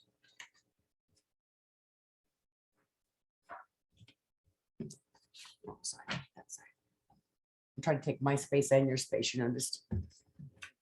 I'm spread out all over the place. You got all that down there. I know. I'm like, I need the whole table at this point. Okay, so now we're going to move on to 16C for possible action to approve the request made by D&G Investments / Rex T. Nishimura. I'm apologize for my pronunciation. Trust for a zoning map amendment to change the zoning on 4 parcels from C1 neighborhood commercial and RR1 first rural residential 1 acre minimum to MFR multifamily residential and SR 1/2 suburban residential half-acre minimum located at 14 Warwick Hills Drive, 103 Warwick Hills Drive, and 100 Silverado Road, Mason Valley, Nevada, APNs 003-021-15, 16, 17, and 18, PLZ 2022-160. Thank you, Mr. Madam Lewis. Chair. Louis Carriola, Senior Planner, presenting. Once again, for this item and the next item, I didn't track the staff reports, but I don't think we'll have any contentions here, because this is going to fix some problems that we have. At the Planning Commission, Planner Pizell did present one PowerPoint for both this item and the next. Kind of separated it a bit here, but some of the language and descriptions will be useful for the next item as well. So the subject parcels are located in Penrose Estates on Highway 95A, just west of 95A, and approximately 3¼ miles north of the intersection of 95A and Highway 339 here in YERINGTON. The red box there surrounds the subject parcels on the north side of the Penrose Estates. And I think by looking at this image, we can see that the original intent for this subdivision was to include a golf course. So while that didn't actually happen, as the map was recorded in 1965, the remaining essentially fairway parcels are still part of this development. In addition to the residential components and the golf course parcels, we'll see as we move through here into the zoning that there are commercial parcels dispersed through the development. I think the original intent was to provide services to recreational golfers. So if that's a cafe or a bar or a club, club repair shop, something along those lines. That being said, the parcels now don't actually meet our current development code standards.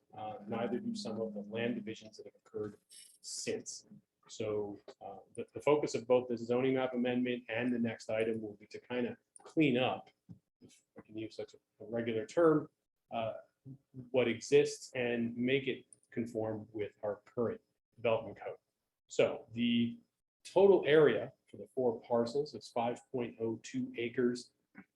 Here we see all 4 of the parcels south of Silverado Road, west of Warwick Hills Drive. And please note that northeast corner parcel is a separate property owner. I did ask Mr. Pizell, and he did not receive any comments from that property owner. They would have received notification of both this item and the next item. One more physical feature, the West Campbell ditch traverses the large parcel, and notably the large parcel is on the order of 4.69 acres. The others are fractions of an acre. The master plan designation here is suburban residential. You see that crosshatch per our master plan legend, that's indicates a cooperative planning area. The Penrose Estates is served by City of YERINGTON Public Water. So they do, per the master plan, have a cooperative planning area. And we don't, as far as I know, we didn't receive any comments from YERINGTON for these items, neither this one nor the next. The current zoning for the subject parcels is read into the record with the introduction, includes RR1 for the large property, which is again a remnant of Title 10's zoning districts. So this site, because it's actually suburban per the master plan, would be recognized as being subject to suburban residential 1 acre minimum per our development code. The C1 parcels, again, C1 being a remnant of Title 10, are subject to our neighborhood commercial parcels. The arrows that we see, and you might not be able to see them, but they do kind of point out those little green parcels are those commercial parcels that are still distributed throughout the development.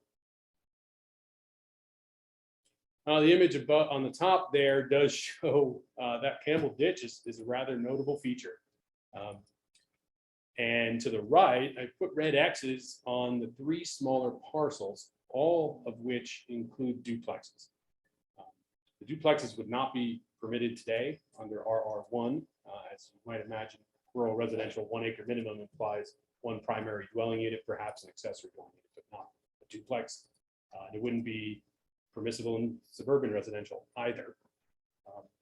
In addition, the rural residential zoning that exists is not compatible with the suburban residential master plan. So I included some notes here that Mr. Pizell did some research to find, and it looks like those duplexes were constructed in 1979 and 1980.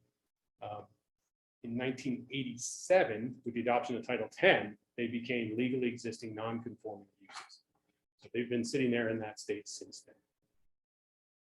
The proposed zone change would take the RR1 parcel and bring it down to SR1 half. And I think that's notable because right now, the 1 acre minimum parcel size stands. And this would actually shrink that to half. However, of course, with that ditch, the buildable areas would be significantly shrunk. In addition, I'm going to back up a couple slides here. The adjacent parcels, so the staff report notes that adjacent parcels or that the Penrose Estate parcels are typically half an acre in size.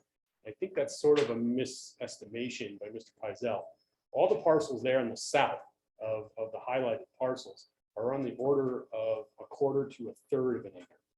So the parcels within Penrose Estates are significantly smaller than an acre, even half acre. So while the allowed density for the proposed new zoning would be more than would be permitted today, it is still much larger than the existing Penrose Estates parcels, which again, average between 1/3 and 1/4 of an acre. The duplex parcels that are currently zoned C1, they are proposed to be multifamily residential. And the reason is that our development code doesn't have an allowance for these parcels.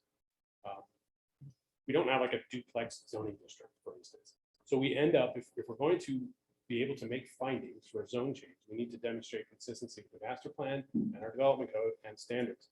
So we have to pick the zoning district that matches the existing development. Otherwise, we'd be going from one legal existing non-conforming use to another. So the small parcels are proposed to be are multifamily residential. Staff was able to make the findings and did recommend approval to the Planning Commission, who again, at their August 9, 2022 meeting, voted unanimously to forward a recommendation of approval to this body. And with that, I'll stop. I do have more slides here, but they are for the next item. I thought it easier to just do the votes. Any questions for Mr. Carroll? Commissioner Gray, Commissioner Henderson, I can't see you, so you have to speak if you have anything. Got nothing. Okay. Yep. I have nothing, Madam Chair. Okay, I'll entertain a motion. How about I move to approve item 16C as written? Second. Okay, I have a motion and a second. Any further discussion? Any public comment? All in favor, say aye. Aye. Any opposed? Okay, motion carries. Okay, let me read it in. You can go on. 16D for possible action to approve the request made by D&G Investments / Rex T. Nishimura Trust for a merger and re-subdivision tentative parcel map to merge 4 parcels and re-subdivide into 4 new parcels. The smallest parcel would be approximately 8,147 square feet via the parcel map subdivision process to correct 2 illegal parcels created by deeds and encroachments from existing developments located at 14 Warwick Hills Drive, 103 Warwick Hills Drive, and 100 Silverado Road, Mason Valley, Nevada, APN 003-021-15, 16, 17, and 18, PLZ 2022-161. Mr. Lewis. Yes. Hang on, Madam Chair, we're trying to.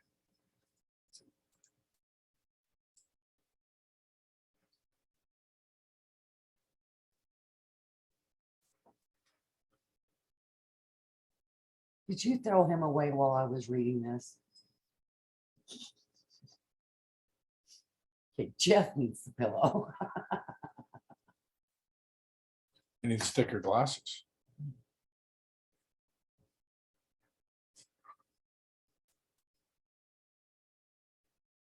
Where are you at? I can get there. Slide view.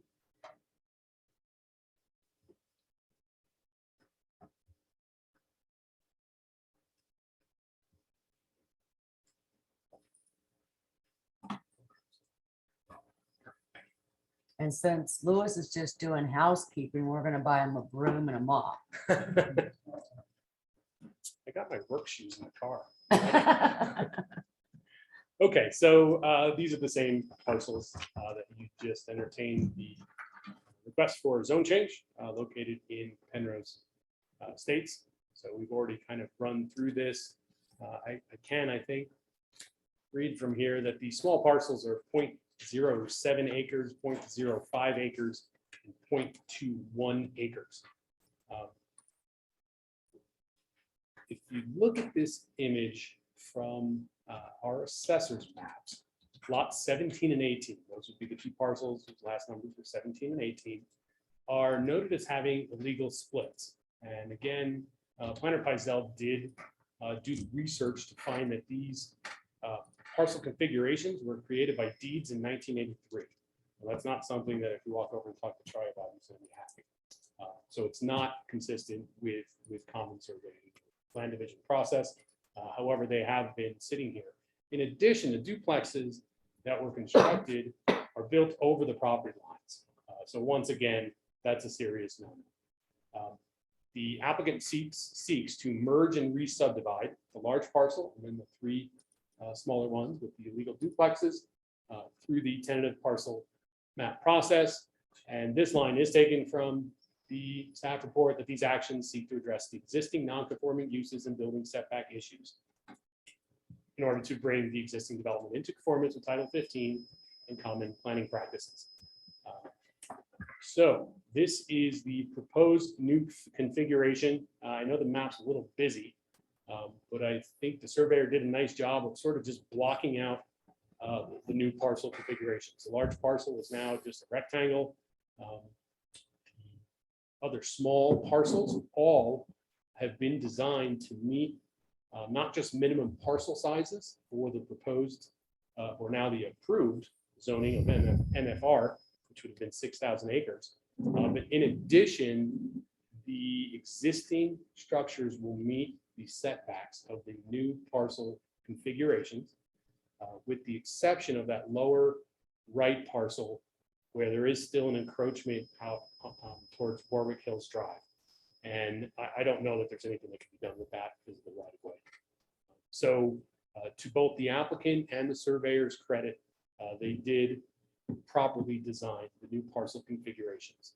So with the just approved zoning, the new parcel configurations would meet the minimum parcel sizes. Something came up at the Planning Commission on August 9, 2022 Planning Commission regarding the West Campbell ditch. And commissioners were concerned that the 30-foot setback from the center line of the ditch was not adequate to protect the integrity of the ditch and the availability for maintenance. So the recommendation from the Planning Commission was to expand that easement to 50 feet. So staff, I believe, in here. I apologize for not realizing that. They did. Condition 14 was amended by Mr. Pizell to expand the easement associated with the ditch to protect it from future development. So it's now proposed to be 50 feet. Madam Chair, Jeff Page for the record. So the Campbell Ditch Company is a private ditch, which has a president, the board president was here this morning, but he's also a rancher and a farmer and has cows and alfalfa. So he asked me to convey to the message to the board that he has worked with the applicant and they've reached agreement on how that easement is going to proceed forward. So they're good with the situation. Thank you.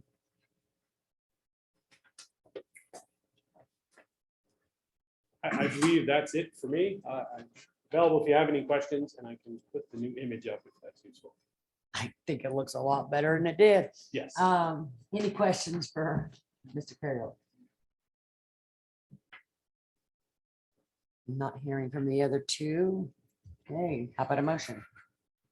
Madam Chair, I'll make a motion to approve 16D.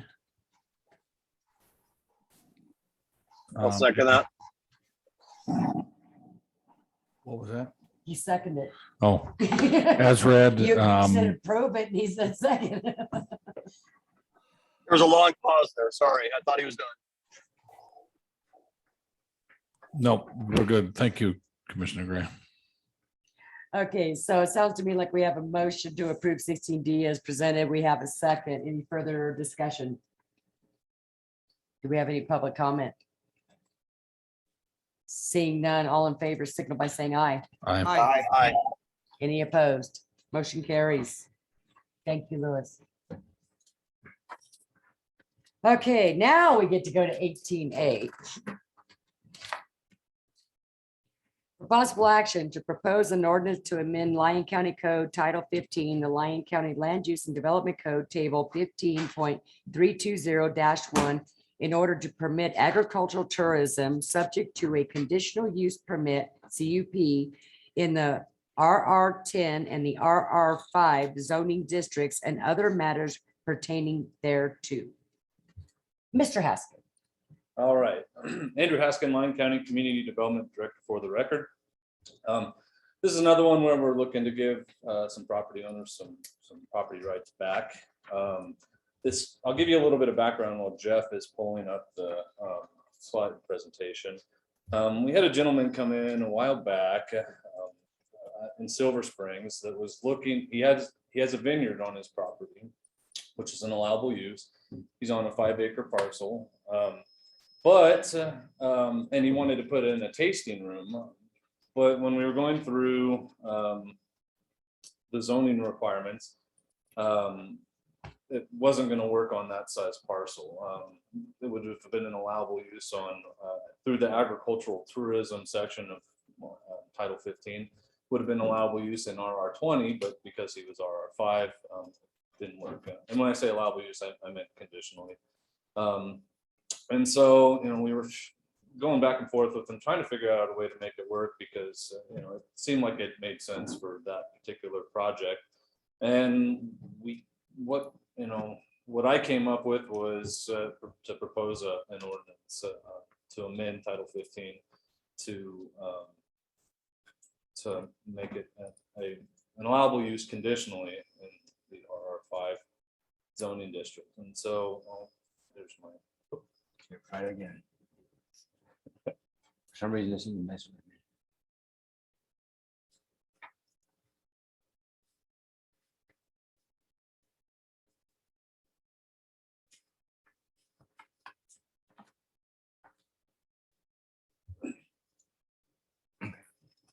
So that's the background on it.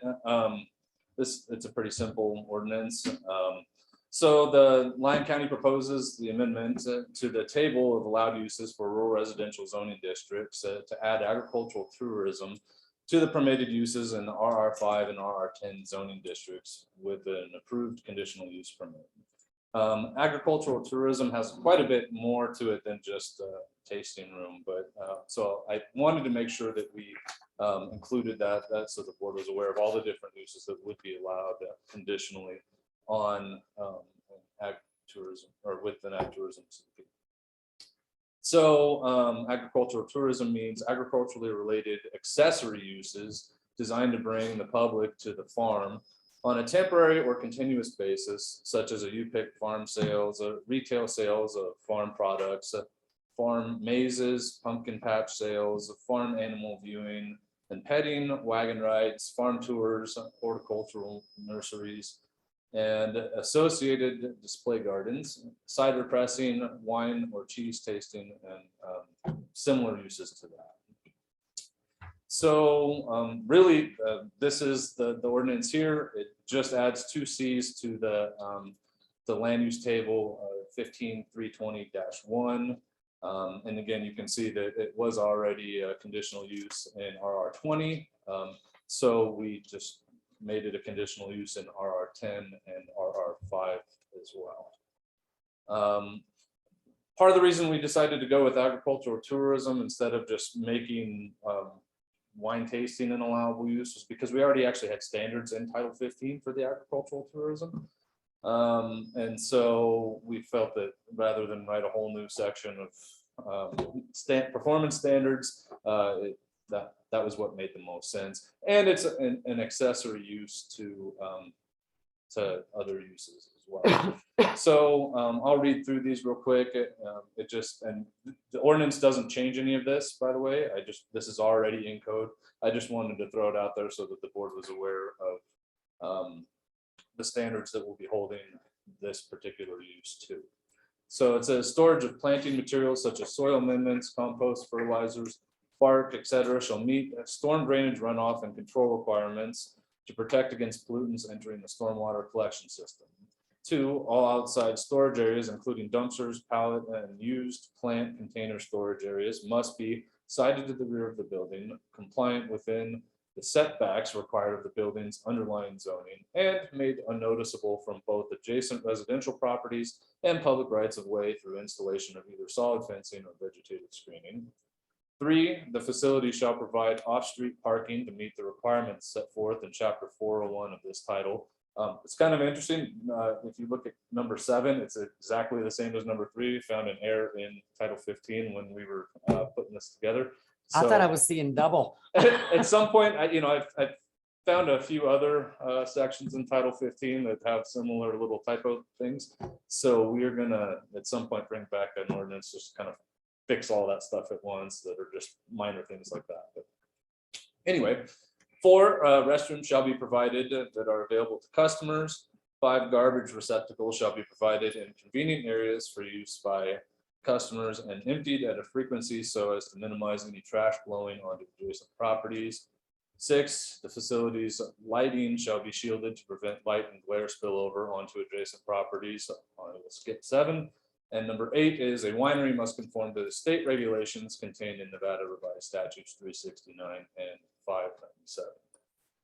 And one other thing I do want to point out is that this would be a conditional use.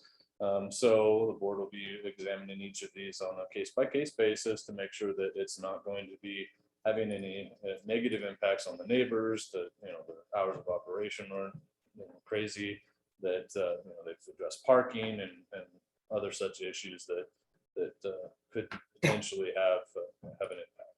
So with that, I'm here to answer any questions. And this one, because this is the first time we hear it, it just needs to be proposed today. Commissioner Jacobson. Thank you, Madam Chair. I guess a couple things. One, does this include like the ability for these places to have outdoor weddings and or gatherings? No, not outdoor weddings. Gatherings, it would depend on the type of gathering. Okay, and then nothing more than they would already be able to do on their 5-acre parcel. right where I know we were talking about hours of and worried about neighbors, and so yeah.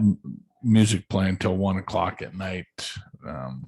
Yeah, that would all be addressed in the conditional use. Right. Okay. I just know at some of these facilities, that is a big draw for wineries to host weddings and other gatherings. So.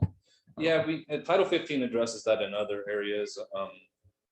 It's actually fairly restrictive on weddings for that reason. All right. I was just making sure. And then how does this compare to like a neighboring county, Churchill? Is this very similar or? I'm not sure what Churchill does, but I know for a fact that Douglas does it. So I know. So this correlates with other counties as well as far as their. I believe so. Yeah. Again, I didn't really research what other counties were doing, other than I know that Douglas does it because this is kind of a bad example because I just said we weren't doing this, but I got married at a place that does this. It was. We won't be doing weddings here. Their ordinance is different. Okay. Thank you, Madam Chair. Commissioner Hockenay. Thank you, Madam Chair. Okay, I'll try to speak up. I'm losing my voice. My concern is that people have purchased property under rural residential. Residential is not agriculture. Residential is not business. So therefore, we're looking at people who own property that are very concerned now about traffic, especially if you have a winery. Now you got traffic with people that are drinking, and I know they don't just have a sip. I've seen them at wineries. So I'm very concerned that we're all of a sudden mixing up what other people have seen as kind of a safe rural residential area, which is pretty much my district. So we're really looking at hitting anybody with 5 acres or 10 acres with a business that's going to be moved in there. And you're not going to have 5 or 6 cars. You may have 50 or 60 on a rural road. And I don't think I would want that. So I'm definitely against this proposal. So to address that a little bit, actually, so I know of 3 such uses, they're not doing agricultural tourism, but they are doing vineyards, and they're all actually north of the Carson River. So it doesn't just affect your district, but I just want to clarify that. But also we have, in Lyon County, we have the right to farm ordinance. So any rural residential piece of property could be used for agricultural purposes. So again, I understand, I think a lot of those concerns can be addressed with the conditional use permit. But if we talk about water then, and the fact that I can use so many gallons a day, and that's a ½ acre of ag area, I shouldn't say ag, I should say irrigated land, trees or grass or whatever, which I don't really have any, then you're looking at, how am I going to run an ag area on 5 acres when I don't have water rights? So let me clarify that too, because the state does have rules against that. So if you can have, as you said, up to an acre, I think, of landscape property.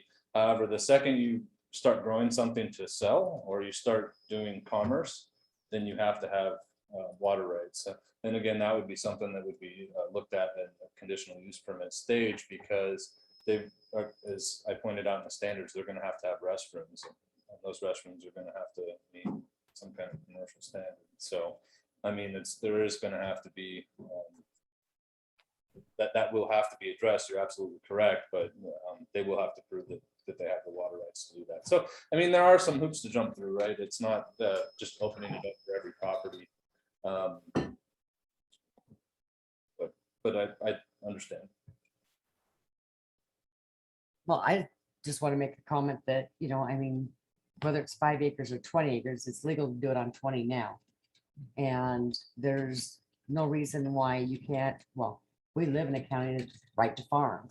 So there's no reason why you can't have a little 5 acre farm as long as you've got the water rights. I mean, I know parcels out in Silver Springs that were little farms. They have the water rights. They've had the water rights. They've got a little ag well. They might not have a winery, but they have agriculture in a residential area. You got rows and rows of houses on 1 acre lots, and at the end of it, you got a 5 acre parcel that's agriculture. That's the makeup of Lyon County. And we can't stop them from farming those 5 acres as long as they've got the water to do so.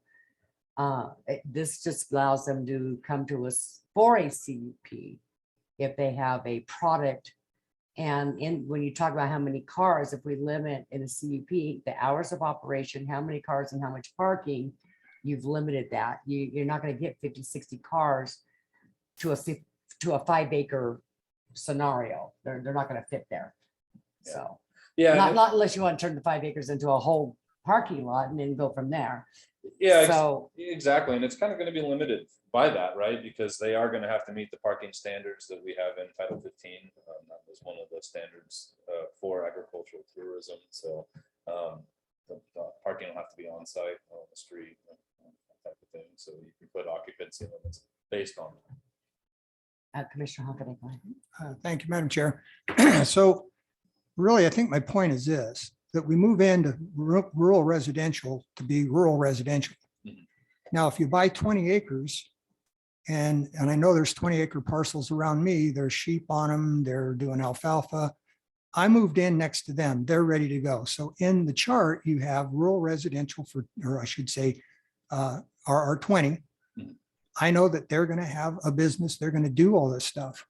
Now, everybody on the east side of me, they're all 5-acre parcels. Nobody's going to have a business running over there with, winery, wine tasting rooms or whatever else. So I'm looking at, you're throwing something in after people have already purchased their property, built their homes, and believe they're in a rural residential area, not a rural residential business, agricultural tourism area. Okay. So home-based businesses are already permitted in a lot of these uses. So this just kind of changes the type of business that would be allowed a little bit. If you look at the land use tables, even down to, I think, half-acre, some of that's even permitted without a conditional use permit, or anything, depending on the type of use. So, I mean, again, I understand where you're going with this. I think that a lot of the concerns can be addressed with the conditional use permit. And I'm still looking at it that you can farm 5 acres now. I can farm an acre if I want to. We are in a right to farm county, period. I know as a real estate broker, I hand out a lot of those forms because by law, I have to have them sign that they know that they're in a right to farm county. And as far as being able to have a tasting room, I mean, we're not saying that they can, manufacture anything there. We're just saying they can have like a tasting room, right? I mean, we're not going to manufacture. We're using wine as an example. There's a whole host of things you could do as a home-based business now. So, I mean, if they get into any form of manufacturing their crops, that's a completely different, that's totally separate from anything like this. So I find it hard to say that, oh, okay, you can have a 5-acre farm, but you're not allowed to have a home business because you have a 5-acre farm. And yet we have home businesses in Lyon County everywhere. Let me go to Mr. Henderson first, because I'm trying not to ignore that hand that's up there. Commissioner Henderson, please. Thank you, Madam Chair, but this agenda item is just to propose the ordinance at this point. Is that correct? It is. We're just trying to hash it out a little bit. I think we've hashed it to death. So I would like to propose an ordinance to amend Lyon County Code Title 15, the Lyon County Land and Use Development Code Table 15.320-1 in order to permit agricultural tourism subject to a conditional use permit in the RR10 and RR5 zoning districts.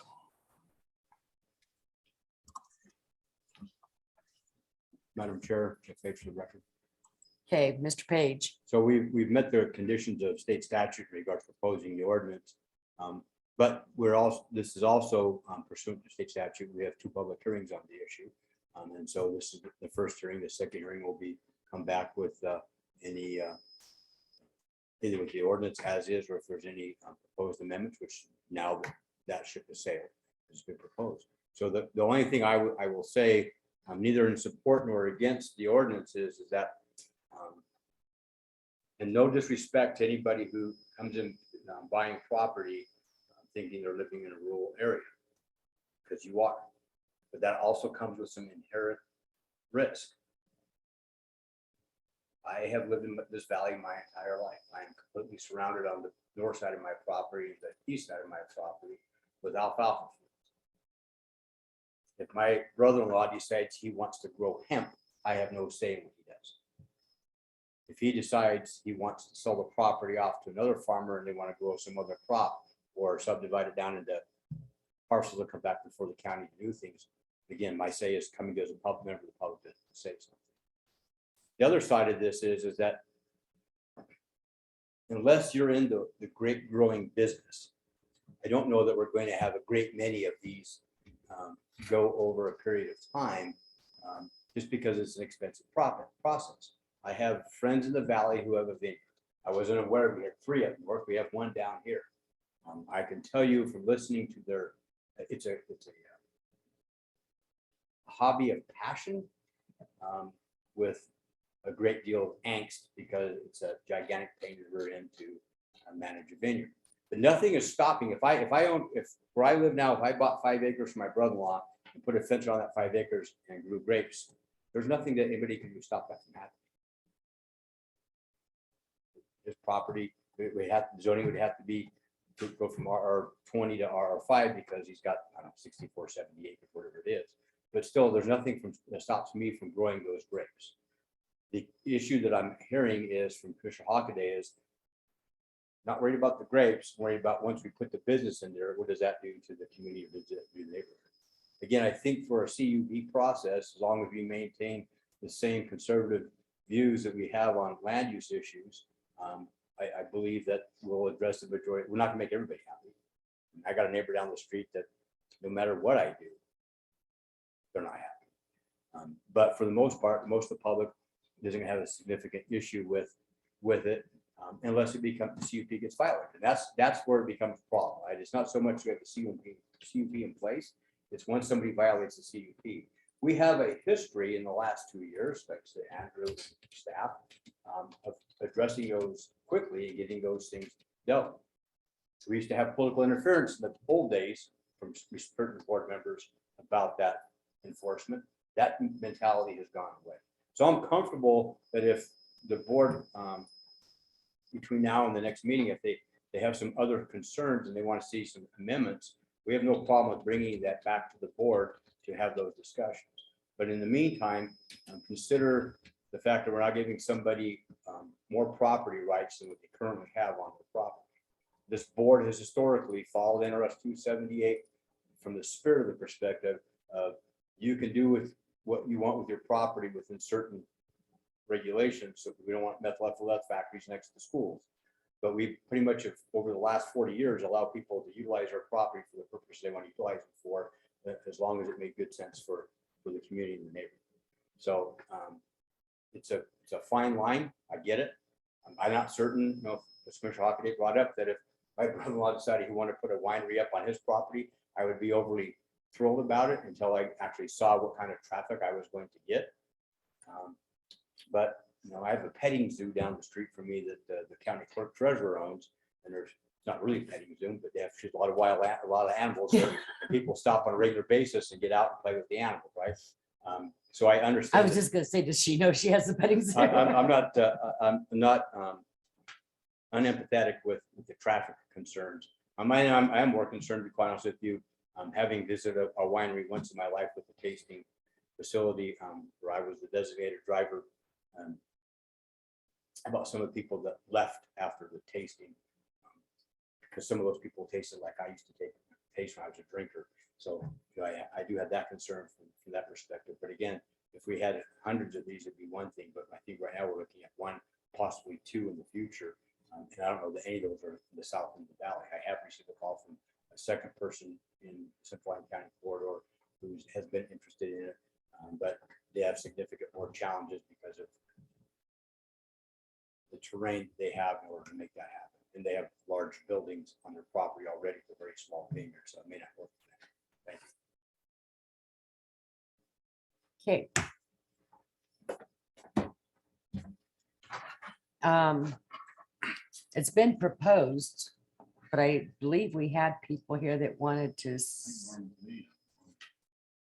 I was gonna say, so I'm gonna go ahead and, even though we just proposed it and it will be heard again, if there's anybody that wanted to speak under public comment today on this issue, to be on the record. If you do, please step up here, sign in, state your name for the record. I'll set my timer.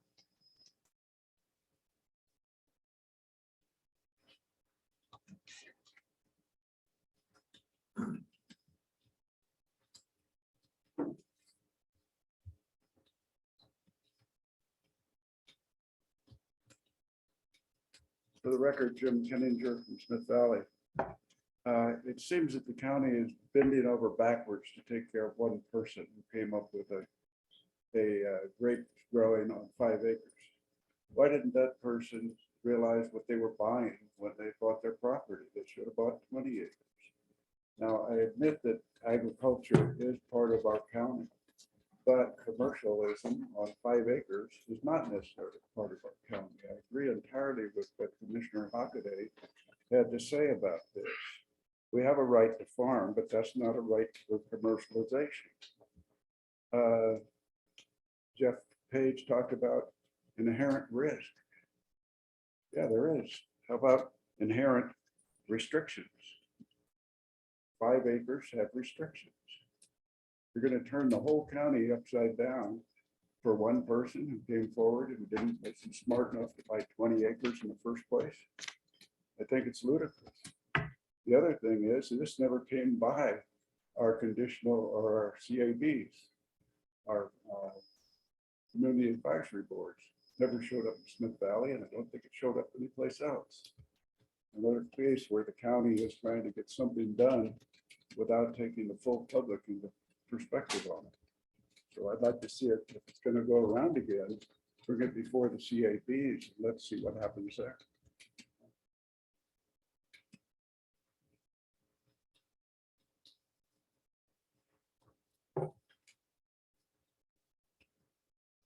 Good afternoon. Leslie Sonia from Smith. For the record, I actually don't have a dog in this fight because I'm on a 20, but CCRs would restrict this sort of activity. However, I moved from an area where this was just starting to come into 5-acre parcels in a rural setting, and it was already starting to be a problem for neighbors with varying degrees. And besides that, I have a history of having to deal with issues that come up when there are conditional use permits on businesses that are not being followed, not in a rural setting, but in an urban setting. And those people start out following a CPU, and then slowly but surely human nature is, start pushing it a little bit more here and there until neighbors have to start getting involved. And at 2 o'clock in the morning, there's only one set of county employees generally available to deal with it. It starts becoming a resource suck for planning commission, board of county commissioners, sheriff's department. And I just think it doesn't seem like there's a legal requirement to do this, not like some other things I've seen come before the board where there's been a regulation or a legal change and you're cleaning up language in an ordinance. This is basically opening a Pandora's box for neighborhoods across the county for this current time, one person. And there probably are other options. I was at the planning meeting. He's talking about putting a winery in town. So put your tasting room in your winery in town. Generally they're in light industry areas. Then you don't even have weekend and night problems with neighbors, that sort of thing. I think there can be other solutions for this one particular person. I do think you're opening a Pandora's box for people across the county. Thank you.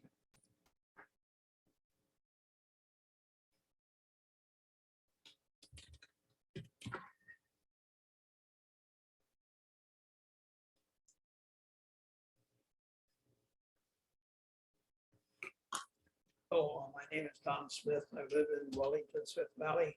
I do have a dog in the hunt. I have a 5-acre rural residential piece of property. I noticed on the rules that if you have pallets, that kind of thing, you need to store them in your backyard. My backyard faces on Artist View, which is a 2-lane paved road in Smith Valley. I question about the water. As a rural residential 5-acre, I have a domestic well.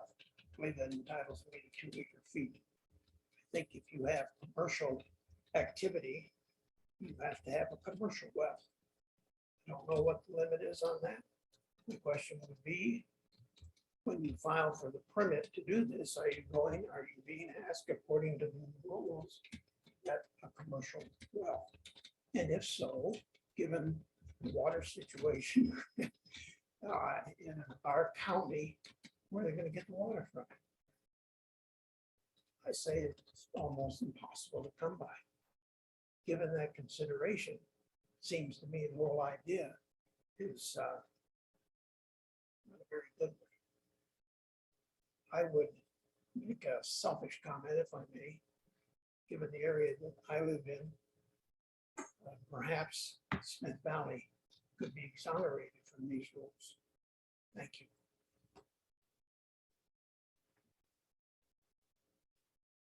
Okay, Judith Harker. Can you hear me? Yes. Good.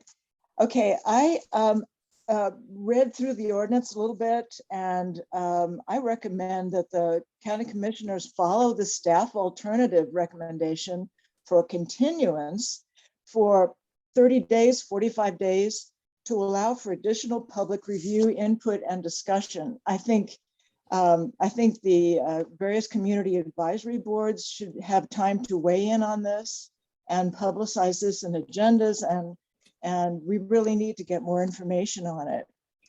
I think the reason these small parcels were excluded from this use in the first place is that they're just too small to accommodate the kind of commercial features that are needed, like parking and sewage and water use and lighting and garbage, that all of these kinds of sites must have, and they just don't fit into a middle of a 5-acre residential neighborhood.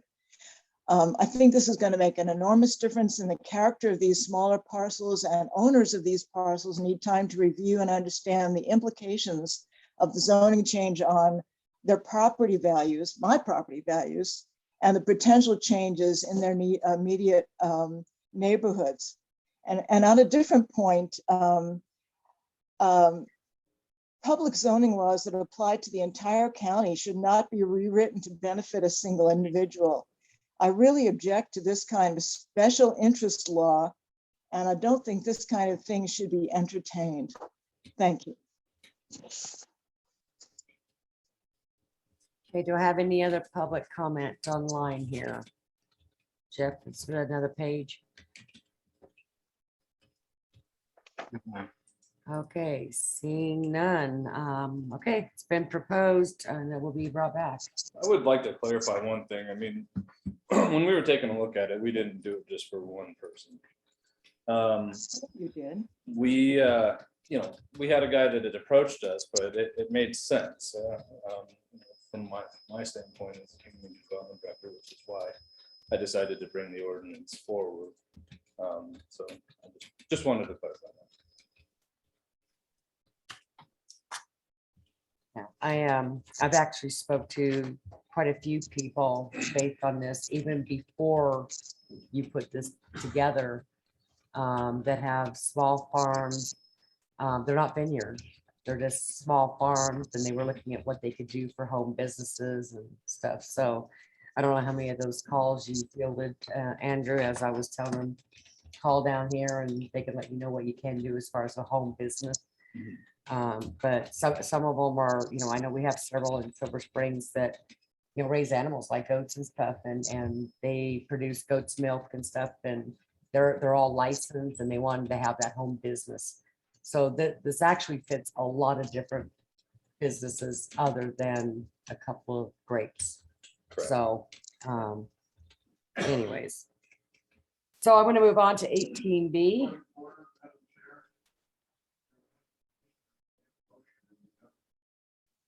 No, it only has to be proposed, sir. Madam Chair, if I may. Yes. Under Nevada revised statutes and the development of ordinances, at the first hearing requires that a single commissioner propose the ordinance. There will be no motion from the Board of Commissioners until the second meeting, after they've had time to review the ordinance, propose any amendments, at which time then the board will take action. So all today does is move the item forward for another hearing. Had nobody proposed it today, then the item would have died.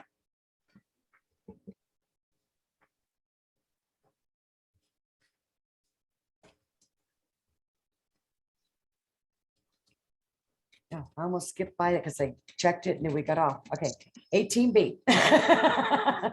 Almost went beyond it. 18B for presentation only. Presentation on the authority of the Lyon County Board of County Commissioners to enact a building moratorium in Dayton, south of the Carson River.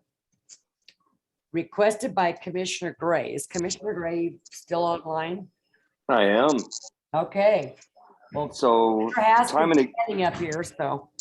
Okay, just real quick, time and again, people have, especially because of the bridge issue on the other side of, south of the river and the housing, people have time and again, said, hey, we need a building moratorium.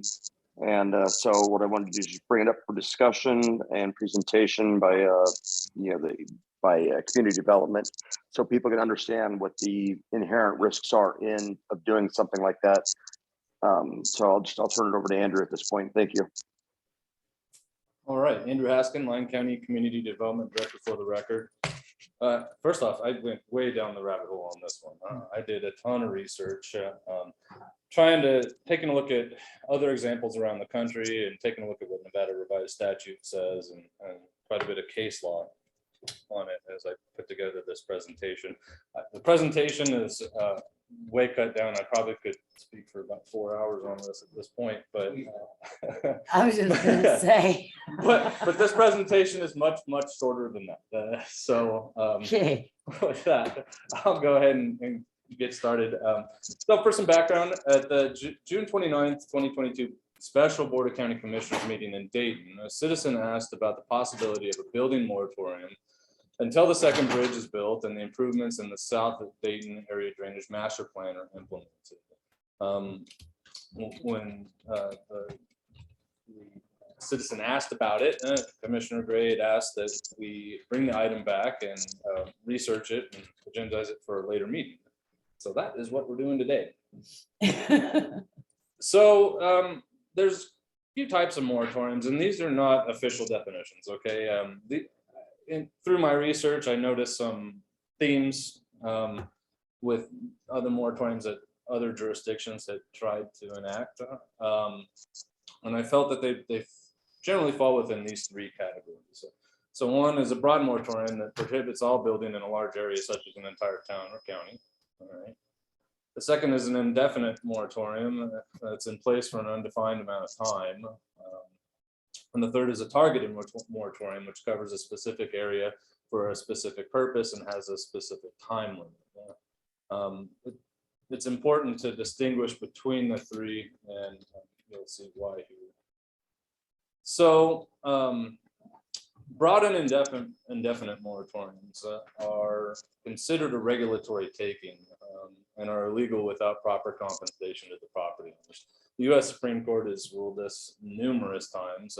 There is a lot of case law out there because it strips the property owners of all economically viable use of their land. This violates the takings clause of the 5th and 14th Amendments of the U.S. Constitution. And again, there's tons of different cases that you can take a look at. One that I picked out was Lucas versus South Carolina Coastal Council. And so I've got some of the details here.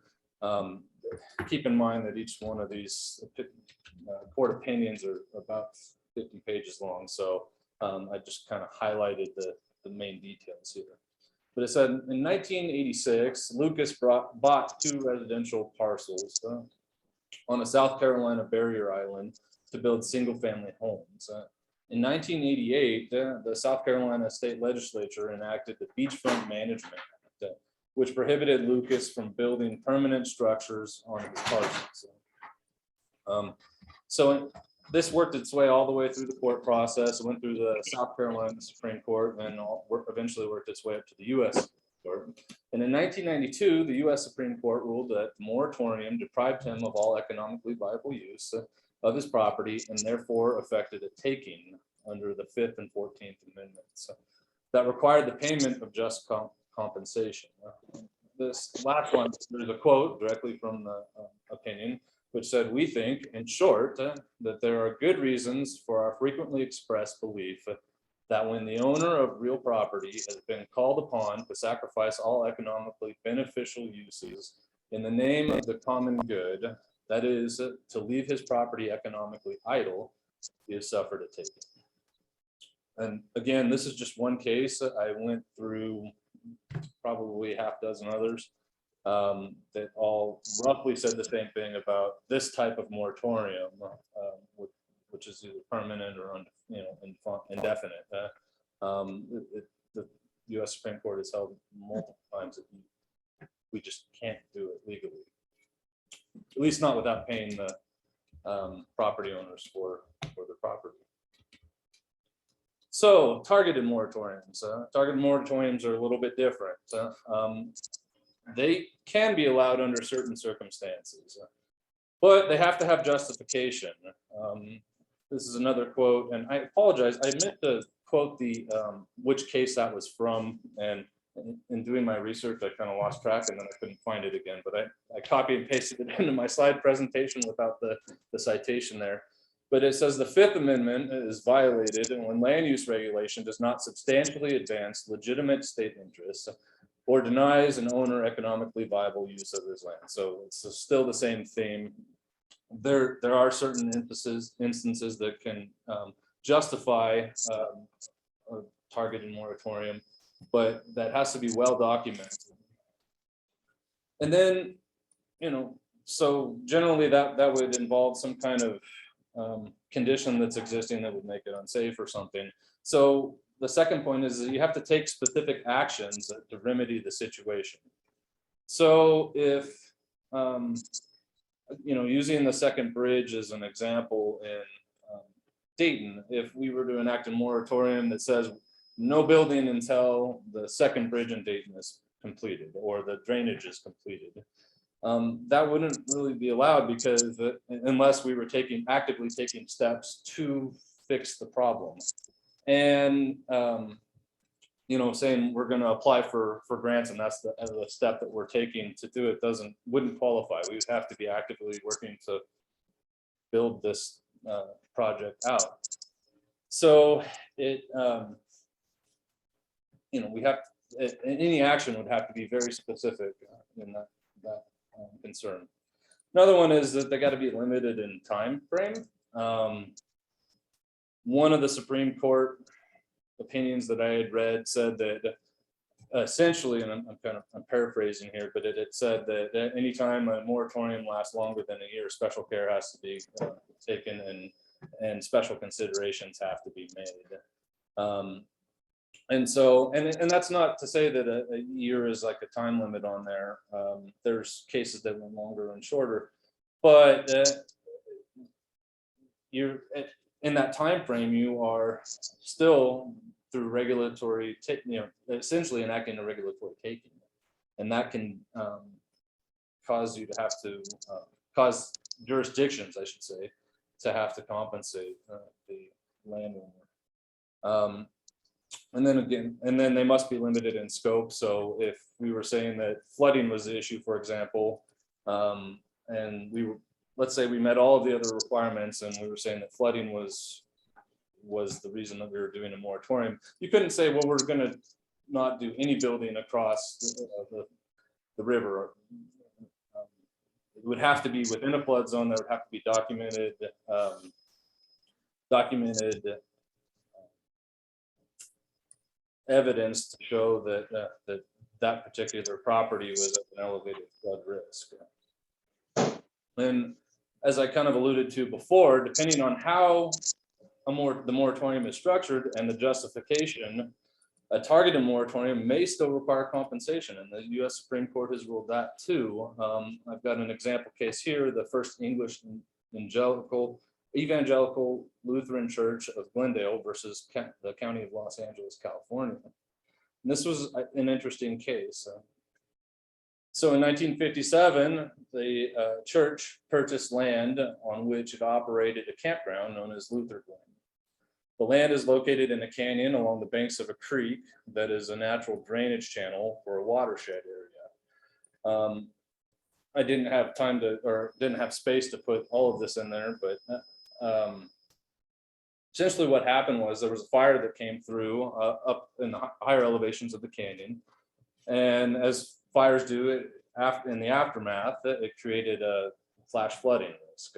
And so in 1978, the fire came through, and then subsequently a flood destroyed Luther Glen's building. So they got 11 inches of rain, I think, over a 24-hour period or something. It was kind of crazy. But in response to the flood, Los Angeles County in 1979 adopted a temporary ordinance prohibiting the construction or reconstruction of any building or structure in an interim flood protection area. That included the land on which Luther Glen had stood. And so the church sued the county. And again, it went through the process all the way up to the U.S. Supreme Court. And the US Supreme Court said, quote, temporary regulatory takings, which, as here, deny a landowner all use of his property, are not different in kind from permanent takings for which the Constitution clearly requires compensation. Excuse me. And so the church ended up winning that case as well, and they had to be compensated for it. And I bring this case up because it involved both fire and flood risk.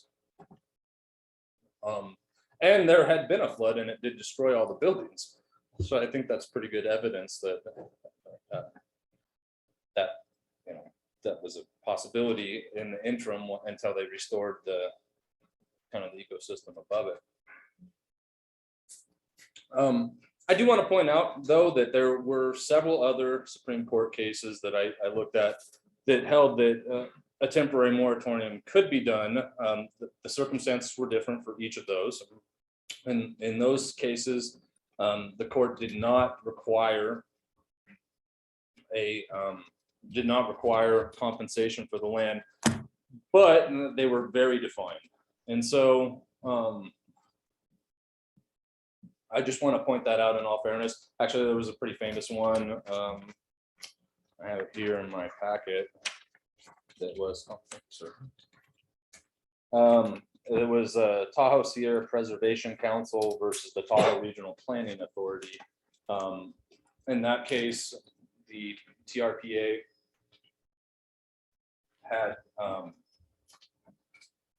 had enacted essentially a temporary moratorium while they were coming up with a planning document on dealing with erosion. But it was, again, it was for a defined time frame. They were taking active steps to mitigate the problem, all the things that I had already talked about. In this case, it was just kind of, they weren't taking active steps to remedy it. It was open-ended.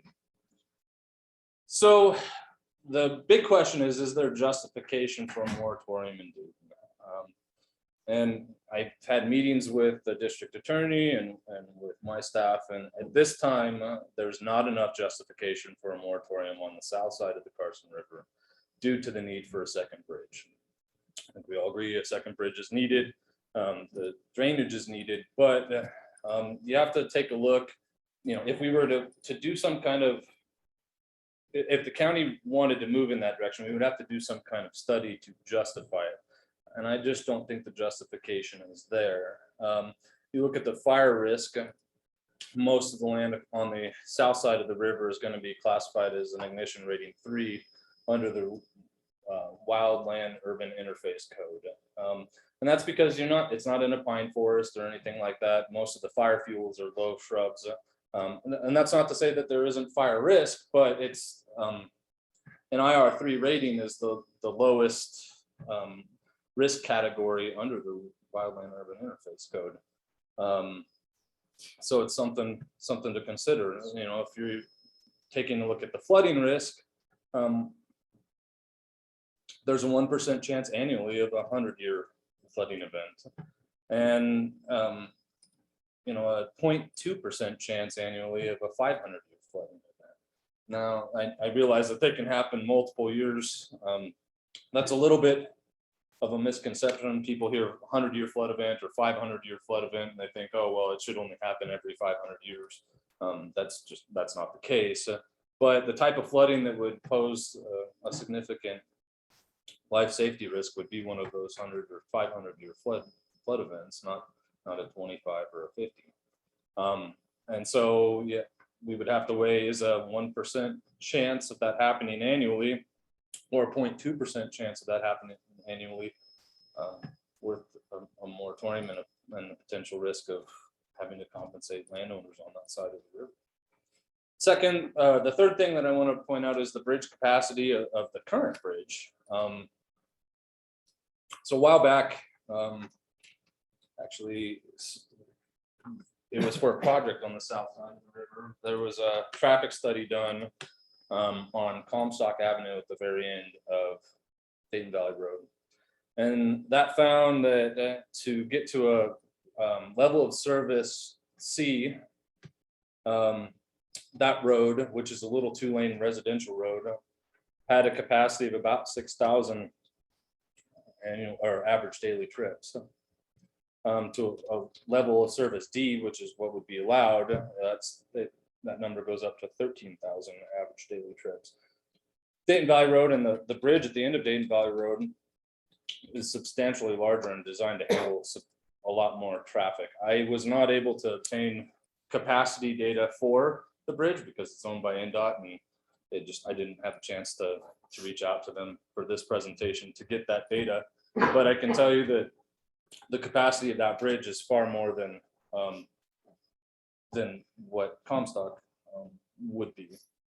Now, taking a look at the average daily trips on the bridge currently, across the bridge, it's 6,000 average daily trips total. That's each direction, but in an emergency situation, the traffic can be reversed on the other side. You can have folks out there directing traffic, so that capacity actually goes up. So again, I can tell you it's going to be have a lot higher capacity than 13,000 cars a day. It only has 6,000 now, and in an emergency situation, that could essentially be doubled. So those are just things to consider, things that we took a look at to determine whether or not there would be a justification for a moratorium on the south side of the river. Finally, I want to leave you with this. This is something to think about in addition when putting forth a moratorium, is the fiscal impact that it would have on the county. Now, these are county-wide numbers, but the majority of the building happens along the Central Lyon corridor.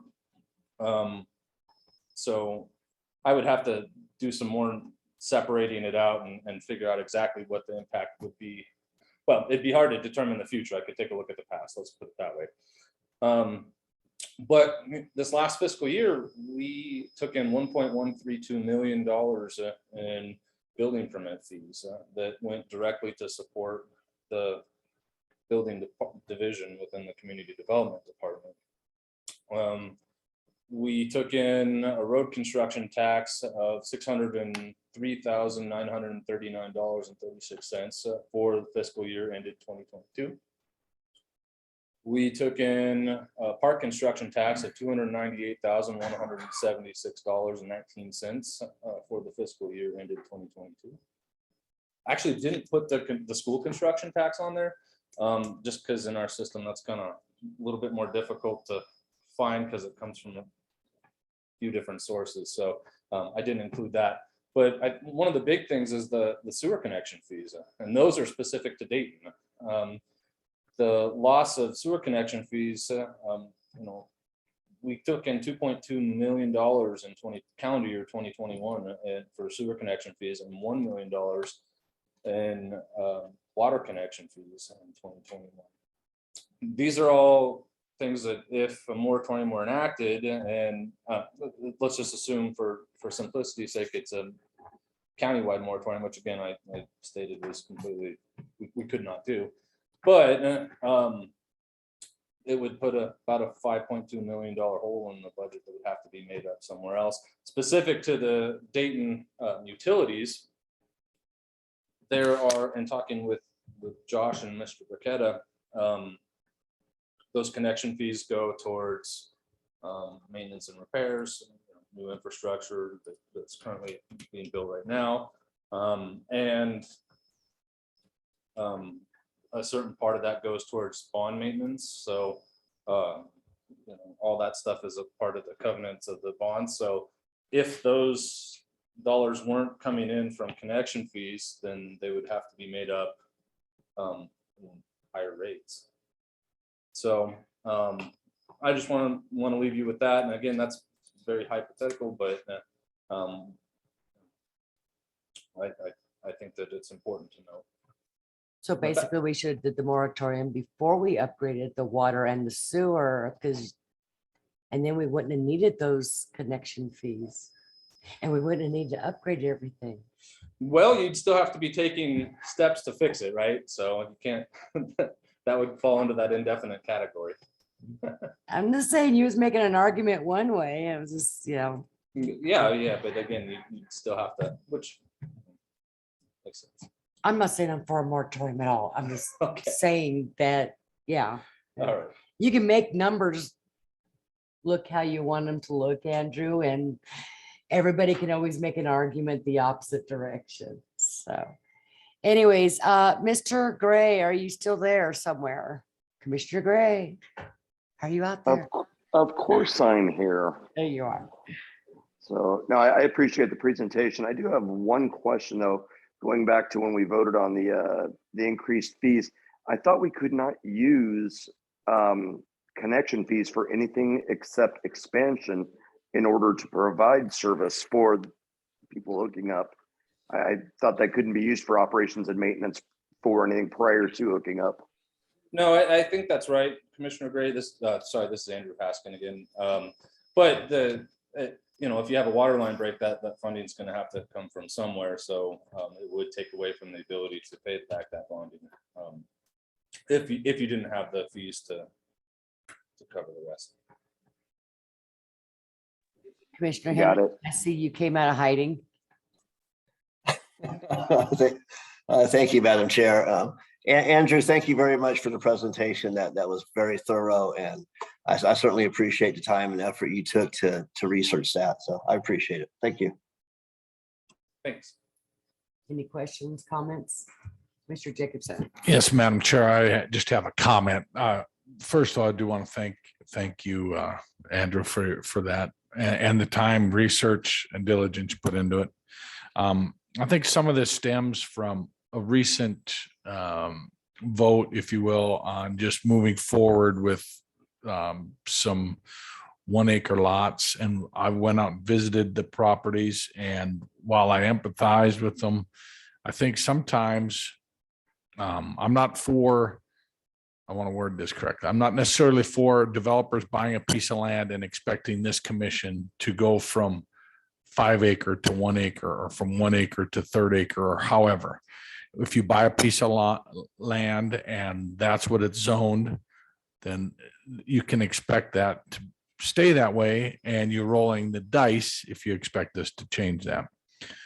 With, I think, some of this issue is it was already approved to go from 5 to 1 acre.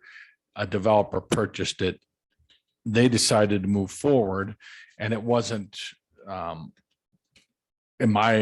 what I've learned on this commission, legal for us to go from 1 acre back to 5 acre just because we wanted to do that.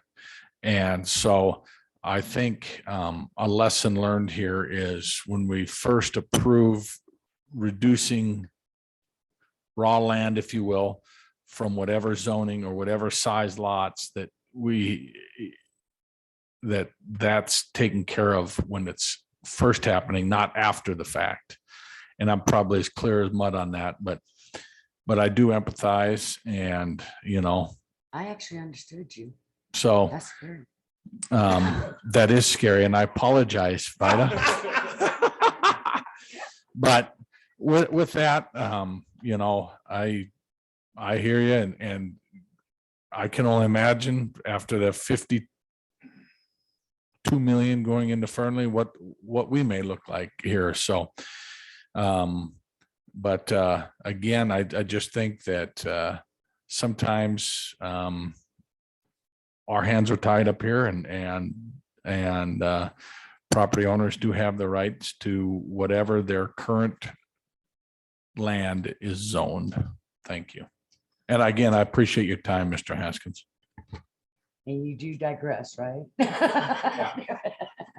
Anyways, Commissioner Hockaday, did you have anything? No comment. No comment? Okay. Madam Chair, if I may. So Lyon County actually has had a moratorium once. Now, what I don't know was whether it was action of the board or just the scenario allowed for it to happen. But in Mound House, as I've been told, I haven't done the research, in the late 70s, early 80s, we had a water issue, and the building department refused to issue building permits until the water issue was resolved. Now, that was a long time ago. Laws were a bit different. Court case law was definitely different back in those days. You gotta remember back in the late 70s, early 80s, we were about 13, 14,000 people. So it was a little bit of a different scenario than what we face today. But we've been down that. My concern with any moratorium is if we're using that to control growth until something happens, we're doing it for the wrong reason. If the board decides you want to implement a moratorium for a specific reason, i.e. the bridge, then I need commitment from the board that the bridge is built within the next period of time. Otherwise, we're going to wind up in litigation and more than likely lose bid. So that is always a concern. There are other ways that the board chooses to discuss growth and how we do that, but I don't believe a moratorium is the way to do that. Mr. Jefferson. Thank you, Madam Chair. And I did have a little bit of an aha, and maybe my aha is an, oh, no, you're wrong, Rob. But so let's say we decided to do a moratorium when the prices are high. Now, all of a sudden, the housing market drops even to maybe, let's say, half of what that value once was. Would they be able to have us on the hook for the high value, saying that we could have sold this, we had this ready to go here, now this land is here, the county owes us for what we lost? Did you loan him your rabbit hole? Sorry. To answer your question, yeah, especially, I mean, if the moratorium is what devalued the property, that's exactly the point that the Supreme Court is making. And something I'd like to point out is that this is intentionally very difficult to do, right? We don't want the government taking people's property or taking people's property rights away willy-nilly. So that's why it's very difficult to. Well, how did Douglas County get away with? They use permitting. They would only allow so many permits per year, whether that was new construction, reconstruction, whatever. Mhm. They limited it by permits. But I always wondered how they legally got away with that, because say it was 165 permits and I showed up on 166, I still own the property and have a right to develop. Especially if I'm not going for zoning, I'm just wanting a permit to build. I never quite understood how they got away with doing that. That might be a question for Yesenia, but I'm just teasing. Yeah, no, I mean, that's a good question. And I don't know the legalities behind that. I suspect it's because it's not a permanent taking. I don't know. To be really honest, I'm not sure. Yeah, because they didn't refuse permits. They just put a number on them. Yeah. And so if you didn't get in there and get in the mix, you waited till the following year. Yeah. But that was still a form of a takings, because like I said, it could, the number could have been 165 and I could have been lucky 166, and they can say, oh, no, you got to wait till next year. Well, so that's tied to their master planning process, and it's tied to infrastructure improvements. And so they have that figured out as far as how they can. Like I said, I'm kind of curious. The timing of the infrastructure improvements. Their permits, unused permits roll over. So I think we just saw a news article the other day that they're building 1,200 new homes in Douglas County. So it hasn't slowed. Anything down. I mean, if they have such a backlog. Well, I don't know that they still have the same limit. This was a few years ago that they did that, so I didn't know if they kept it. But. Yeah, I couldn't tell you one way or the other. I think they still do, but again, those permits have to roll over because it's not tied to the number of houses that you want to see built. It's tied to the infrastructure and the county's ability to build that out. So it's a different process there, and I would issue caution on that. Did we have anybody here that was here for public comment on this item?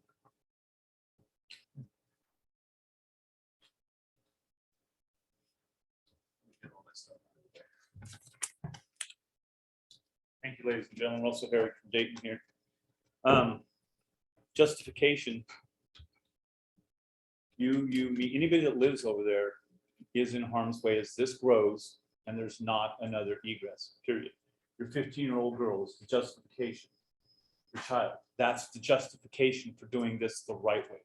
not just allowing the building to go on unchecked without the proper things being in place, period. You might not live there, it might not bother you, but we live there and it bothers us. There's over 400 people that have come to you and said, please do something. Moratorium's a big word. I get it. Thank you for help spelling that out. I understand the financial aspects. I get all three of them. Who do we come to? We thought it was you folks for a solution to protect us and to protect not only our way of life, but our families, our kids. All of those things go on out there. Gentleman wants to build, outstanding. But there are things that are not in place to protect me, my grandkids. That's the justification. You guys want justification? You get up and tell those other 400 people that they don't matter as much as the dollar bill that you're worried about potentially having to lose. You're putting a price tag on us and it's not high enough. We're worth more than the money, period. We want a solution from you folks, or tell us who to go to. If you can't provide the solution to help get this on the right track, doing the right thing for us, that's why you're here. Am I wrong with that? Sir, no? I mean, that's what you guys are here for, Jeff, is to help the public. That was the oath, right? You guys are here to help us, not to just let the dollar dictate everything. We're looking for a solution. That's why we're here. That's why we asked to have the moratorium explained. We got it. It's a big deal. So are we. I need an answer on who to go to. If it's not you guys, point me in the right direction. Help your community and those people find the solution that allows him to do what he needs to do, or them, or whoever they are now, but still protects us and the way that we live. You were just talking about the way you live and how you like it. You don't want some of that stuff to change that could be hazardous, going from a specific down to another. When that all happened, we got left out of the loop, period. So I can empathize where you were just a few minutes ago. That's what we're looking for too, is just some way to get this done right the first time. And it's not. There's not enough anything to take on all the extra families that are coming. There's not enough safety features. There's no water. The water for, isn't there fire suppression required for all of these homes? Isn't all the new homes, new building codes supposed to have fire suppression in every home? Where's that water coming from? There's no water out there. Sorry. That's all right. Let me put my name.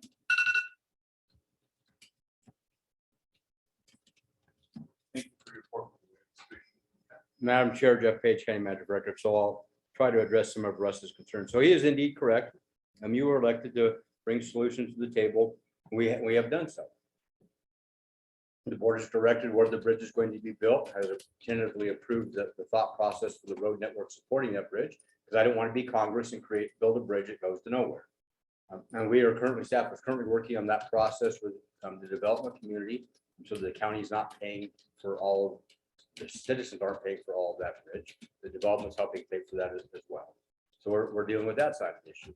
The board courageously a few years ago accepted $3 million in grant funding to study the storm drainage issue in both sides, the north side and the south side of Dayton Valley. And we now have a plan in place, and we are now in the process of, again, working with the development community to begin to implement some of those processes. I understand Russ's concerns. I understand the emotion and the passion behind it. It's not about dollars and cents. It's about when the board decides to push a moratorium and the county gets sued and we are no longer capable of providing the services that we're supposed to provide. We had to pay that money in litigation costs and in purchasing that property. That is the concern of local government. It isn't how much money we're taking in on taxes or fees. It's what happens when now I have to pay fair market value for that property that we took away from those people to be able to build upon. There are other solutions to the growth, and we can have those discussions. It's not on the agenda today. We can have those discussions in the future, but we are moving forward with the process to get a second bridge put in place. We're moving forward with the process to address storm drainage. It's not fast enough for everybody. I believe Commissioner Jacobson started off this morning talking about how wonderful it was for Fernley to get $25 million to support the $50 million bridge project or road project in Fernley. And he's 100% correct. These things move slowly sometimes, and once they're here, then they move quickly. We will be coming back to the board with progress reports once we've finished our due diligence in regards to the bridge and the storm drainage as to what the next steps are. But you need to understand something. People in Dayton need people in Lyon County to understand something. This isn't for free. When we start talking storm drainage, I'm coming back to you sometime this fall with a proposed ordinance that would create a special assessment district to deal with storm drainage. Special assessment means every ratepayer, every taxpayer is going to be paying something to help support that operation, right? And I don't want to put you folks in a bad spot. I don't want you to, damn it, Paige, you're making my life miserable. But there's no way to pay for that now. There was no way to pay for it with the tax rate in 1973 or 1983 or 1993, all the way up. We are now to the point in time as a local government where we're just catching up to where we should have been back in 1978 when Anaconda shut down. Right? So as we start moving forward, we're going to have to address those issues. How do we pay for the flood control stuff? The bridge, to be quite honest, the bridge is the easy part. We find the funding, we build the bridge. The hard part is how do we maintain it and maintain the road network once it's in place? And we're working on those solutions as well without having to come to the taxpayers and ask for more money because we don't have more money to ask for. Now, some clarification. So unless a home is 5,000 square feet or above, it does not require a sprinkler system. That's current fire code. The idiots at ICC, who are made up of the manufacturers of equipment, are the ones who create the codes. We're hearing that in the next version, they want all homes sprinkled. So we're going to have some of those challenges in the future, right? But currently right now it's 5,000 square feet or more. Or if it meets certain criteria under the Wireland Urban Interface, which Andrew has alluded that the majority of the properties under our IR3, which is the lowest level you can be, don't meet that criteria, right? The issue for fire protection is having staffing and equipment available on both sides of the river to take care of any fire that we have within that district. So I am not opposed to what Russ is saying. I concur with him. I understand where he's coming from. The reality of it is we walk a fine line between doing this and taking away from this. And once you start walking that fine line, either way, we're going to wind up in trouble. Nobody's ever going to be completely happy with whatever we do. Again, my recommendation down the road is that if you want to talk about curbing growth, then we take a look at what the alternatives are besides a moratorium where we're not taking people's property rights away from them. And then based upon the Supreme Court decisions, more than likely we're going to lose and have to pay a lot of money out of our general fund to purchase that property because we did do it right the first time. We are still living, I say this all the time, we live with the sins of the past of Lyon County every day. And I'm not here to bag on any prior boards because I'm sure the Board of County Commissioners in 1973, when they created all these codes because they were required to by law, were living in the sins of the past of the county commissioners from 1953, right? Because we don't always think about the what ifs. We don't always think about 50 years from now, what's it going to look like? I can guarantee you that my brother-in-law's Uncle Joe, when he was a county commissioner, never thought that Lyon County would be the third largest county in population in the state of Nevada. Because when he left office, we had about 14,000 people in the county. Then I'll leave it with this. My friend Joey Sparaja in Dayton, Mayor Joey, he hates when I call him that, so you make sure you tell him. In a Dayton Regional Advisory Board meeting once said to a bunch of people who were in there that were upset over a subdivision wanting to come in. He said in 1973, the Nevada Division of Environmental Protection mandated that we put a sewer system in Dayton because we had too many nitrates. With that came growth. We didn't want you then, but now that you're here, you don't get to tell the new people coming and they can't come either. The point behind that is we still have a lot of that thought process, and I want to get away from that and take a look at how do we do growth the right way? Where do we put growth? What type of growth do we want in specific neighborhoods? Instead of just saying no or just a blanket solution, cookie cutter approach, We have talent now with Andrew and his staff to help identify and fix some of those issues. We heard today CDBG as an example, that Shayla's going after funding to do a housing study to determine what it is we need today and in the future. So we need to kind of, in my thought process, get out of the just say no mentality, and it's how do we control what's coming our way? Because if we don't, I tell people all the time, I spent 22 years in law enforcement. I have spent more time in court doing this job than I did in 22 years of law enforcement. So let's focus on how we do it right, how we control the growth, where we want the growth, what type of growth we want, and then many of those issues will be resolved. And I'll be honest with you, I mean, you want a moratorium, it's coming, whether you want it or not. This bubble is eventually going to pop. And then we won't have any construction going on for a while until somebody comes up with the latest and greatest way to make money, right? So it has a way of working its way through. In the meantime, staff is working diligently to address the bridge issue as well as the drainage issue in all of Dayton Valley, not just the south of the river, but the north side as well, including Silver City and that. Thank you. Okay, we're gonna go back to public comment now that Jeff's done. I just wanted to say, I'm not the one that went down the rabbit hole this time. Please state your name for the record, please. For the record, my name is Steve Hartman, Okay, Steve, take your 3 minutes. and I've been hanging around Lyon County for 40 years. Long time. So one of the things that I'll tell you right now, since you're all in the political world, the last thing you want to do when you're trying to get money to build something that's necessary for the infrastructure of your community is to throw a moratorium on.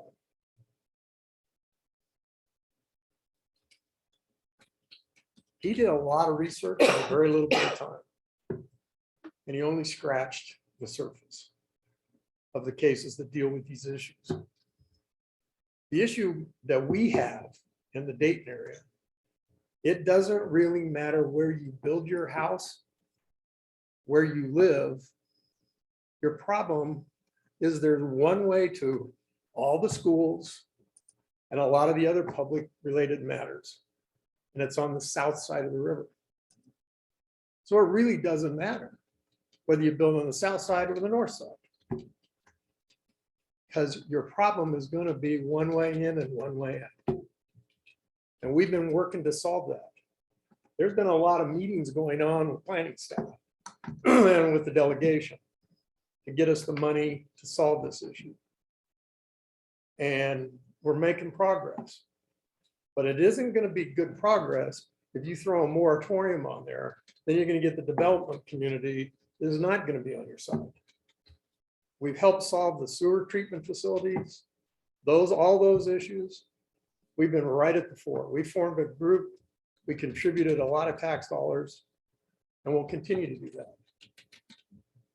But we have to have a positive, let's go solve the problem attitude, not we're going to get rid of those damn developers, because it's the damn developers that are going to solve the problem. And you're going to have to get some Biden bucks to do it that we'll all be paying for until hell freezes over. So there's one way out of this, and it isn't going at it separately. We either got to all be together moving forward, or we're going to have a hell of a fight. So I'd rather move forward.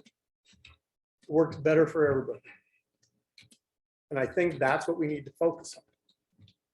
I mean, I'm doing my best to deal with the federal delegation, and they understand our issue, and it needs to get solved. So this isn't all about the greed mongers. This is about trying to solve the problems. We've got to solve the problems, and we got to look like we think we can, and we're going to go do it. So please. Sorry, don't I do actually the- set the timer for you. You got a separate timer for me. It's only 2 minutes, right? I knew I'd get special treatment when I showed up. So anyway, please don't do a moratorium. it sends the wrong message to the people that we need to help us. And it's helping us all. It's not helping just me or him or these two or you three and the Okay, two well, I that- didn't let him go over on his 3 Okay. minutes, so I'm gonna ask you to step away. I'm away. Commissioner Keller? Commissioner Gray, Yeah, I think there may be a misunderstanding there. There is not a moratorium on the table. There was, people were wondering about one and what it would look like if we did do one. That's why I brought this forward. And Andrew would tell you, I'm in no way in favor of a moratorium. It would be bad for us. It'd be bad for the community, and be bad for the taxpayers. So yeah, this is simply a discussion. This is not there's no possible action on this. This was for basically just public edification.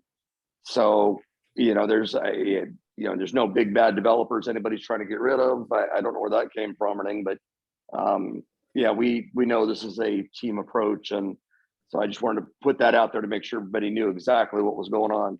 Thank you. okay, thank you. All right, so that was for presentation only. Andrew, feel free in our future meetings, if you come up with some good information on how we should move forward, please put it on the agenda. I don't think the moratorium part might be a dead subject, but I don't think protecting south of the river in Dayton is a dead idea. We still got to work forward and figure out. Absolutely. And How to as county manager said, I mean, we are working on some things and it's going to take a little bit of time, But thank you for all your time. absolutely. Thank you. I'm gonna ask for 5 minutes and we'll come out and try to finish this up.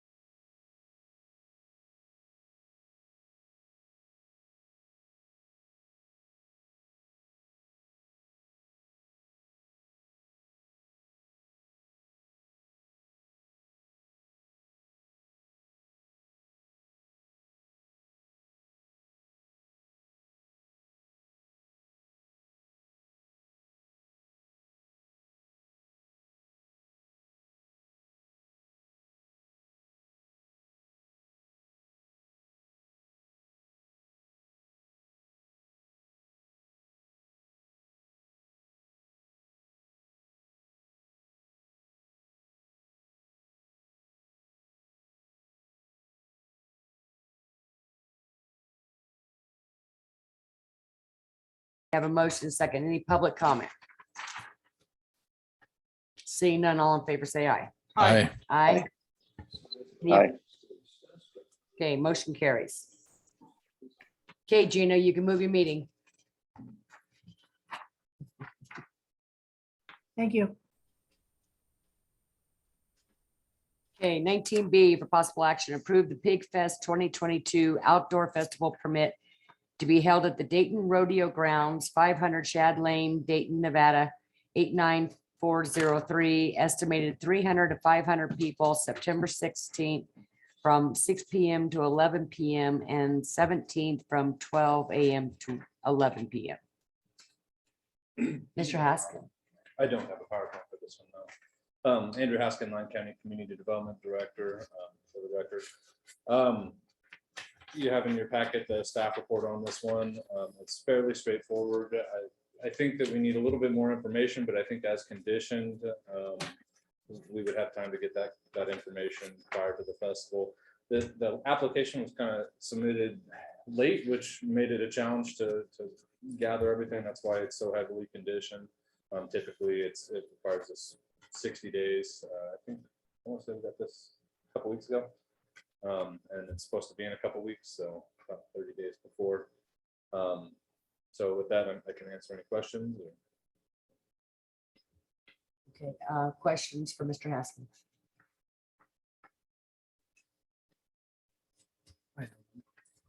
Commissioner Hawken. Thank you, Madam Chair. Do we get the law enforcement issues, patrols, deputies, all that stuff taken care of for this? Because it sounds like they got people, but they're not licensed, and we need to do something to make sure there's not problems, because there always will be problems with 300 to 500 people at a festival where they drink alcohol.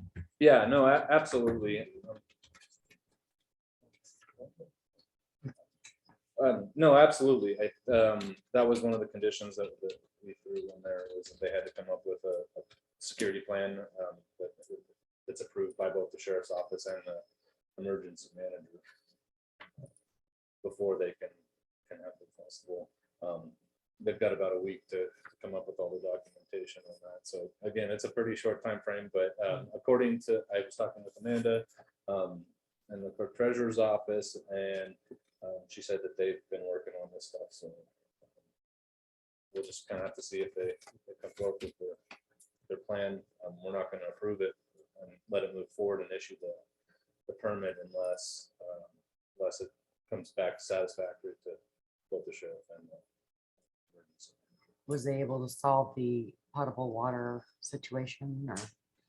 I'm waiting for Don't know proposal on that as well. Yeah, so I should throw out there a little bit, county code, the ordinance that created the outdoor festival permit was done in the 1970s. And it's pretty restrictive, and it treats every size festival the same. And it puts it under the clerk treasurer's office. We got involved on the planning side to help out the clerk treasurer's office on this. And I think we're probably going to bring forth an ordinance here sometime later this fall to clean up that language and move it under community development. At the time, there wasn't a community development department, as far as I know. If you actually look at the requirements, it requires the county engineer to sign off on the outdoor festival permit. And We used to have one of those back then. The county engineer was Larry Warner at the time, and Larry Warner was community development, public works, everything. That's what I'm saying. We used to have one of those at one time. Yeah, absolutely. But it just kind of, these days, it still requires the county engineer to sign off on it. I'm not going to send it to Far West. I'll just sign off on it as the head of that department. But Mr. Jacobson also has a question for you. oh, okay, absolutely. I just, thank you. Thank you, Madam Chair. I just had when I was reading through this, I noticed that potable water truck provided by county. Do we provide a water truck and the potable water for festivals? I didn't. So not the for same question, basically. yeah, so not for free. The Lyon County Utility Department will essentially rent that out to them for a fee and for the cost of the water too. And so that'll be something that they will have to work through with them. I know they did this event last year. I don't know exactly how they handled it.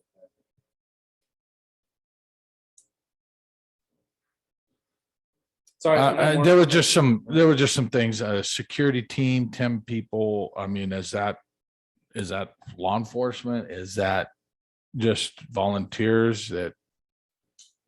Their application did not specify.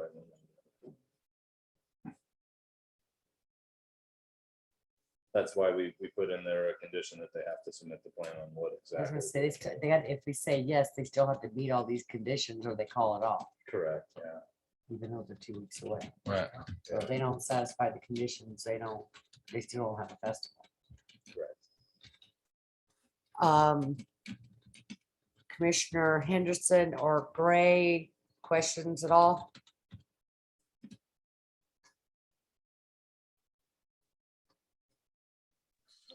Yeah, just real quicker statement. I don't know. I mean, I think we're getting a little wrapped up. This is still a small festival. There's a lot of conditions on it. You know, there are companies out there that specialize in providing security like ESI and stuff like that. I mean, it doesn't have to be a law enforcement presence as far as I know. I mean, as far as festivals go, like I said, this is still a pretty small thing and they're really doing their darndest now to get this, get this event center up and running and doing things again. So, I think we should support them and, make sure they still meet the conditions, but I think we need to support them. We want to clarify that the current, I think Title 7 requirement, no, Title 5, no, yes, Title 7, Chapter 5. I had that backwards. Title 5, Chapter 7. Sorry. Does require that if they're going to serve alcohol, that it. But that would be meeting the conditions for having the alcohol. Correct. Right. Okay. And their agreement, I guess, to use the event center requires that as well. Okay, somebody want to make a motion? Madam Chair? Oh, sorry, Commissioner Henderson. That's okay. I just wanted to make a comment that, I appreciate the fact that we do have all these conditions on there. I'm really disappointed about how late the application was filed. And And something we might want to look at it is the process of, when applications must be filed, so that we don't put overdue staff or overdue burden on our staff to, process a late application.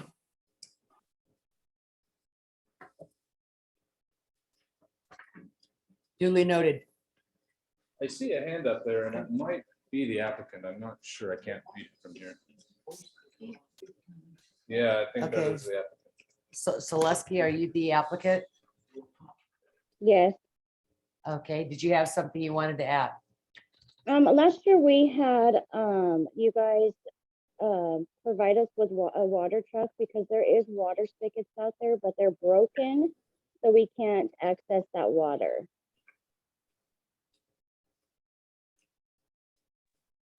And then another thing is we are looking into security. We had the same security last year, and everything is just actually the same as last year.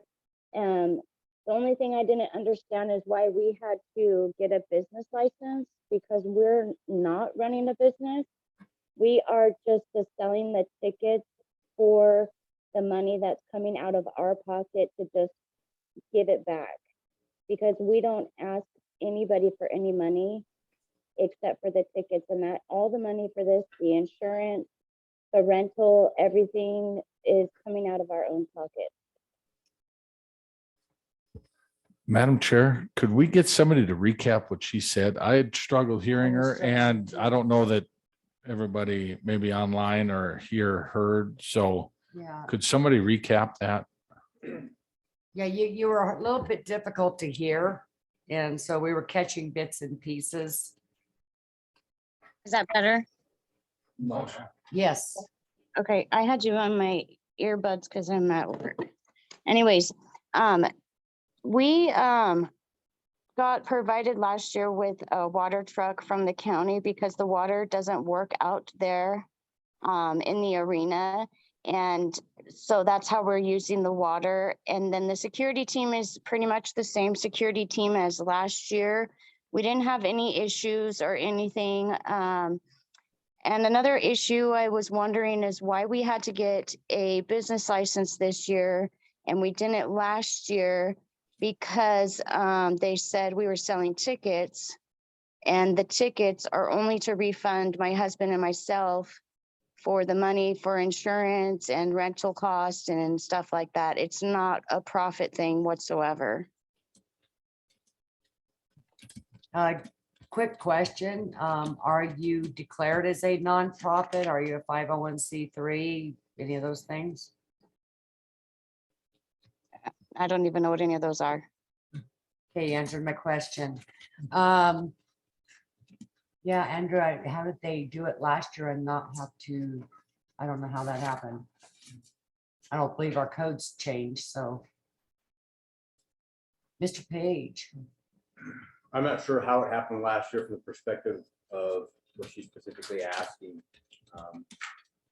But when the application came through and we were requested to provide some assistance, we started looking at the code and realized that there were some things that needed to occur.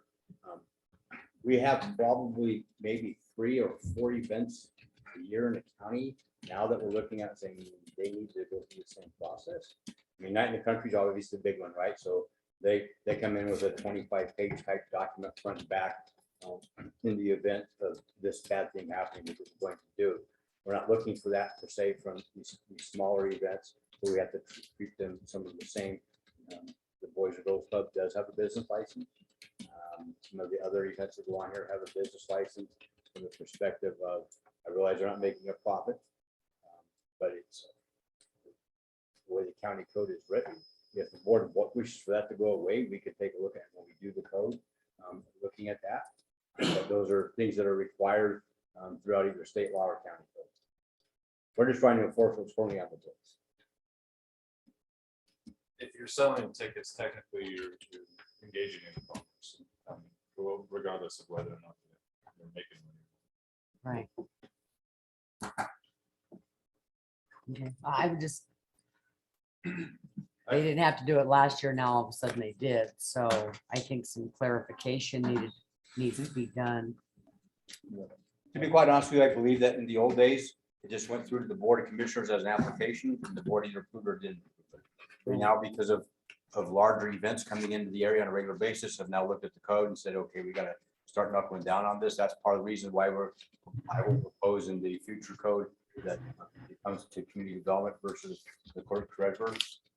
Just so, because the clerk treasurer is not going to sit there and go through and develop special conditions. Where staff that does this on a regular basis is just going to say, hey, what about this? What about that? Right? And that is part of the challenge.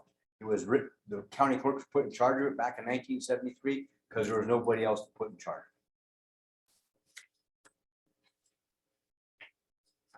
Okey-dokey. Amanda Bull for the record. They did have a business license last year.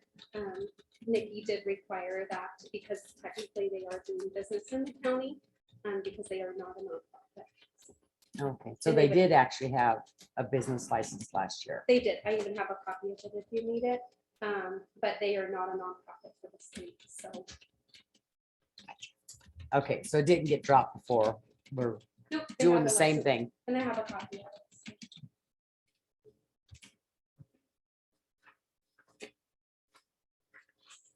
So, Ms. Selesky, evidently you did get a business license last year for this. We actually have a copy of it. So my only question to you, are you good with all these conditions of approval so that we can move forward? Absolutely. Okay, can I get a motion, please? Motion to approve the Pig Fest 2022 Outdoor Festival permit to be held at Dayton Rodeo Grounds, Assuming they meet. assuming that they meet all the conditions that we are requiring from the county. Second. Okay, do we have any further discussion? Seeing none, do we have any public comment? Again, seeing none, all in favor, say aye. Aye. Any opposed? Okay, motion carries.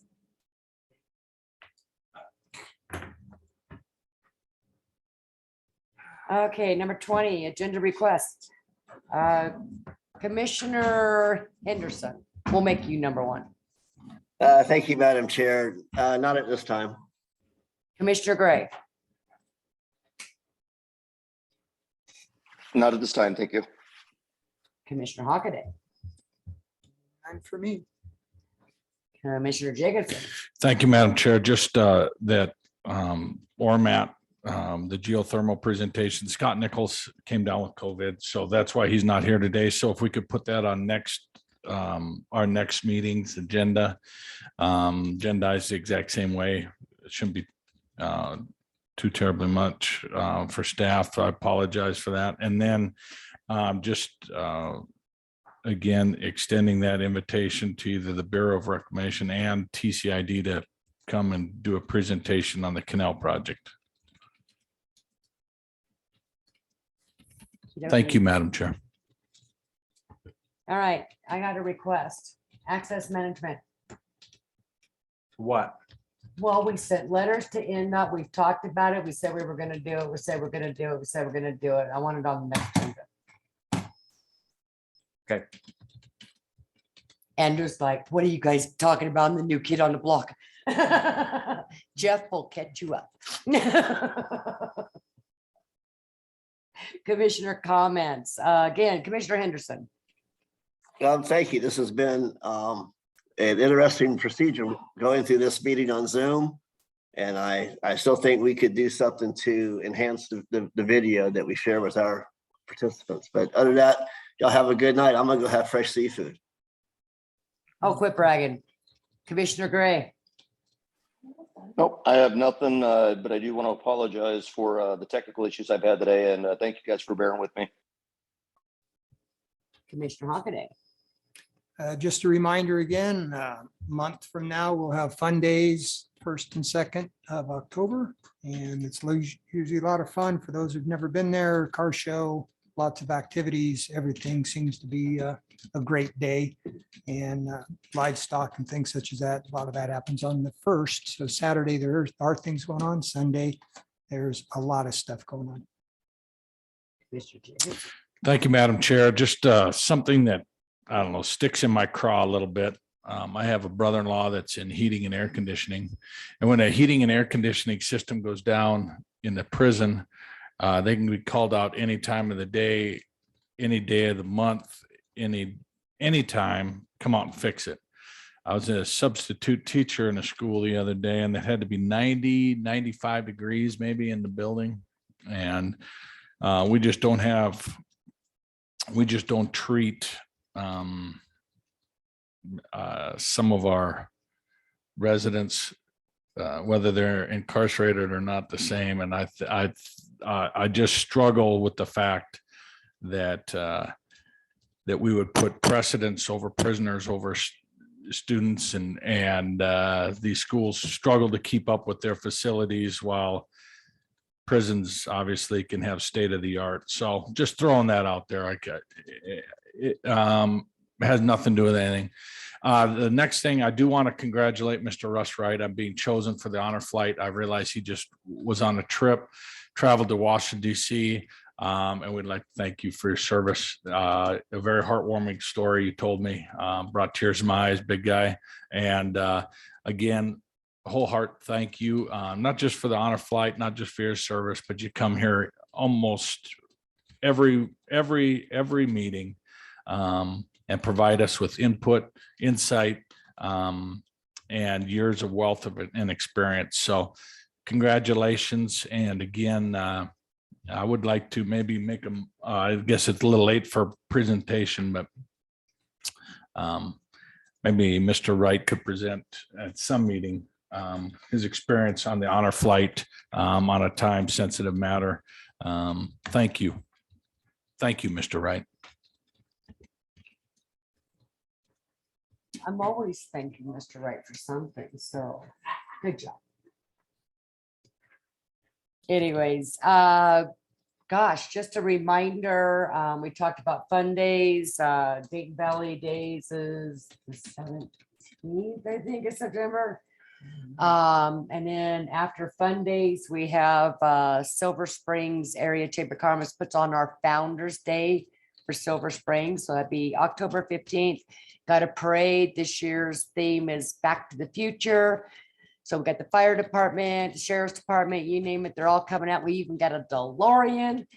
And we're going to have three-legged races, you name it, come out. It'll be a lot of fun. And then the following Saturday, October's a busy month, is going to be our annual masquerade ball. That is for the Lyon County Library Foundation. It's at the Dayton Golf Course, as it is every year. And tickets are for sale on Eventbrite. So anyways, masquerade ball is a lot of fun. It's not one of those events you go in and we all bloviate. We actually have a live band, great food, and it's all about having a great party. So with that, do we have a closed session? Oh, thank God. Well, maybe I do. We didn't want to let Jeff talk anymore. You're disappointed. All right, so we're going to go to our last public participation. So anything that wasn't talked about already today that was not on the agenda, you have 3 minutes. So anybody for public participation? Double check the hands on line for me there, Jeff. Make Down to sure one I'm- screen, nobody here. That's it? Okay. With that being said, this meeting is adjourned.